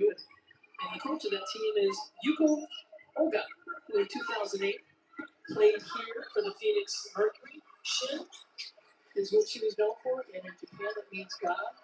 She, a couple years ago, was inducted into the FIBA Hall of Fame. And it just shows you, really, they have some terrific players, but she was one that really stood out.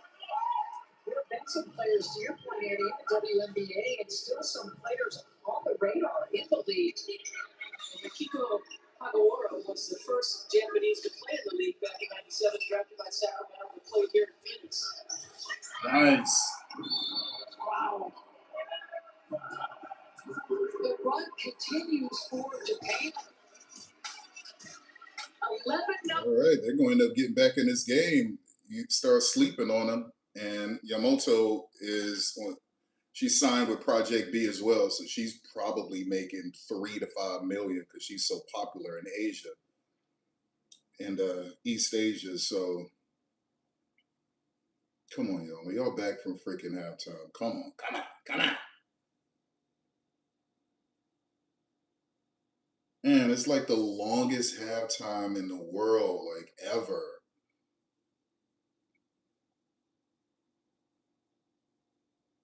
Look at the Cleveland Rockers. This is like the longest halftime ever, son. Ever. Hurry up.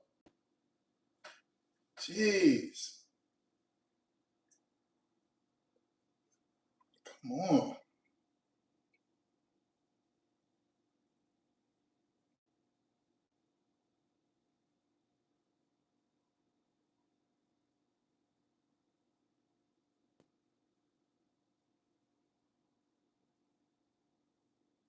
I ain't got time for all that. They need to hurry up. That's a long halftime.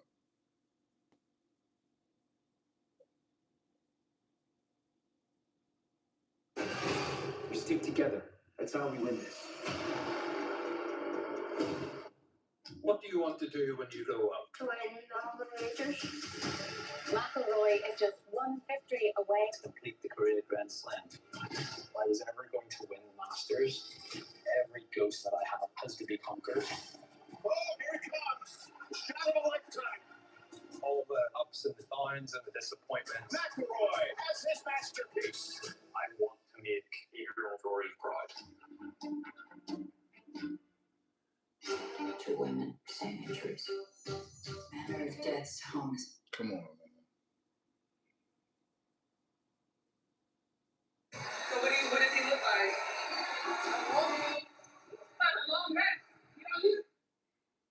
I swear to God, boy, they need some freaking preseason halftime shows or something.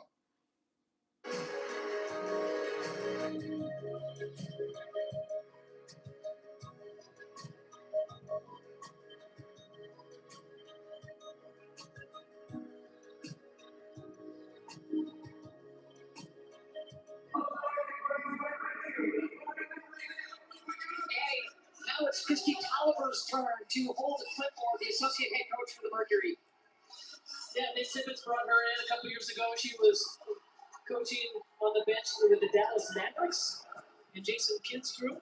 He has won 2 WNBA titles as a player with LA and Washington. Good passing coming out of that timeout, but they're not able to finish it. 11-0. Run by Japan to open this third frame, including 3 triples. They couldn't hit anything in that first half, but they've been hot from deep, and they just always play with such effort and energy. Y'all saw that? Y'all saw that V cut into a high ball screen?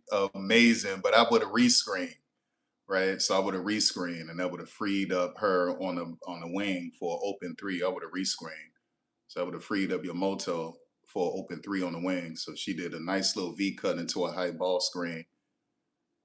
Let's go. Their elder players and so forth. And so Court Gates had to come in and choose them before change it. Ball off.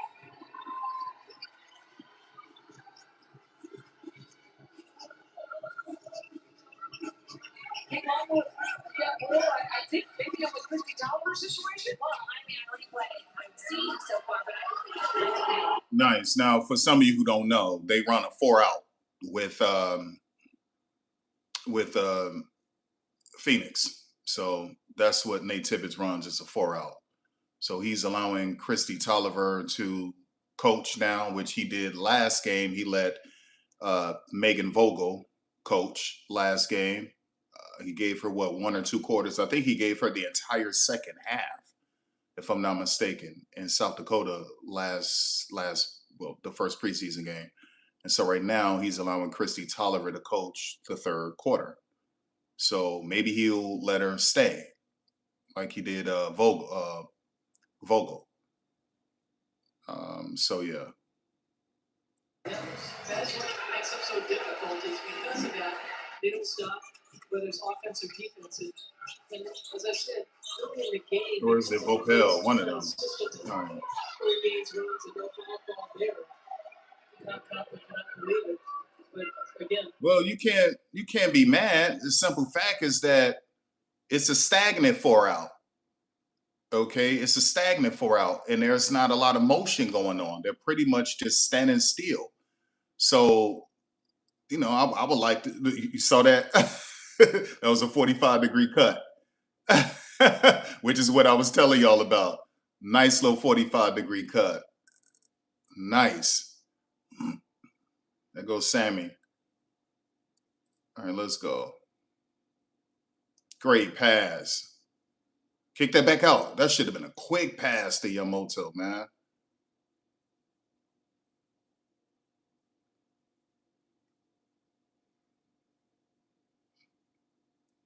All right, let's get back to it. Let's get to Portland and Seattle. They should be finished. There we go. Why we are where we are, where Seattle had the biggest lead of the game at 12. And then Portland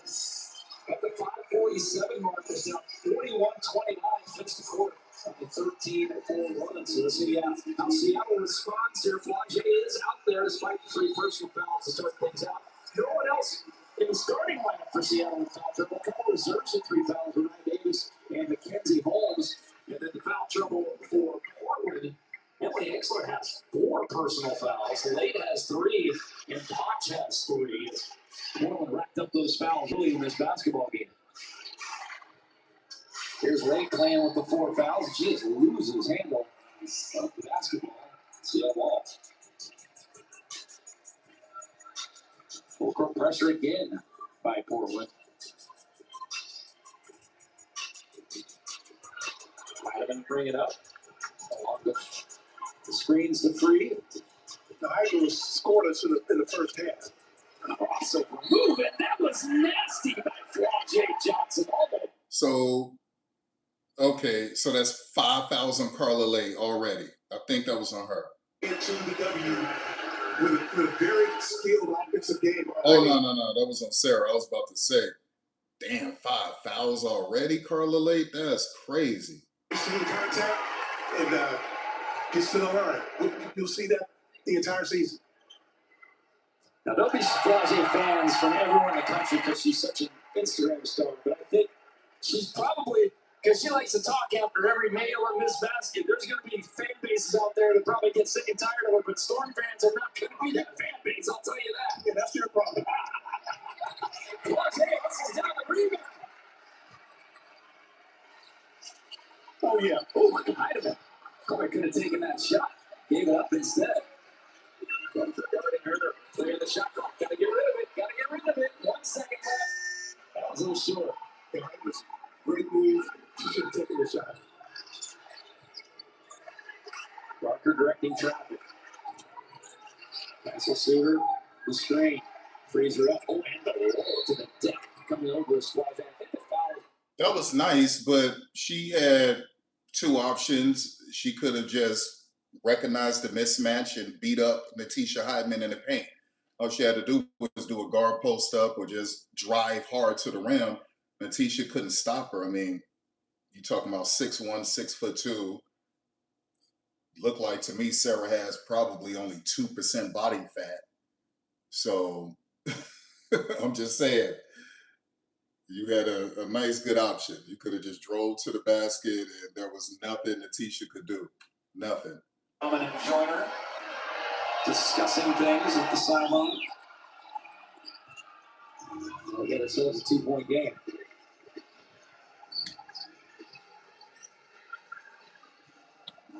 Miami gets late. Flau'jae. Crossover. Step back 3 on the way off the mark.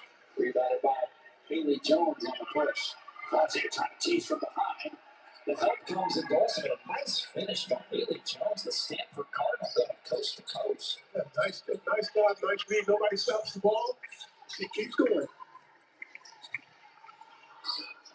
Just the second tie of the game. The last time was 2-2.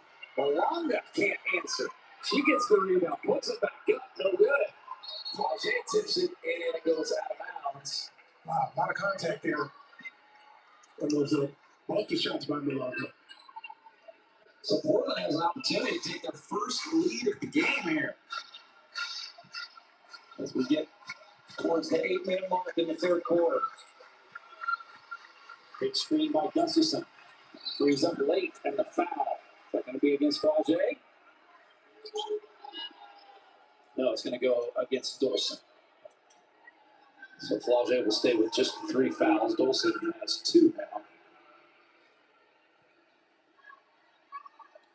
And Carla Lade to the free throw line. Second-year player out of France, averaged 7 points a game last year for Golden State. Struggled from 3-point range. She was really an attacker last year, but she did shoot quite a few threes. She was just 13 of 75 from the 3-point line. So obviously something she worked on in the offseason. She is 0 for 1 today from behind the arc. Portland just 2 of 12 distance. Second free throw, no good. It's got to be Seattle ball, and it will be. All right, so we see Portland with the lead. Portland has the lead. Had some tough looks today, and he's just 1 of 6. 3 of 10 on Saturday in Golden State. Don with the post up. This is where they want to get her the basketball. Flip it up and off the mark. Yeah, that was a good look for her. And that's going to be a shot that she's just going to have to get more confidence and take, because she'll have that anytime she wants it. Parker keeps the dribble. Late now, top side. Correcting traffic. Got to post up on the small. Big comes over though. Nice cut, but the missed shot by Gustafson. Let's see Brown top side and slip into the hole. Beautifully done there. Dolson the finish. And one thing about Dolson, you know that she's going to catch those passes. She showed us that here tonight. And she's got great touch around the basket also. Heidemann. Dolson on the game. 1 of 3, 4 points, has a couple of rebounds.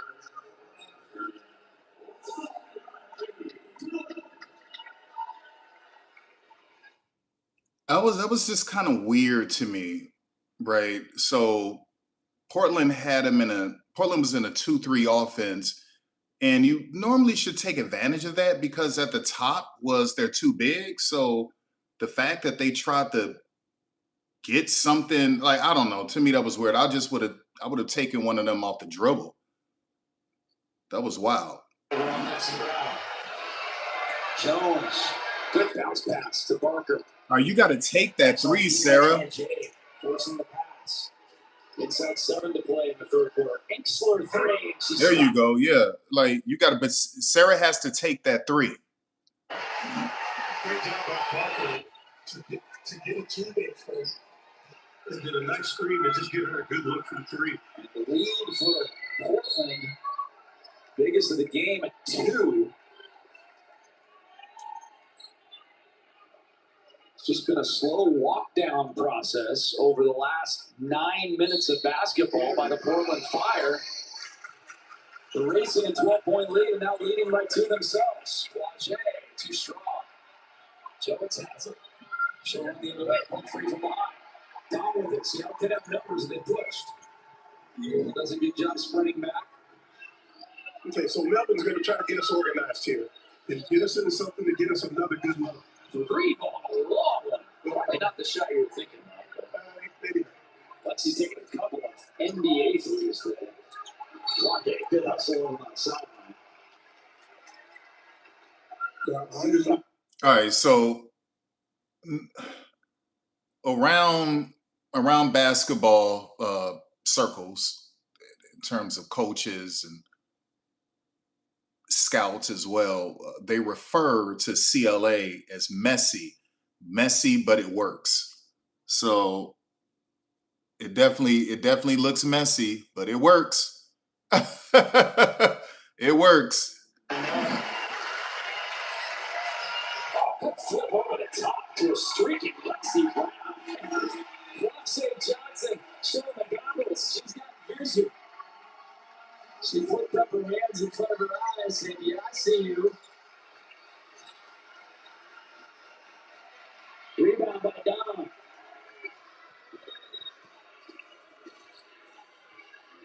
Flagey handles. She keeps the dribble, drives in, and that shot is rejected by Emily Inksler. So sometimes when things are struggling offensively, you just give it to your best one-on-one player and let her try to create. That's what they're doing right now. Sometimes you just have to have somebody go make a play for you. The other thing about Flagey is she's strong. She's very strong. And you saw the pressure there that was being applied. And it didn't bother her at all. She reset herself a couple of times and then made it all the way to the basket. 4th foul on Carla late. And Flagey knocks it. You're right. I mean, Flagey's body looks like she's been in the league for 5 years. I mean, she's just got a full, mature WNBA body. 10 points for Flagey. So back-to-back double-figure games here in the preseason. And Flagey's first 2 as a member of the Storm. You got to get used to the pace, y'all. Slooting a really nice, not a box score filler game against Golden State. I thought she did some really nice things when she was in there. Harrison got a nice hang dribble, y'all. Nice hang dribble. Harris now did not know that and finally fouled by Jay. And Jay might need to recognize that this is someone that if she's going to try to pressure Harrison, Harrison is extremely quick. So just control her. Just keep her in front. And if she makes a shot over you, you just try to keep her out of the paint because you know that's her job to get in the paint, straight to defense, get the ball to the players. That's 2 quick fouls on Jade. Get a dead ball whistle. And foul on Jade again. They're in the bonus. They're in the bonus. That will send Portland to the free throw line. It was an off the ball foul, so they get the 1 free throw. All right, so Sonya gave Van Sluten. She gave Van Sluten some minutes, which is good. I want to see more of her. That is good. So Portland takes possession after the free throw. To limit those off ball fouls to keep the flow of the game going.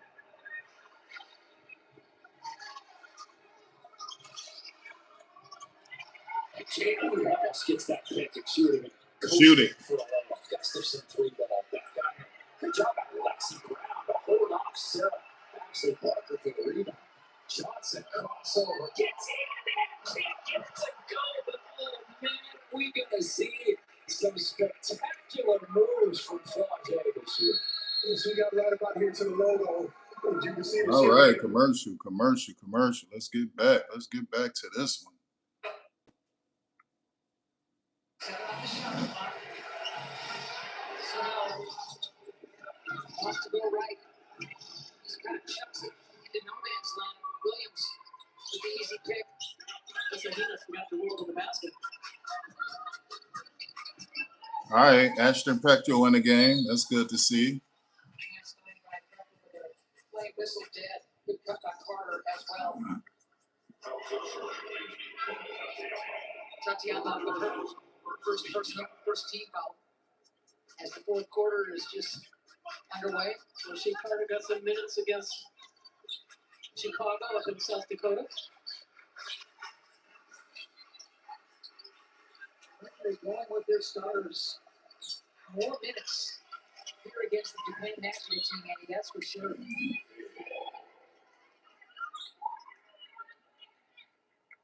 7,200 on hand here at Mortgage Matchup Center for this exhibition game against really fun Japan national team.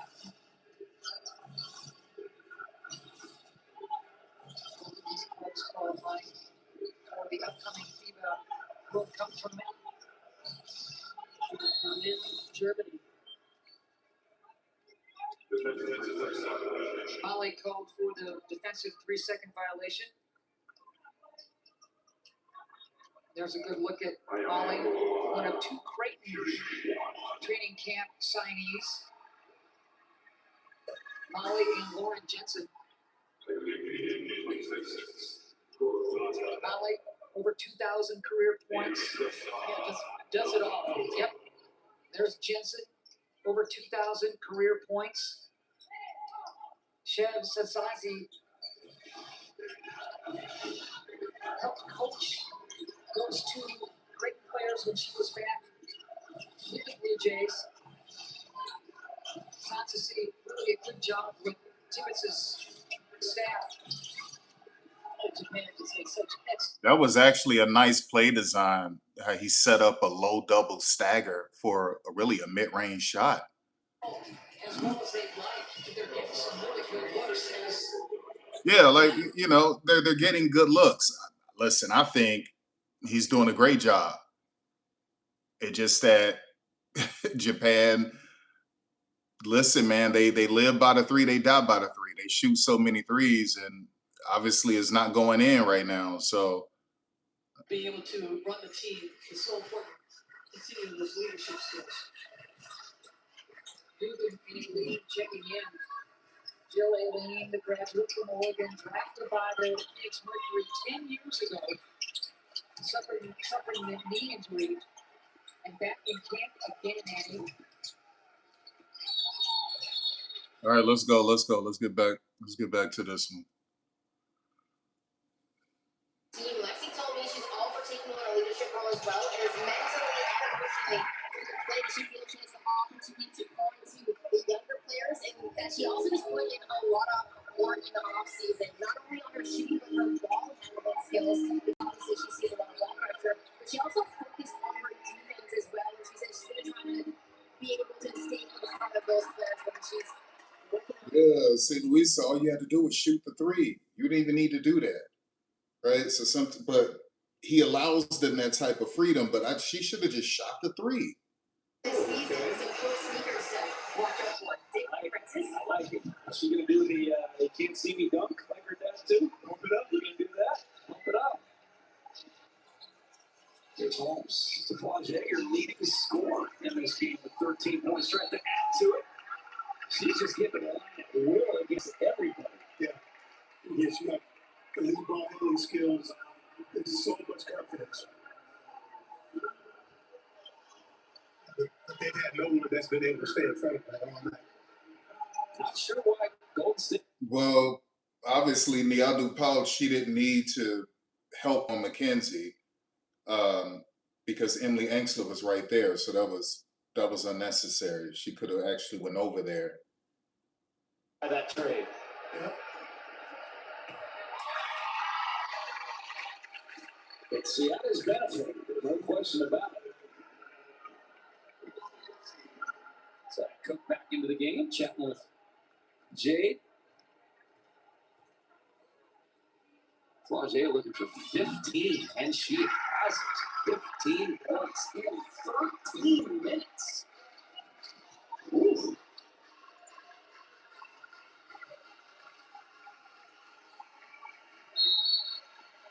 If she ends up winning Rookie of the Year, I'm crediting Frances Williams for the first person to say Flaugier could win Rookie of the Year.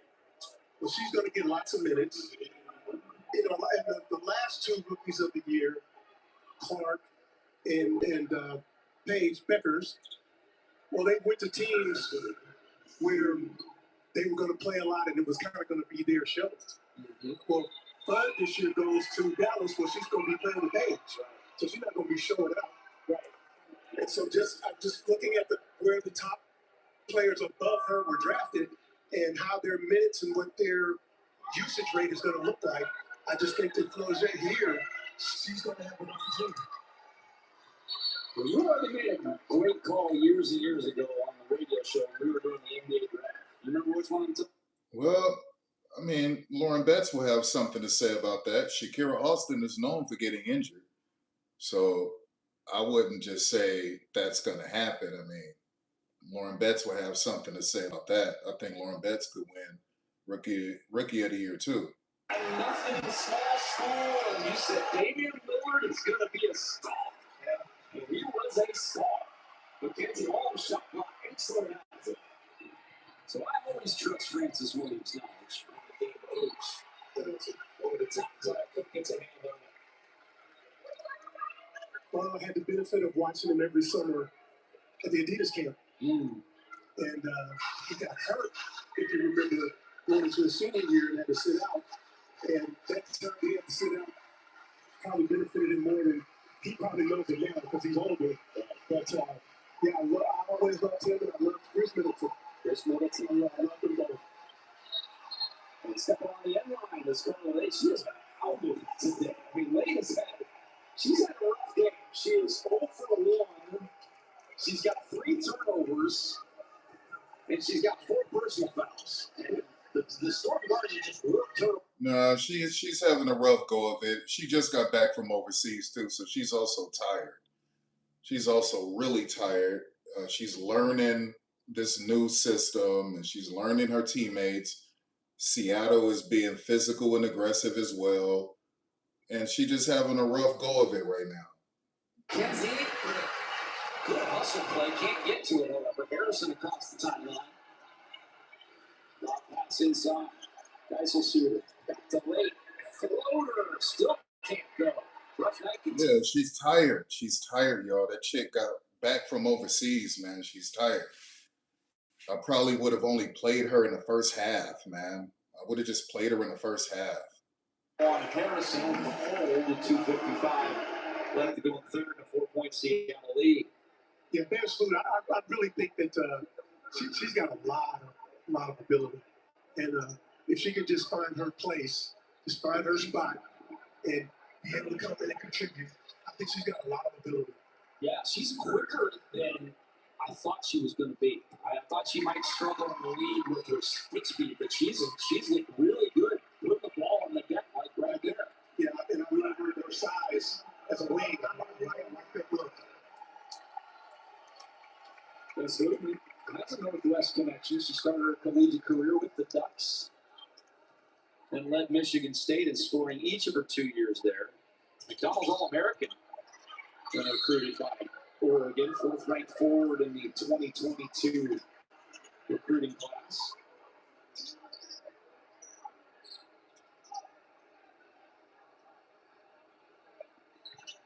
We'll keep things right here with Seattle.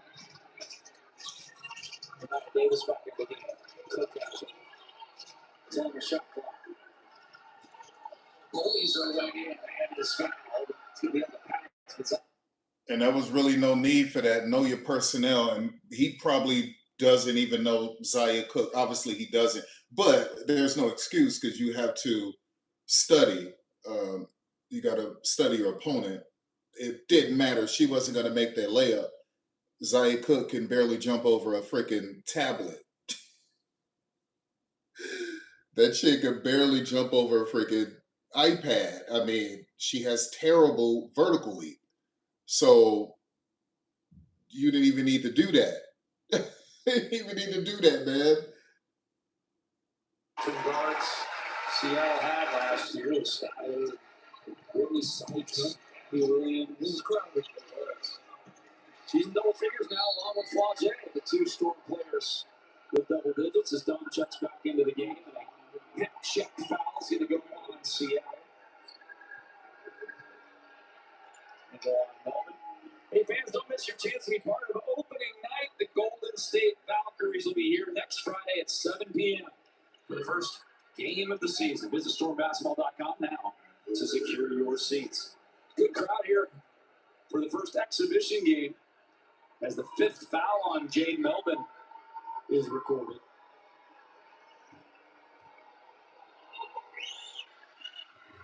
Nice shooter. Stop the first. Melbourne will come out. Hang in there. She's in there. She played a lot of minutes in the Golden State game. Yeah, but she was kind of funky in that game. I thought she had a bad game. Anytime until now. But she looked pretty good in that Golden State game. No, she didn't. That chick was fumbling that basketball all over the place. Now, defense, yeah, but on offense, she was fumbling all over the place. Yeah. Didn't I tell you? Did I tell you about Zaya Cook? That's why you don't have to guard her like that, right? If she gets into the paint, she's most likely going to get it blocked and she's going to miss. That chick can't jump. She sucks. Her vertical leap sucks.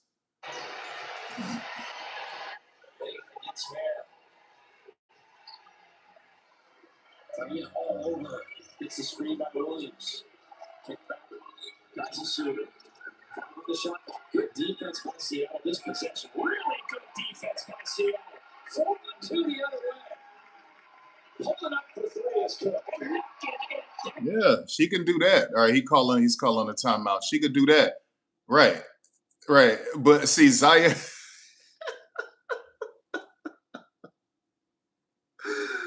Listen, I told Zaya Cook years ago. I told her, I said, you got to get with a vertical leap coach, right? So I made a video about her, and it was called The End of Zaya Cook. And this was her last year at South Carolina. And so Don got mad about the video and blocked me and said, y'all better leave my baby alone.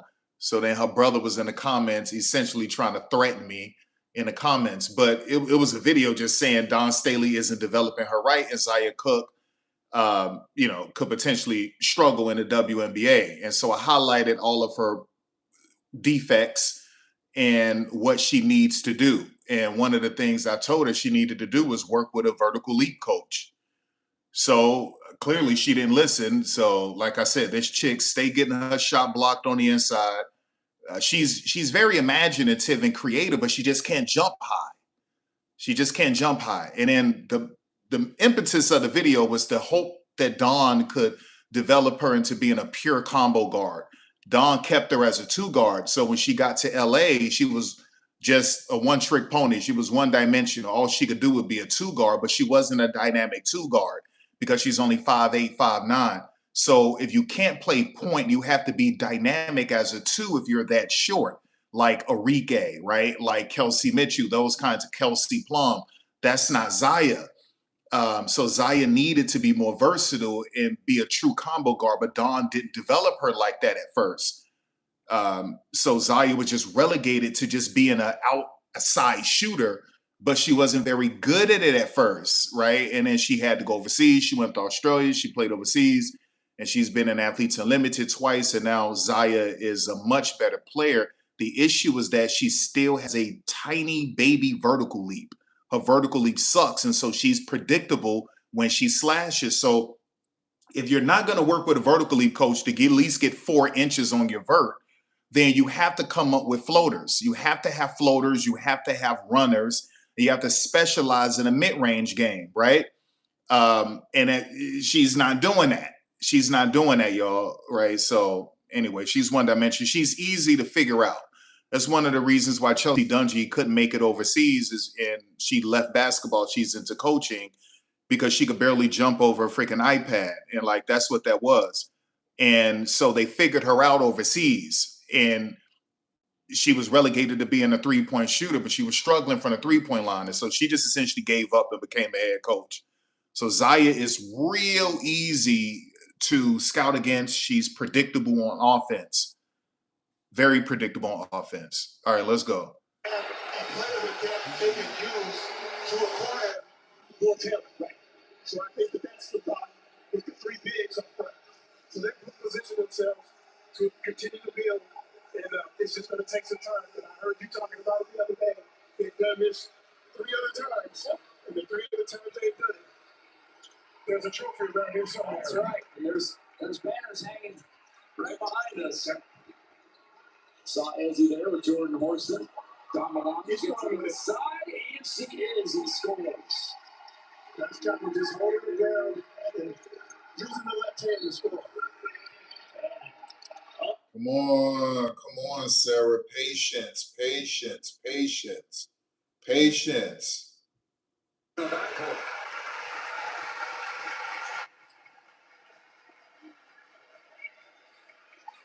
There's Merrill.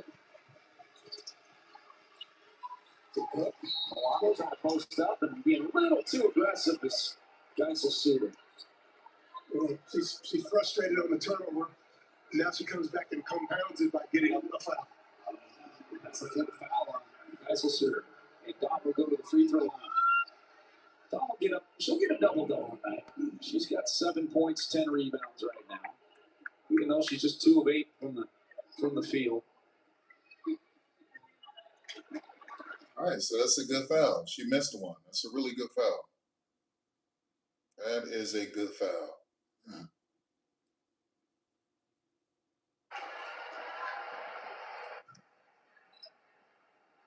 Second for Malonga is good.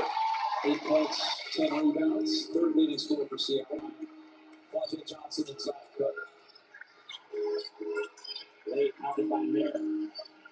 Driving in, pass turns it over. Oh, late whistle. My goodness. My goodness. Yeah, Carla Lade. I'm telling you right now, I would have took her out at halftime, obviously, and just let her rest. Y'all, she literally just came back from overseas. This chick is tired, y'all. She's tired. She is 1,000% tired. And so she's making all kind of mistakes. She's in foul trouble. Everything is sloppy. Her floaters are short. This chick is tired, man. Look at that. She hit the freaking front of the rim on a free throw. I would have played her in the first half, and that was it. Like, let her rest. Let her rest. That was just really good struggle for Carla Lake today. As Flaugier tries to get the fans into it. He's been loud as been all night. Lake gets that one. Double team is there. Gets rid of it. Seattle should have numbers. Malonga. Took a look at the route now, got it back to Lake. Inside a minute to play in the third quarter. Seattle by 9. Lake shows and goes. Shot blocked. And a foul on Malonga preventing the run. A good foul. So it wasn't a good foul. She's just a little. She's small. She got too deep in the paint. Got swallowed up on that one.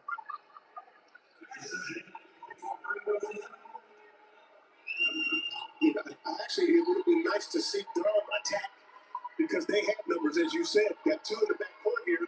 And see, that's when you're supposed to have a runner, right? So she didn't even have to do all that. That's when you're supposed to have a runner. You can have a deep floater or you can have a runner. She hasn't been working on those things, right? So she drove in, come in with a runner. She would have had it. A lot of things you got to work on, y'all. A lot of things you got to work on. Career high this year, the last game of the season against Vegas.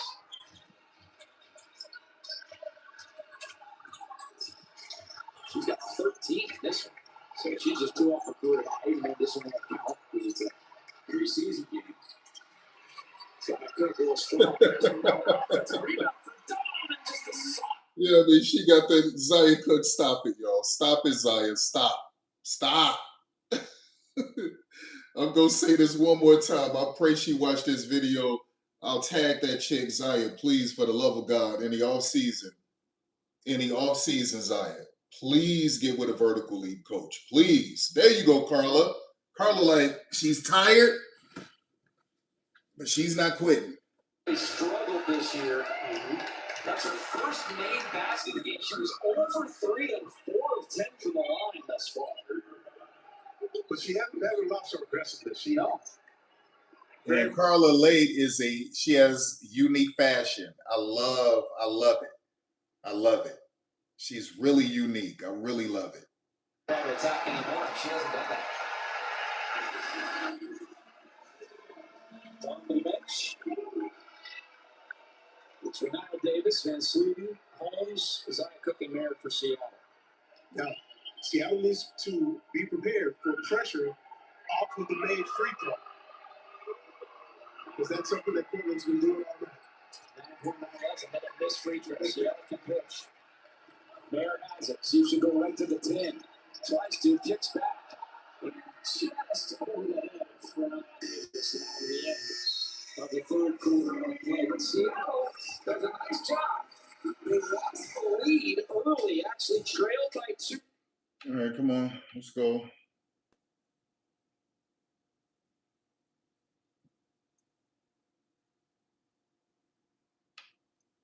Okay, what are we doing?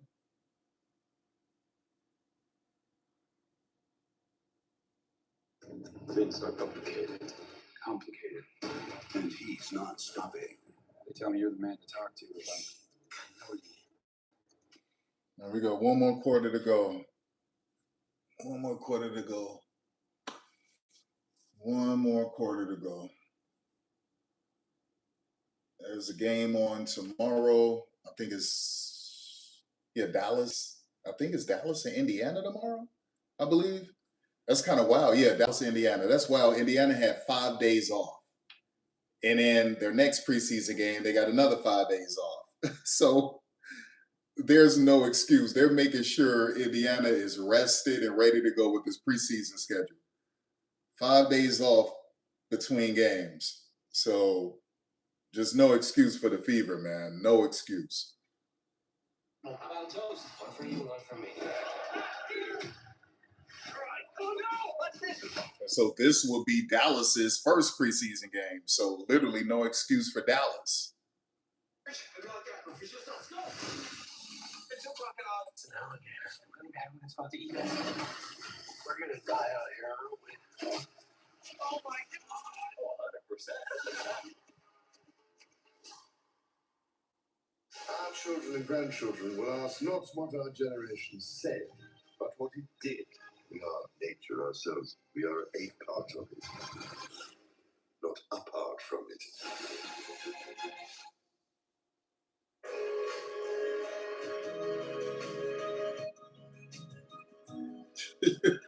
Look at freaking King Charles with the little bars, little material. He say, that you're a part of nature, not a part. No, he said you're a part of nature, not a part of nature.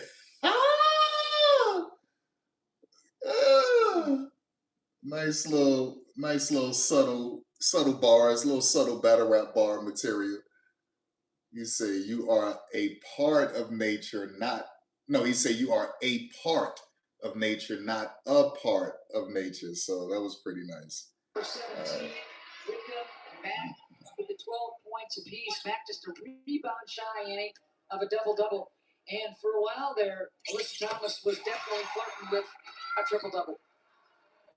Yeah, she's got the 9 assists, but one thing I'm sure that she'd like to take back is the 7 turnovers. All right, let's get back to it, because they're not talking about anything with that game.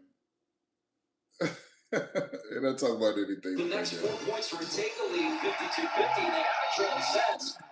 And it went from 52-51 to 65-55. So Seattle on a nice 13-4 push to extend it back out on 7 right now in front of 8,626 fans in a preseason. How about that crowd, Francis? Not bad.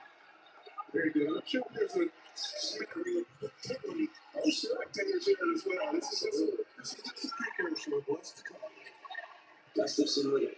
Team defense on 8,600. Here's Lee driving in. There you go. There you go. There you go. So right now, Carla Lade has lulled them to sleep, right? They clearly thought that her energy wasn't there, so she's found a second wind, and they took her for granted, and that's what it is. And now she's at the free throw line. So for some of you who don't know, you know who used to do that? This one running back, long time ago, named Jim Brown.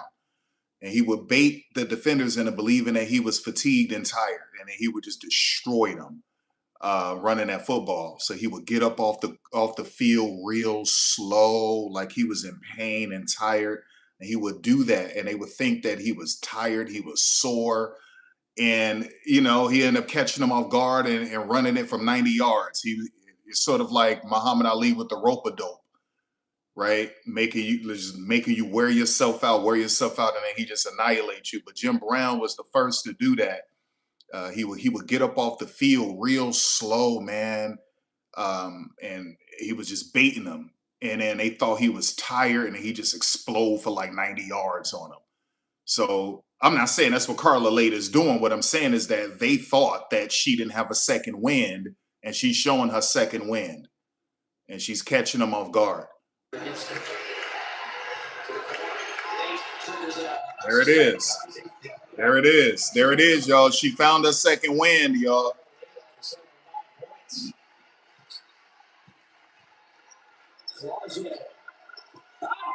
Oh, that's a competitor. 18 for Flau'jae Johnson. Gets a foul on a legal screen. Flau'jae gets in the face of Sarah Ashley Barker.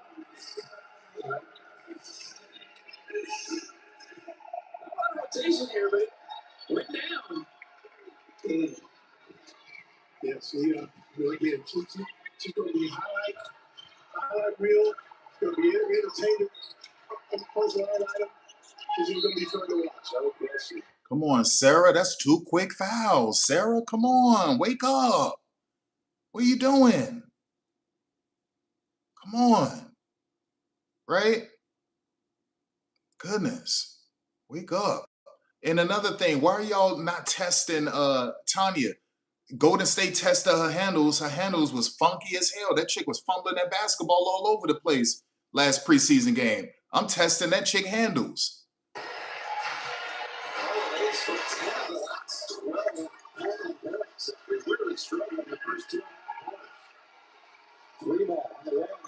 There you go.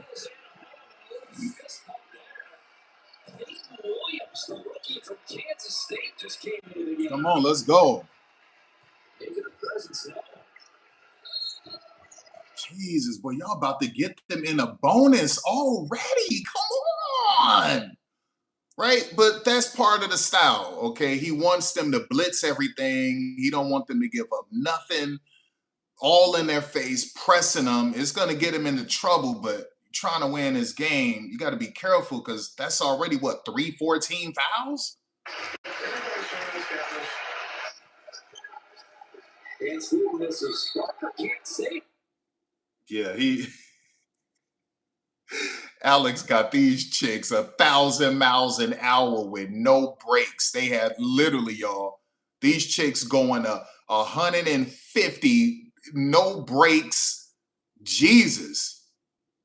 And look at that. That's a competitor. That's a competitor.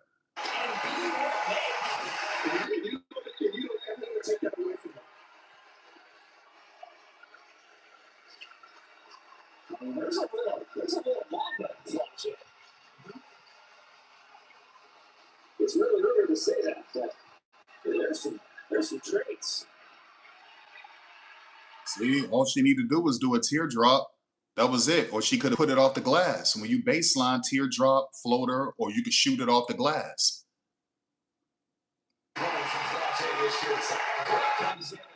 Looks like she might kiss an ankle or something. She comes back about 3/4 speed.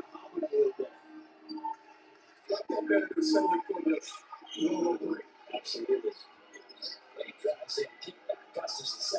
There you go. There you go. There you go. she's had a couple of good looks there. Gus's on 5 points, 2 of 6, her first 3 of the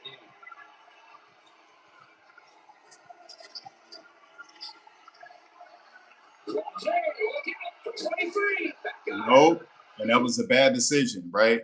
Because you had Van Sluten with the backdoor cut, and that would have been better.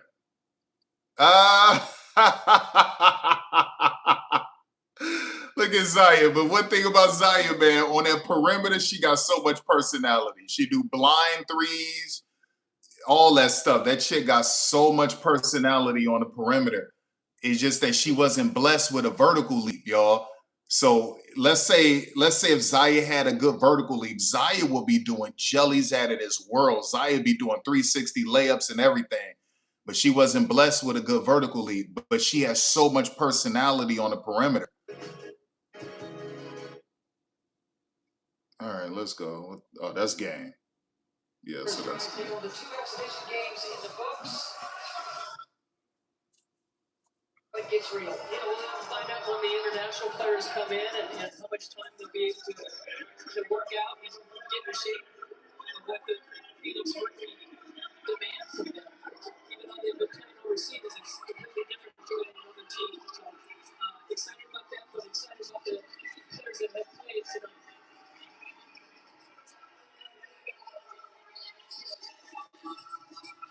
A lot of smiles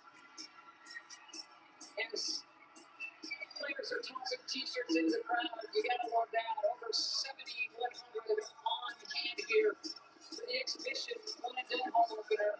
And now you look at this Mercury team that will go on the road for 2 very difficult regular seasons. I would like to see Ann Myers Drysdale plug the Upshot League. She's an investor in the Upshot League. But that could be illegal. Right? She probably can't do that on a WNBA call. I don't think she could do that. Maybe she could. I heard them talking about Athletes Unlimited, but Athletes Unlimited isn't. They're partners with the WNBA, so that makes sense. But sometimes you hear them talk about Unrivaled. Unrivaled, they're not partnering with the WNBA, so she could mention athletes. She could mention the Upshot League. So anyway, that just kind of wild to me. You're an investor in the Upshot League, and you didn't mention the Upshot League, so you're talking about players getting waived. They get waived, they can just go to the Upshot League.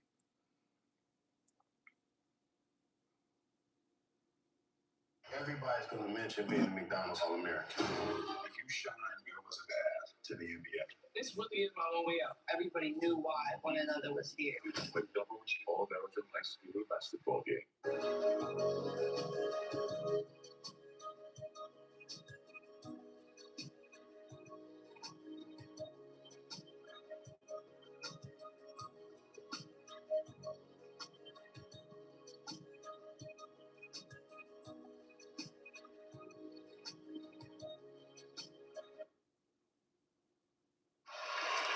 And welcome back. So we're on break. They actually upgraded the foul on the 3-point play to a flagrant. So Seattle got 2 free throws. Zia Cook made one of the 2, but Seattle gets the ball back, so they can extend this lead from 5 to now 6 and potentially more here as Flage drives it, tips around. That last touch by FJ. It'll be Portland basketball. Ella Dean, the Washington Husky, just checked into the game to a nice ovation here in Seattle. Obviously, tons of Husky basketball fans are also Storm fans. Do what you do, make shots. Yeah, she got a great look at the end of that first game. Thought she was going to send that puppy into overtime. Offensive rebound. Barker puts it up, and she will go to the line. She's good. She's really good. She's active. She's smart. She's tough. Plays hard. Strong. And you can see why Portland would want her. She's a good player. There, we'll check back in.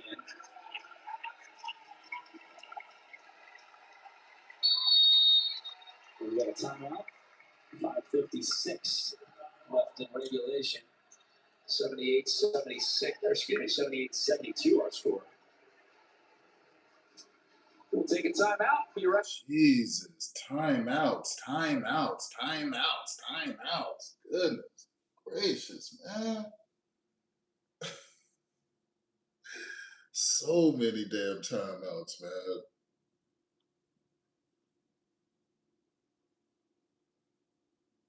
So many damn timeouts, man. Like, how do you improve the game to make it more enjoyable for fans at home and even fans in attendance to watch? You limit the amount of timeouts coaches can have. Seriously. You limit the number they can have, and then you give them, and then they got a reset timeout. So that's crazy. Give them 3 timeouts and a reset. That's what I would do.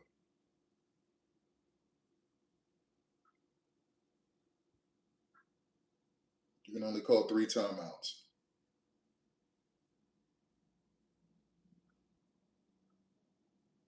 Web dating guy. Barely ever use this phone computer. Unless it's to bundle my insurance with Liberty. Oh, same. I hate this thing, but it's true. You can save hundreds bundling with Liberty. Liberty? Liberty? Are you hungry? Mm-hmm. Let's get some lasagna. And some cannolis. Only pay for what you need. Liberty. We're trying to make Birmingham City a world-class team. NFL legend Tom Brady has become a minority owner in the team. I have no feeling.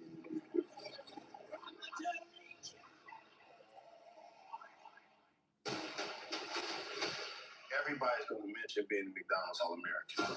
If you shine, there was a path to the NBA. This really is my one way out. Everybody knew why one another was here.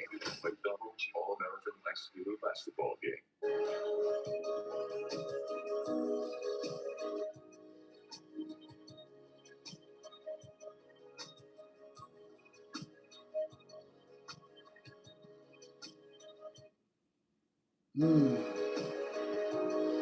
Thousand commercials, yo. Just 1,000 commercials.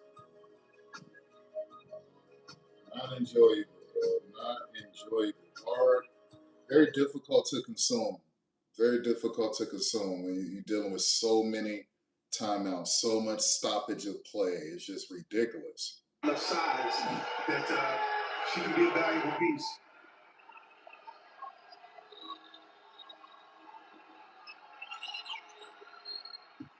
Knocks down the first free throw.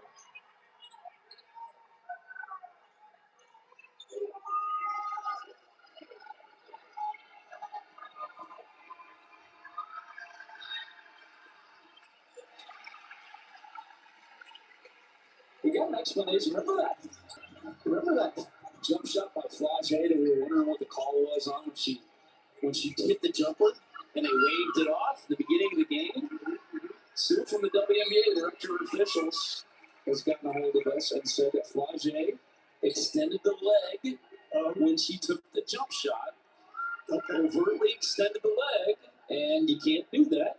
It's an offensive foul. We're going the other way, so we appreciate Sue listening and clarifying that for us. We're in preseason form too. Thank you. That is something that she actually did explain when we had our call, that they're really looking for that. Not only on the defensive end, which was what we saw just a couple minutes ago with a defender flying in to a jump shooter, they're also looking for the jump shooter extending the leg and interfering with the defender's area as well. Great. Appreciate that. Thank you. 79-73. There's a jump on by Grace Van Sloot. Nicely done there. But a good job getting out of here. There's a turnover. Yeah, come on, stop panicking, stop freaking out. Take your time. Picks it up. Here's Brown. Mishandles. And Francis, this is reminding me of the Golden State game because Sonia put the. Yeah, but when she watches film, she'd probably say all she had to do was do a nice little bounce pass. She would have been all right. It's thrilling to see what these players were fighting for a roster spot. What are you doing? Back her down. Back her down. Jesus Christ, man. I would have backed her down until the double team completely came, until the actual defender committed to the double team, and then I would have, boom, hit a nice little bounce pass to who was that, Miadu? Give you a chance to get in, and you gotta show what you can do. Well, great news for these players now is you've got two more teams over the last 2 years, Golden State, Portland. You're going to have even more for that. And earlier, you've got the developmental slots per team. So, I mean, we're talking about an extra 30-ish jobs in this league that did not exist 2 years ago, which is fantastic. Yeah. When they got that CBA done, that was just a great day for not just the W, but for women's sports. Yes. And it was just great to see. And I think we're going to have a great season for the W. A lot of movement. And so teams will be taking some time to gel. Got a few extra games to do that. Yes. So yeah, it's going to be a great season. I saw the ratings for the Indiana preseason game. 800,000 viewers for a preseason basketball game. My goodness. Largest preseason TV crowd of all time. I'm on that one. It was Yeah, you got to have a plan, Haley. Like, you just drove in there. You just drove in there with no plan. No plan. Right? It's just silly things like this. Like, what did you think would happen? What did you think would happen, right? So if it's closed off, you say, listen, if it's closed off and I can't get to the rim, I'm going to put up a floater. It's silly stuff like this that makes no sense. Or you could have pivoted and did a fadeaway, a nice little fadeaway. Like, it's things like this that make, like, you're too old for this. You played too much basketball. You played overseas.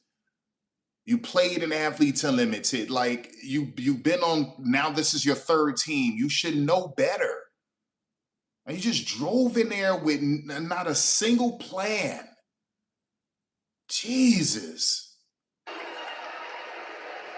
And Jaylen Brown, one Jaylen Brown is in the game. That's the Jaylen Brown from Cal in her third year. There's another Jaylen Brown right in front of us. He's going to check into the game right there. The rookie guard from Michigan State. Oh man, we're going to have two Jaylen Browns at the same time. That's my nightmare right there. That's right. Well, I heard that the rookie Brown has a nickname of Ice. Okay. So maybe we do a little Ice Brown and the Jaylen Brown. Is George Gervin 35? I can never remember George playing. I remember the very end of his career. What number was the Ice man? Let's check that out. 44. I just saw the Ice man in a movie. You know, that Marty Supreme movie? He's got a little part in that movie. Oh, cool. 44 the Ice man. Yeah.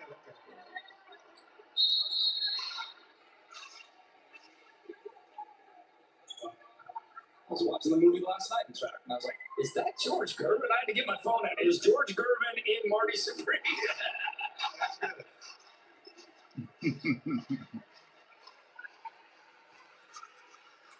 Jimmy Cross handed the ball off. Jimmy did the officiated the 2026 NCAA championship game. He's here tonight officiating this one. Dribble drive and a foul. Good, because it may not look like it, but you're running out of time, right? So essentially 4 minutes on the clock. You're running out of time. Stuff like this is just frustrating to me because it just feels like it's okay to lose because it's preseason. I don't like that. I don't like that. Like, I didn't like what I saw from Chicago, from Tyler Marsh. It was okay to lose because it's preseason. Like, no, like, try to win. Try to win. That shot runs off by Matty Potts, the rookie from Australia, 21-year-old from Auburn. Played to the Southside Flyers in the WNBA. Second free throw is good. So Portland just still keeping it close enough that they can still win this game. It's a 9-point game right now. Seattle just limit the turnovers to make the free throws. This game's over. Edward Dean, catch and shoot. Oh, no good. Offensive rebound, kickback. Seattle can take more block instead. Brown fires it up. You want that shot there in those circumstances? You usually get caught. It's not going to cushion. Harrison. Watch inside. There you go. Come on, press that chick, man. Test her handles, y'all. Test her handles. Come on.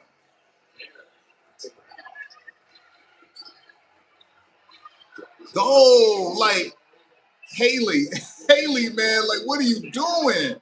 What are you doing? Haley did not chase after that loose ball, man. She did not chase. She did not chase, y'all. That's lazy. That's lazy. Three-point shooter all time in Husky history. There's been some good ones. I think there was one by the name of Paul. Yeah, Niadu, you better get in that weight room. So we're drawing a 10-point game. So pretty much put it away with the Buccaneers. Holmes spins, fires, and it's Mackenzie Holmes. No, it's not over. They just need a 3. If they get a 3, a stop, and then another score is enough time with timeouts. But they got 3 timeouts. Yeah, they have 3 timeouts, plus they're in the bonus.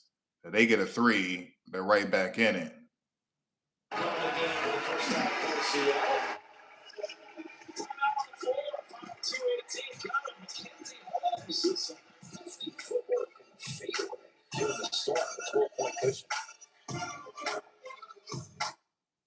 Yeah, man, it's all about culture. It's all about the tone you set, right?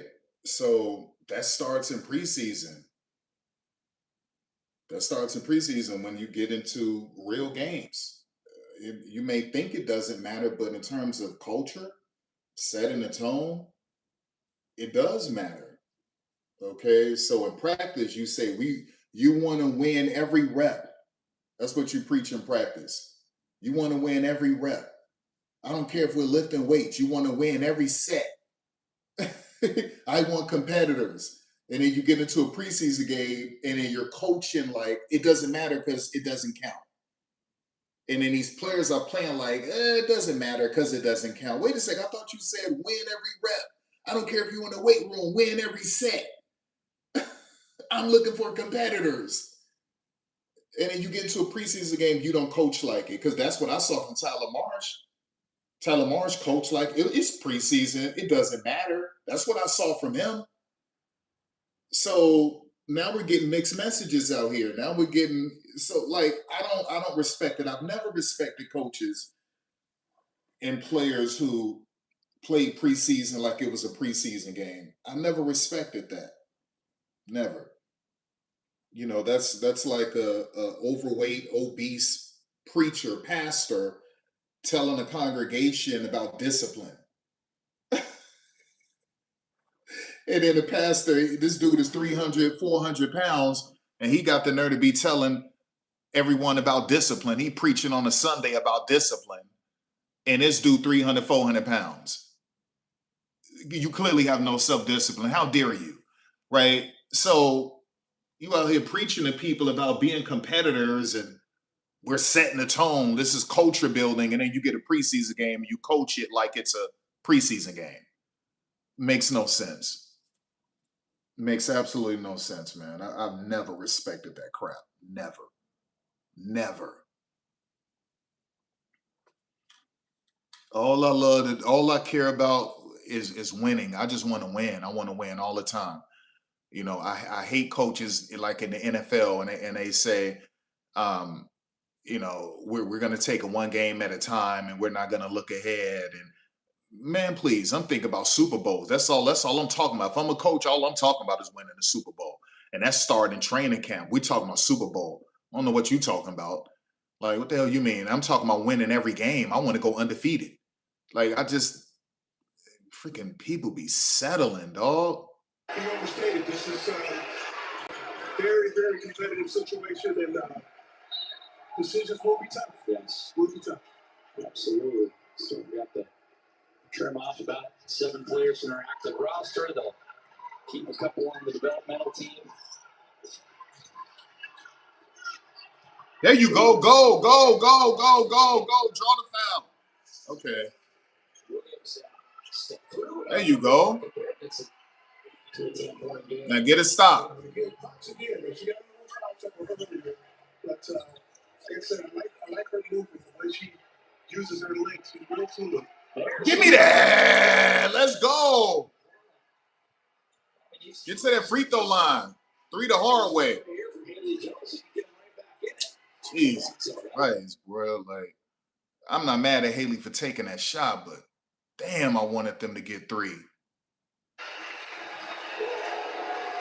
That's game, dog. That's game. Keep fighting, but I mean, right now you got to come back hard and hit a 3 right now. You get a 3 right now, you got some options, but it's got to be a 3. Like, yeah, right now.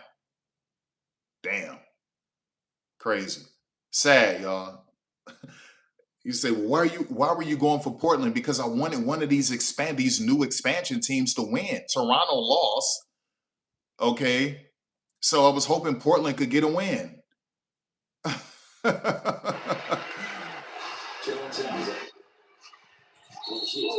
behind, goodbye.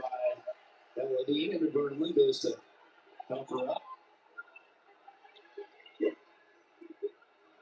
All right. So Alex, he's got to hit up the film room. They got to break down the film and see where they went wrong. See where they went wrong. And that's why I say I'm going to wait. I'm going to judge them after 11 games. Because they're learning this. This is all new to them. It's new to him. He's a new head coach. So they all got to learn each other. Listen, they had a lot of open looks. Sometimes they passed up open looks, which I didn't like. But it was sloppy on offense. And I wasn't mad with the defense. They were just getting into too much foul trouble. Yeah, they were getting into way too much foul trouble. So I wasn't upset with the defense. It's a lot of foul trouble, man. Put them on the line. But also, like I said, you got to know the personnel. So you got a couple players where their ball handling ability is such. You got to attack it. Then it was how they were defending certain players on Seattle, which was beneficial to Seattle. And so that lets me know that they didn't really study the way they were supposed to study. They didn't scout the way they were supposed to scout. That's what that said to me, based off of how they were defending Seattle. They didn't really scout the way they were supposed to scout. So you knew who you were playing for a while now.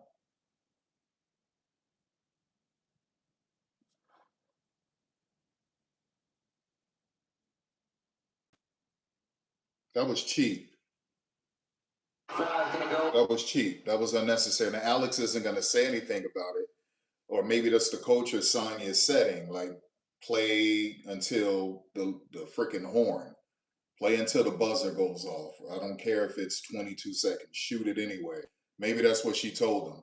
But I think some coaches would say that's poor sportsmanship, right? Like you're winning by 11 points. It's 22 seconds left. Why are you shooting? So I wouldn't be mad at Alex if he was disappointed with Sonya and had something to say to Sonya about that, but unnecessary. It's thirsty. It's thirsty. It's thirsty. Bring the ball up, dribble it out, dribble it out. Unless that's our culture. She's saying, no, I don't care. Play until the buzzer. Yeah, dribble it out. 627 of them. A heck of a crowd. The two head coaches, and Sonya Rhymes, shake hands at midcourt. And that is the end of the Seattle Storm preseason. They go 1-1 in preseason, lost to Golden State, and they win over Portland. Oh, so that was their last preseason game. All right. So that worked for them. Indiana has 3 preseason games. Yeah, I thought so. I mean, again, I just wanted to see some competitive game. You got people fighting for positions. You want to see the coaches are trying to implement systems. So you're going to see some growth there as well. But I thought all in all it was a well-played game. Minus a bunch of free throws, but that could be expected. But it was just all looking at the framework of the game without the referees trying to do too much. It was like a physical game. Flaugier with 20, 19 for Zaya Cook, and double-double for Dom Malonga. She will be our post-game interview with Chantel in just a moment. 10 points and 11 rebounds. It's just kind of wild to me that it's not uniform in terms of that's the way it is. 3 preseason games for every single team. That's the way it should be. You got some teams playing 2. I believe potentially you might only have maybe a couple teams only playing 1 preseason game. Like, I think mandatory. That's the way it is. Every team has to play 3 preseason games. And I think that's fair because it'll help you with your product. And then on top of that, it gives these players some extra time to show what they can do for the team and for other teams. So I just think it should just be across the board 3 preseason games for every team. This team and for that was their first time to play here. I think they just love the energy. Every time we're here, we just suck in the fans' energy and we love that. So we're happy we bring that there for them today. Lots of young talent on this squad. You got Flaugier, who was balling tonight. Zaya was balling tonight. Talk to me a little bit about this team and how much confidence you guys have. That's this team. It's just a lot of energy. We all young. We just want to play. We want to have fun. And I think everybody can see that we're having fun playing together. And I think there's already a little chemistry that's here. So we're just really happy to play together. And they all bring the energy. And it's just so great to play with this team every day. You mentioned playing at home on this home floor. How good were the fans tonight for this preseason game? They showed out, and I hope they will show out like that all season. We love y'all. Thanks. And Dom, quietly in 19 minutes, you had a double-double. You're playing with a lot of confidence as well. Talk to me a little bit about your game and how good you feel heading into the regular season. We knew it was a physical game. It was a lot of foul, a long game. But I think I want to be focused on being efficient for this team, bring energy, defend, grab rebounds. That's what I can do. So that's what I try to focus on, and that's what I did tonight. Congrats on the win. Thanks, y'all. All right, she's a lot of fun. Big personality. She's a lot of fun. 7 rebounds in front of a really solid preseason crowd of 8,627. They see the Seattle Storm get their first preseason win in preseason game number 2. The regular season is upon us, Storm fans. A week from Friday, the Golden State Valkyries coming into town. The broadcast on ION TV. Get your tickets at stormbasketball.com. For Francis, for Craig, for Scott, cast of thousands. Nick Beckman as well. Dick Fain saying so long, everybody. We'll talk to you next Friday. Wow, I just saw Sue Bird. I didn't know she was at the game, or maybe I missed her the first time. So it's weird not seeing her with Megan Rapinoe. That is so strange. It's just weird not seeing her with her. Anyway, you guys, wait a second. Nah, I'm out of here. Y'all take care. That was a lot of fun. We got a game tomorrow. Let me see. All right, Indiana. Oh wow. Okay, so we have 2 games tomorrow. All right. Okay, that's great. So we have yeah, we got Indiana and Dallas, which is great. We get to see AZ Fudd. So that's good. And then obviously we got Toronto, which is this is great. So these games are an hour apart. So that's really good. So they got that right. They got that right. What's wild is that this game probably, I'm shocked ESPN didn't pick that preseason game up because they would have got well over 1 million in ratings, well over 1 million. I'm shocked. See, Ion can't get it because Ion, they only do games on Fridays. So, and then it doesn't help out the WNBA app because it's free. So it's not like the WNBA is getting anything from it because it's free. So this is wow, this was a mess. It was a mess. I think CBS should have bought this, NBC should have bought that game, or ESPN should have purchased that game. Seriously, like that's crazy to me. You have Dallas in the Fever for a preseason game, and you mean to tell me a major network didn't pick that up? They didn't purchase that from the WNBA?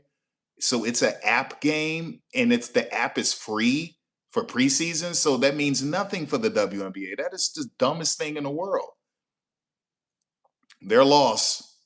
They're freaking lost. That is a major game right there, y'all. Major. All right. I'm out of here. That's it. All praise be to my creator. That's it. I'm out.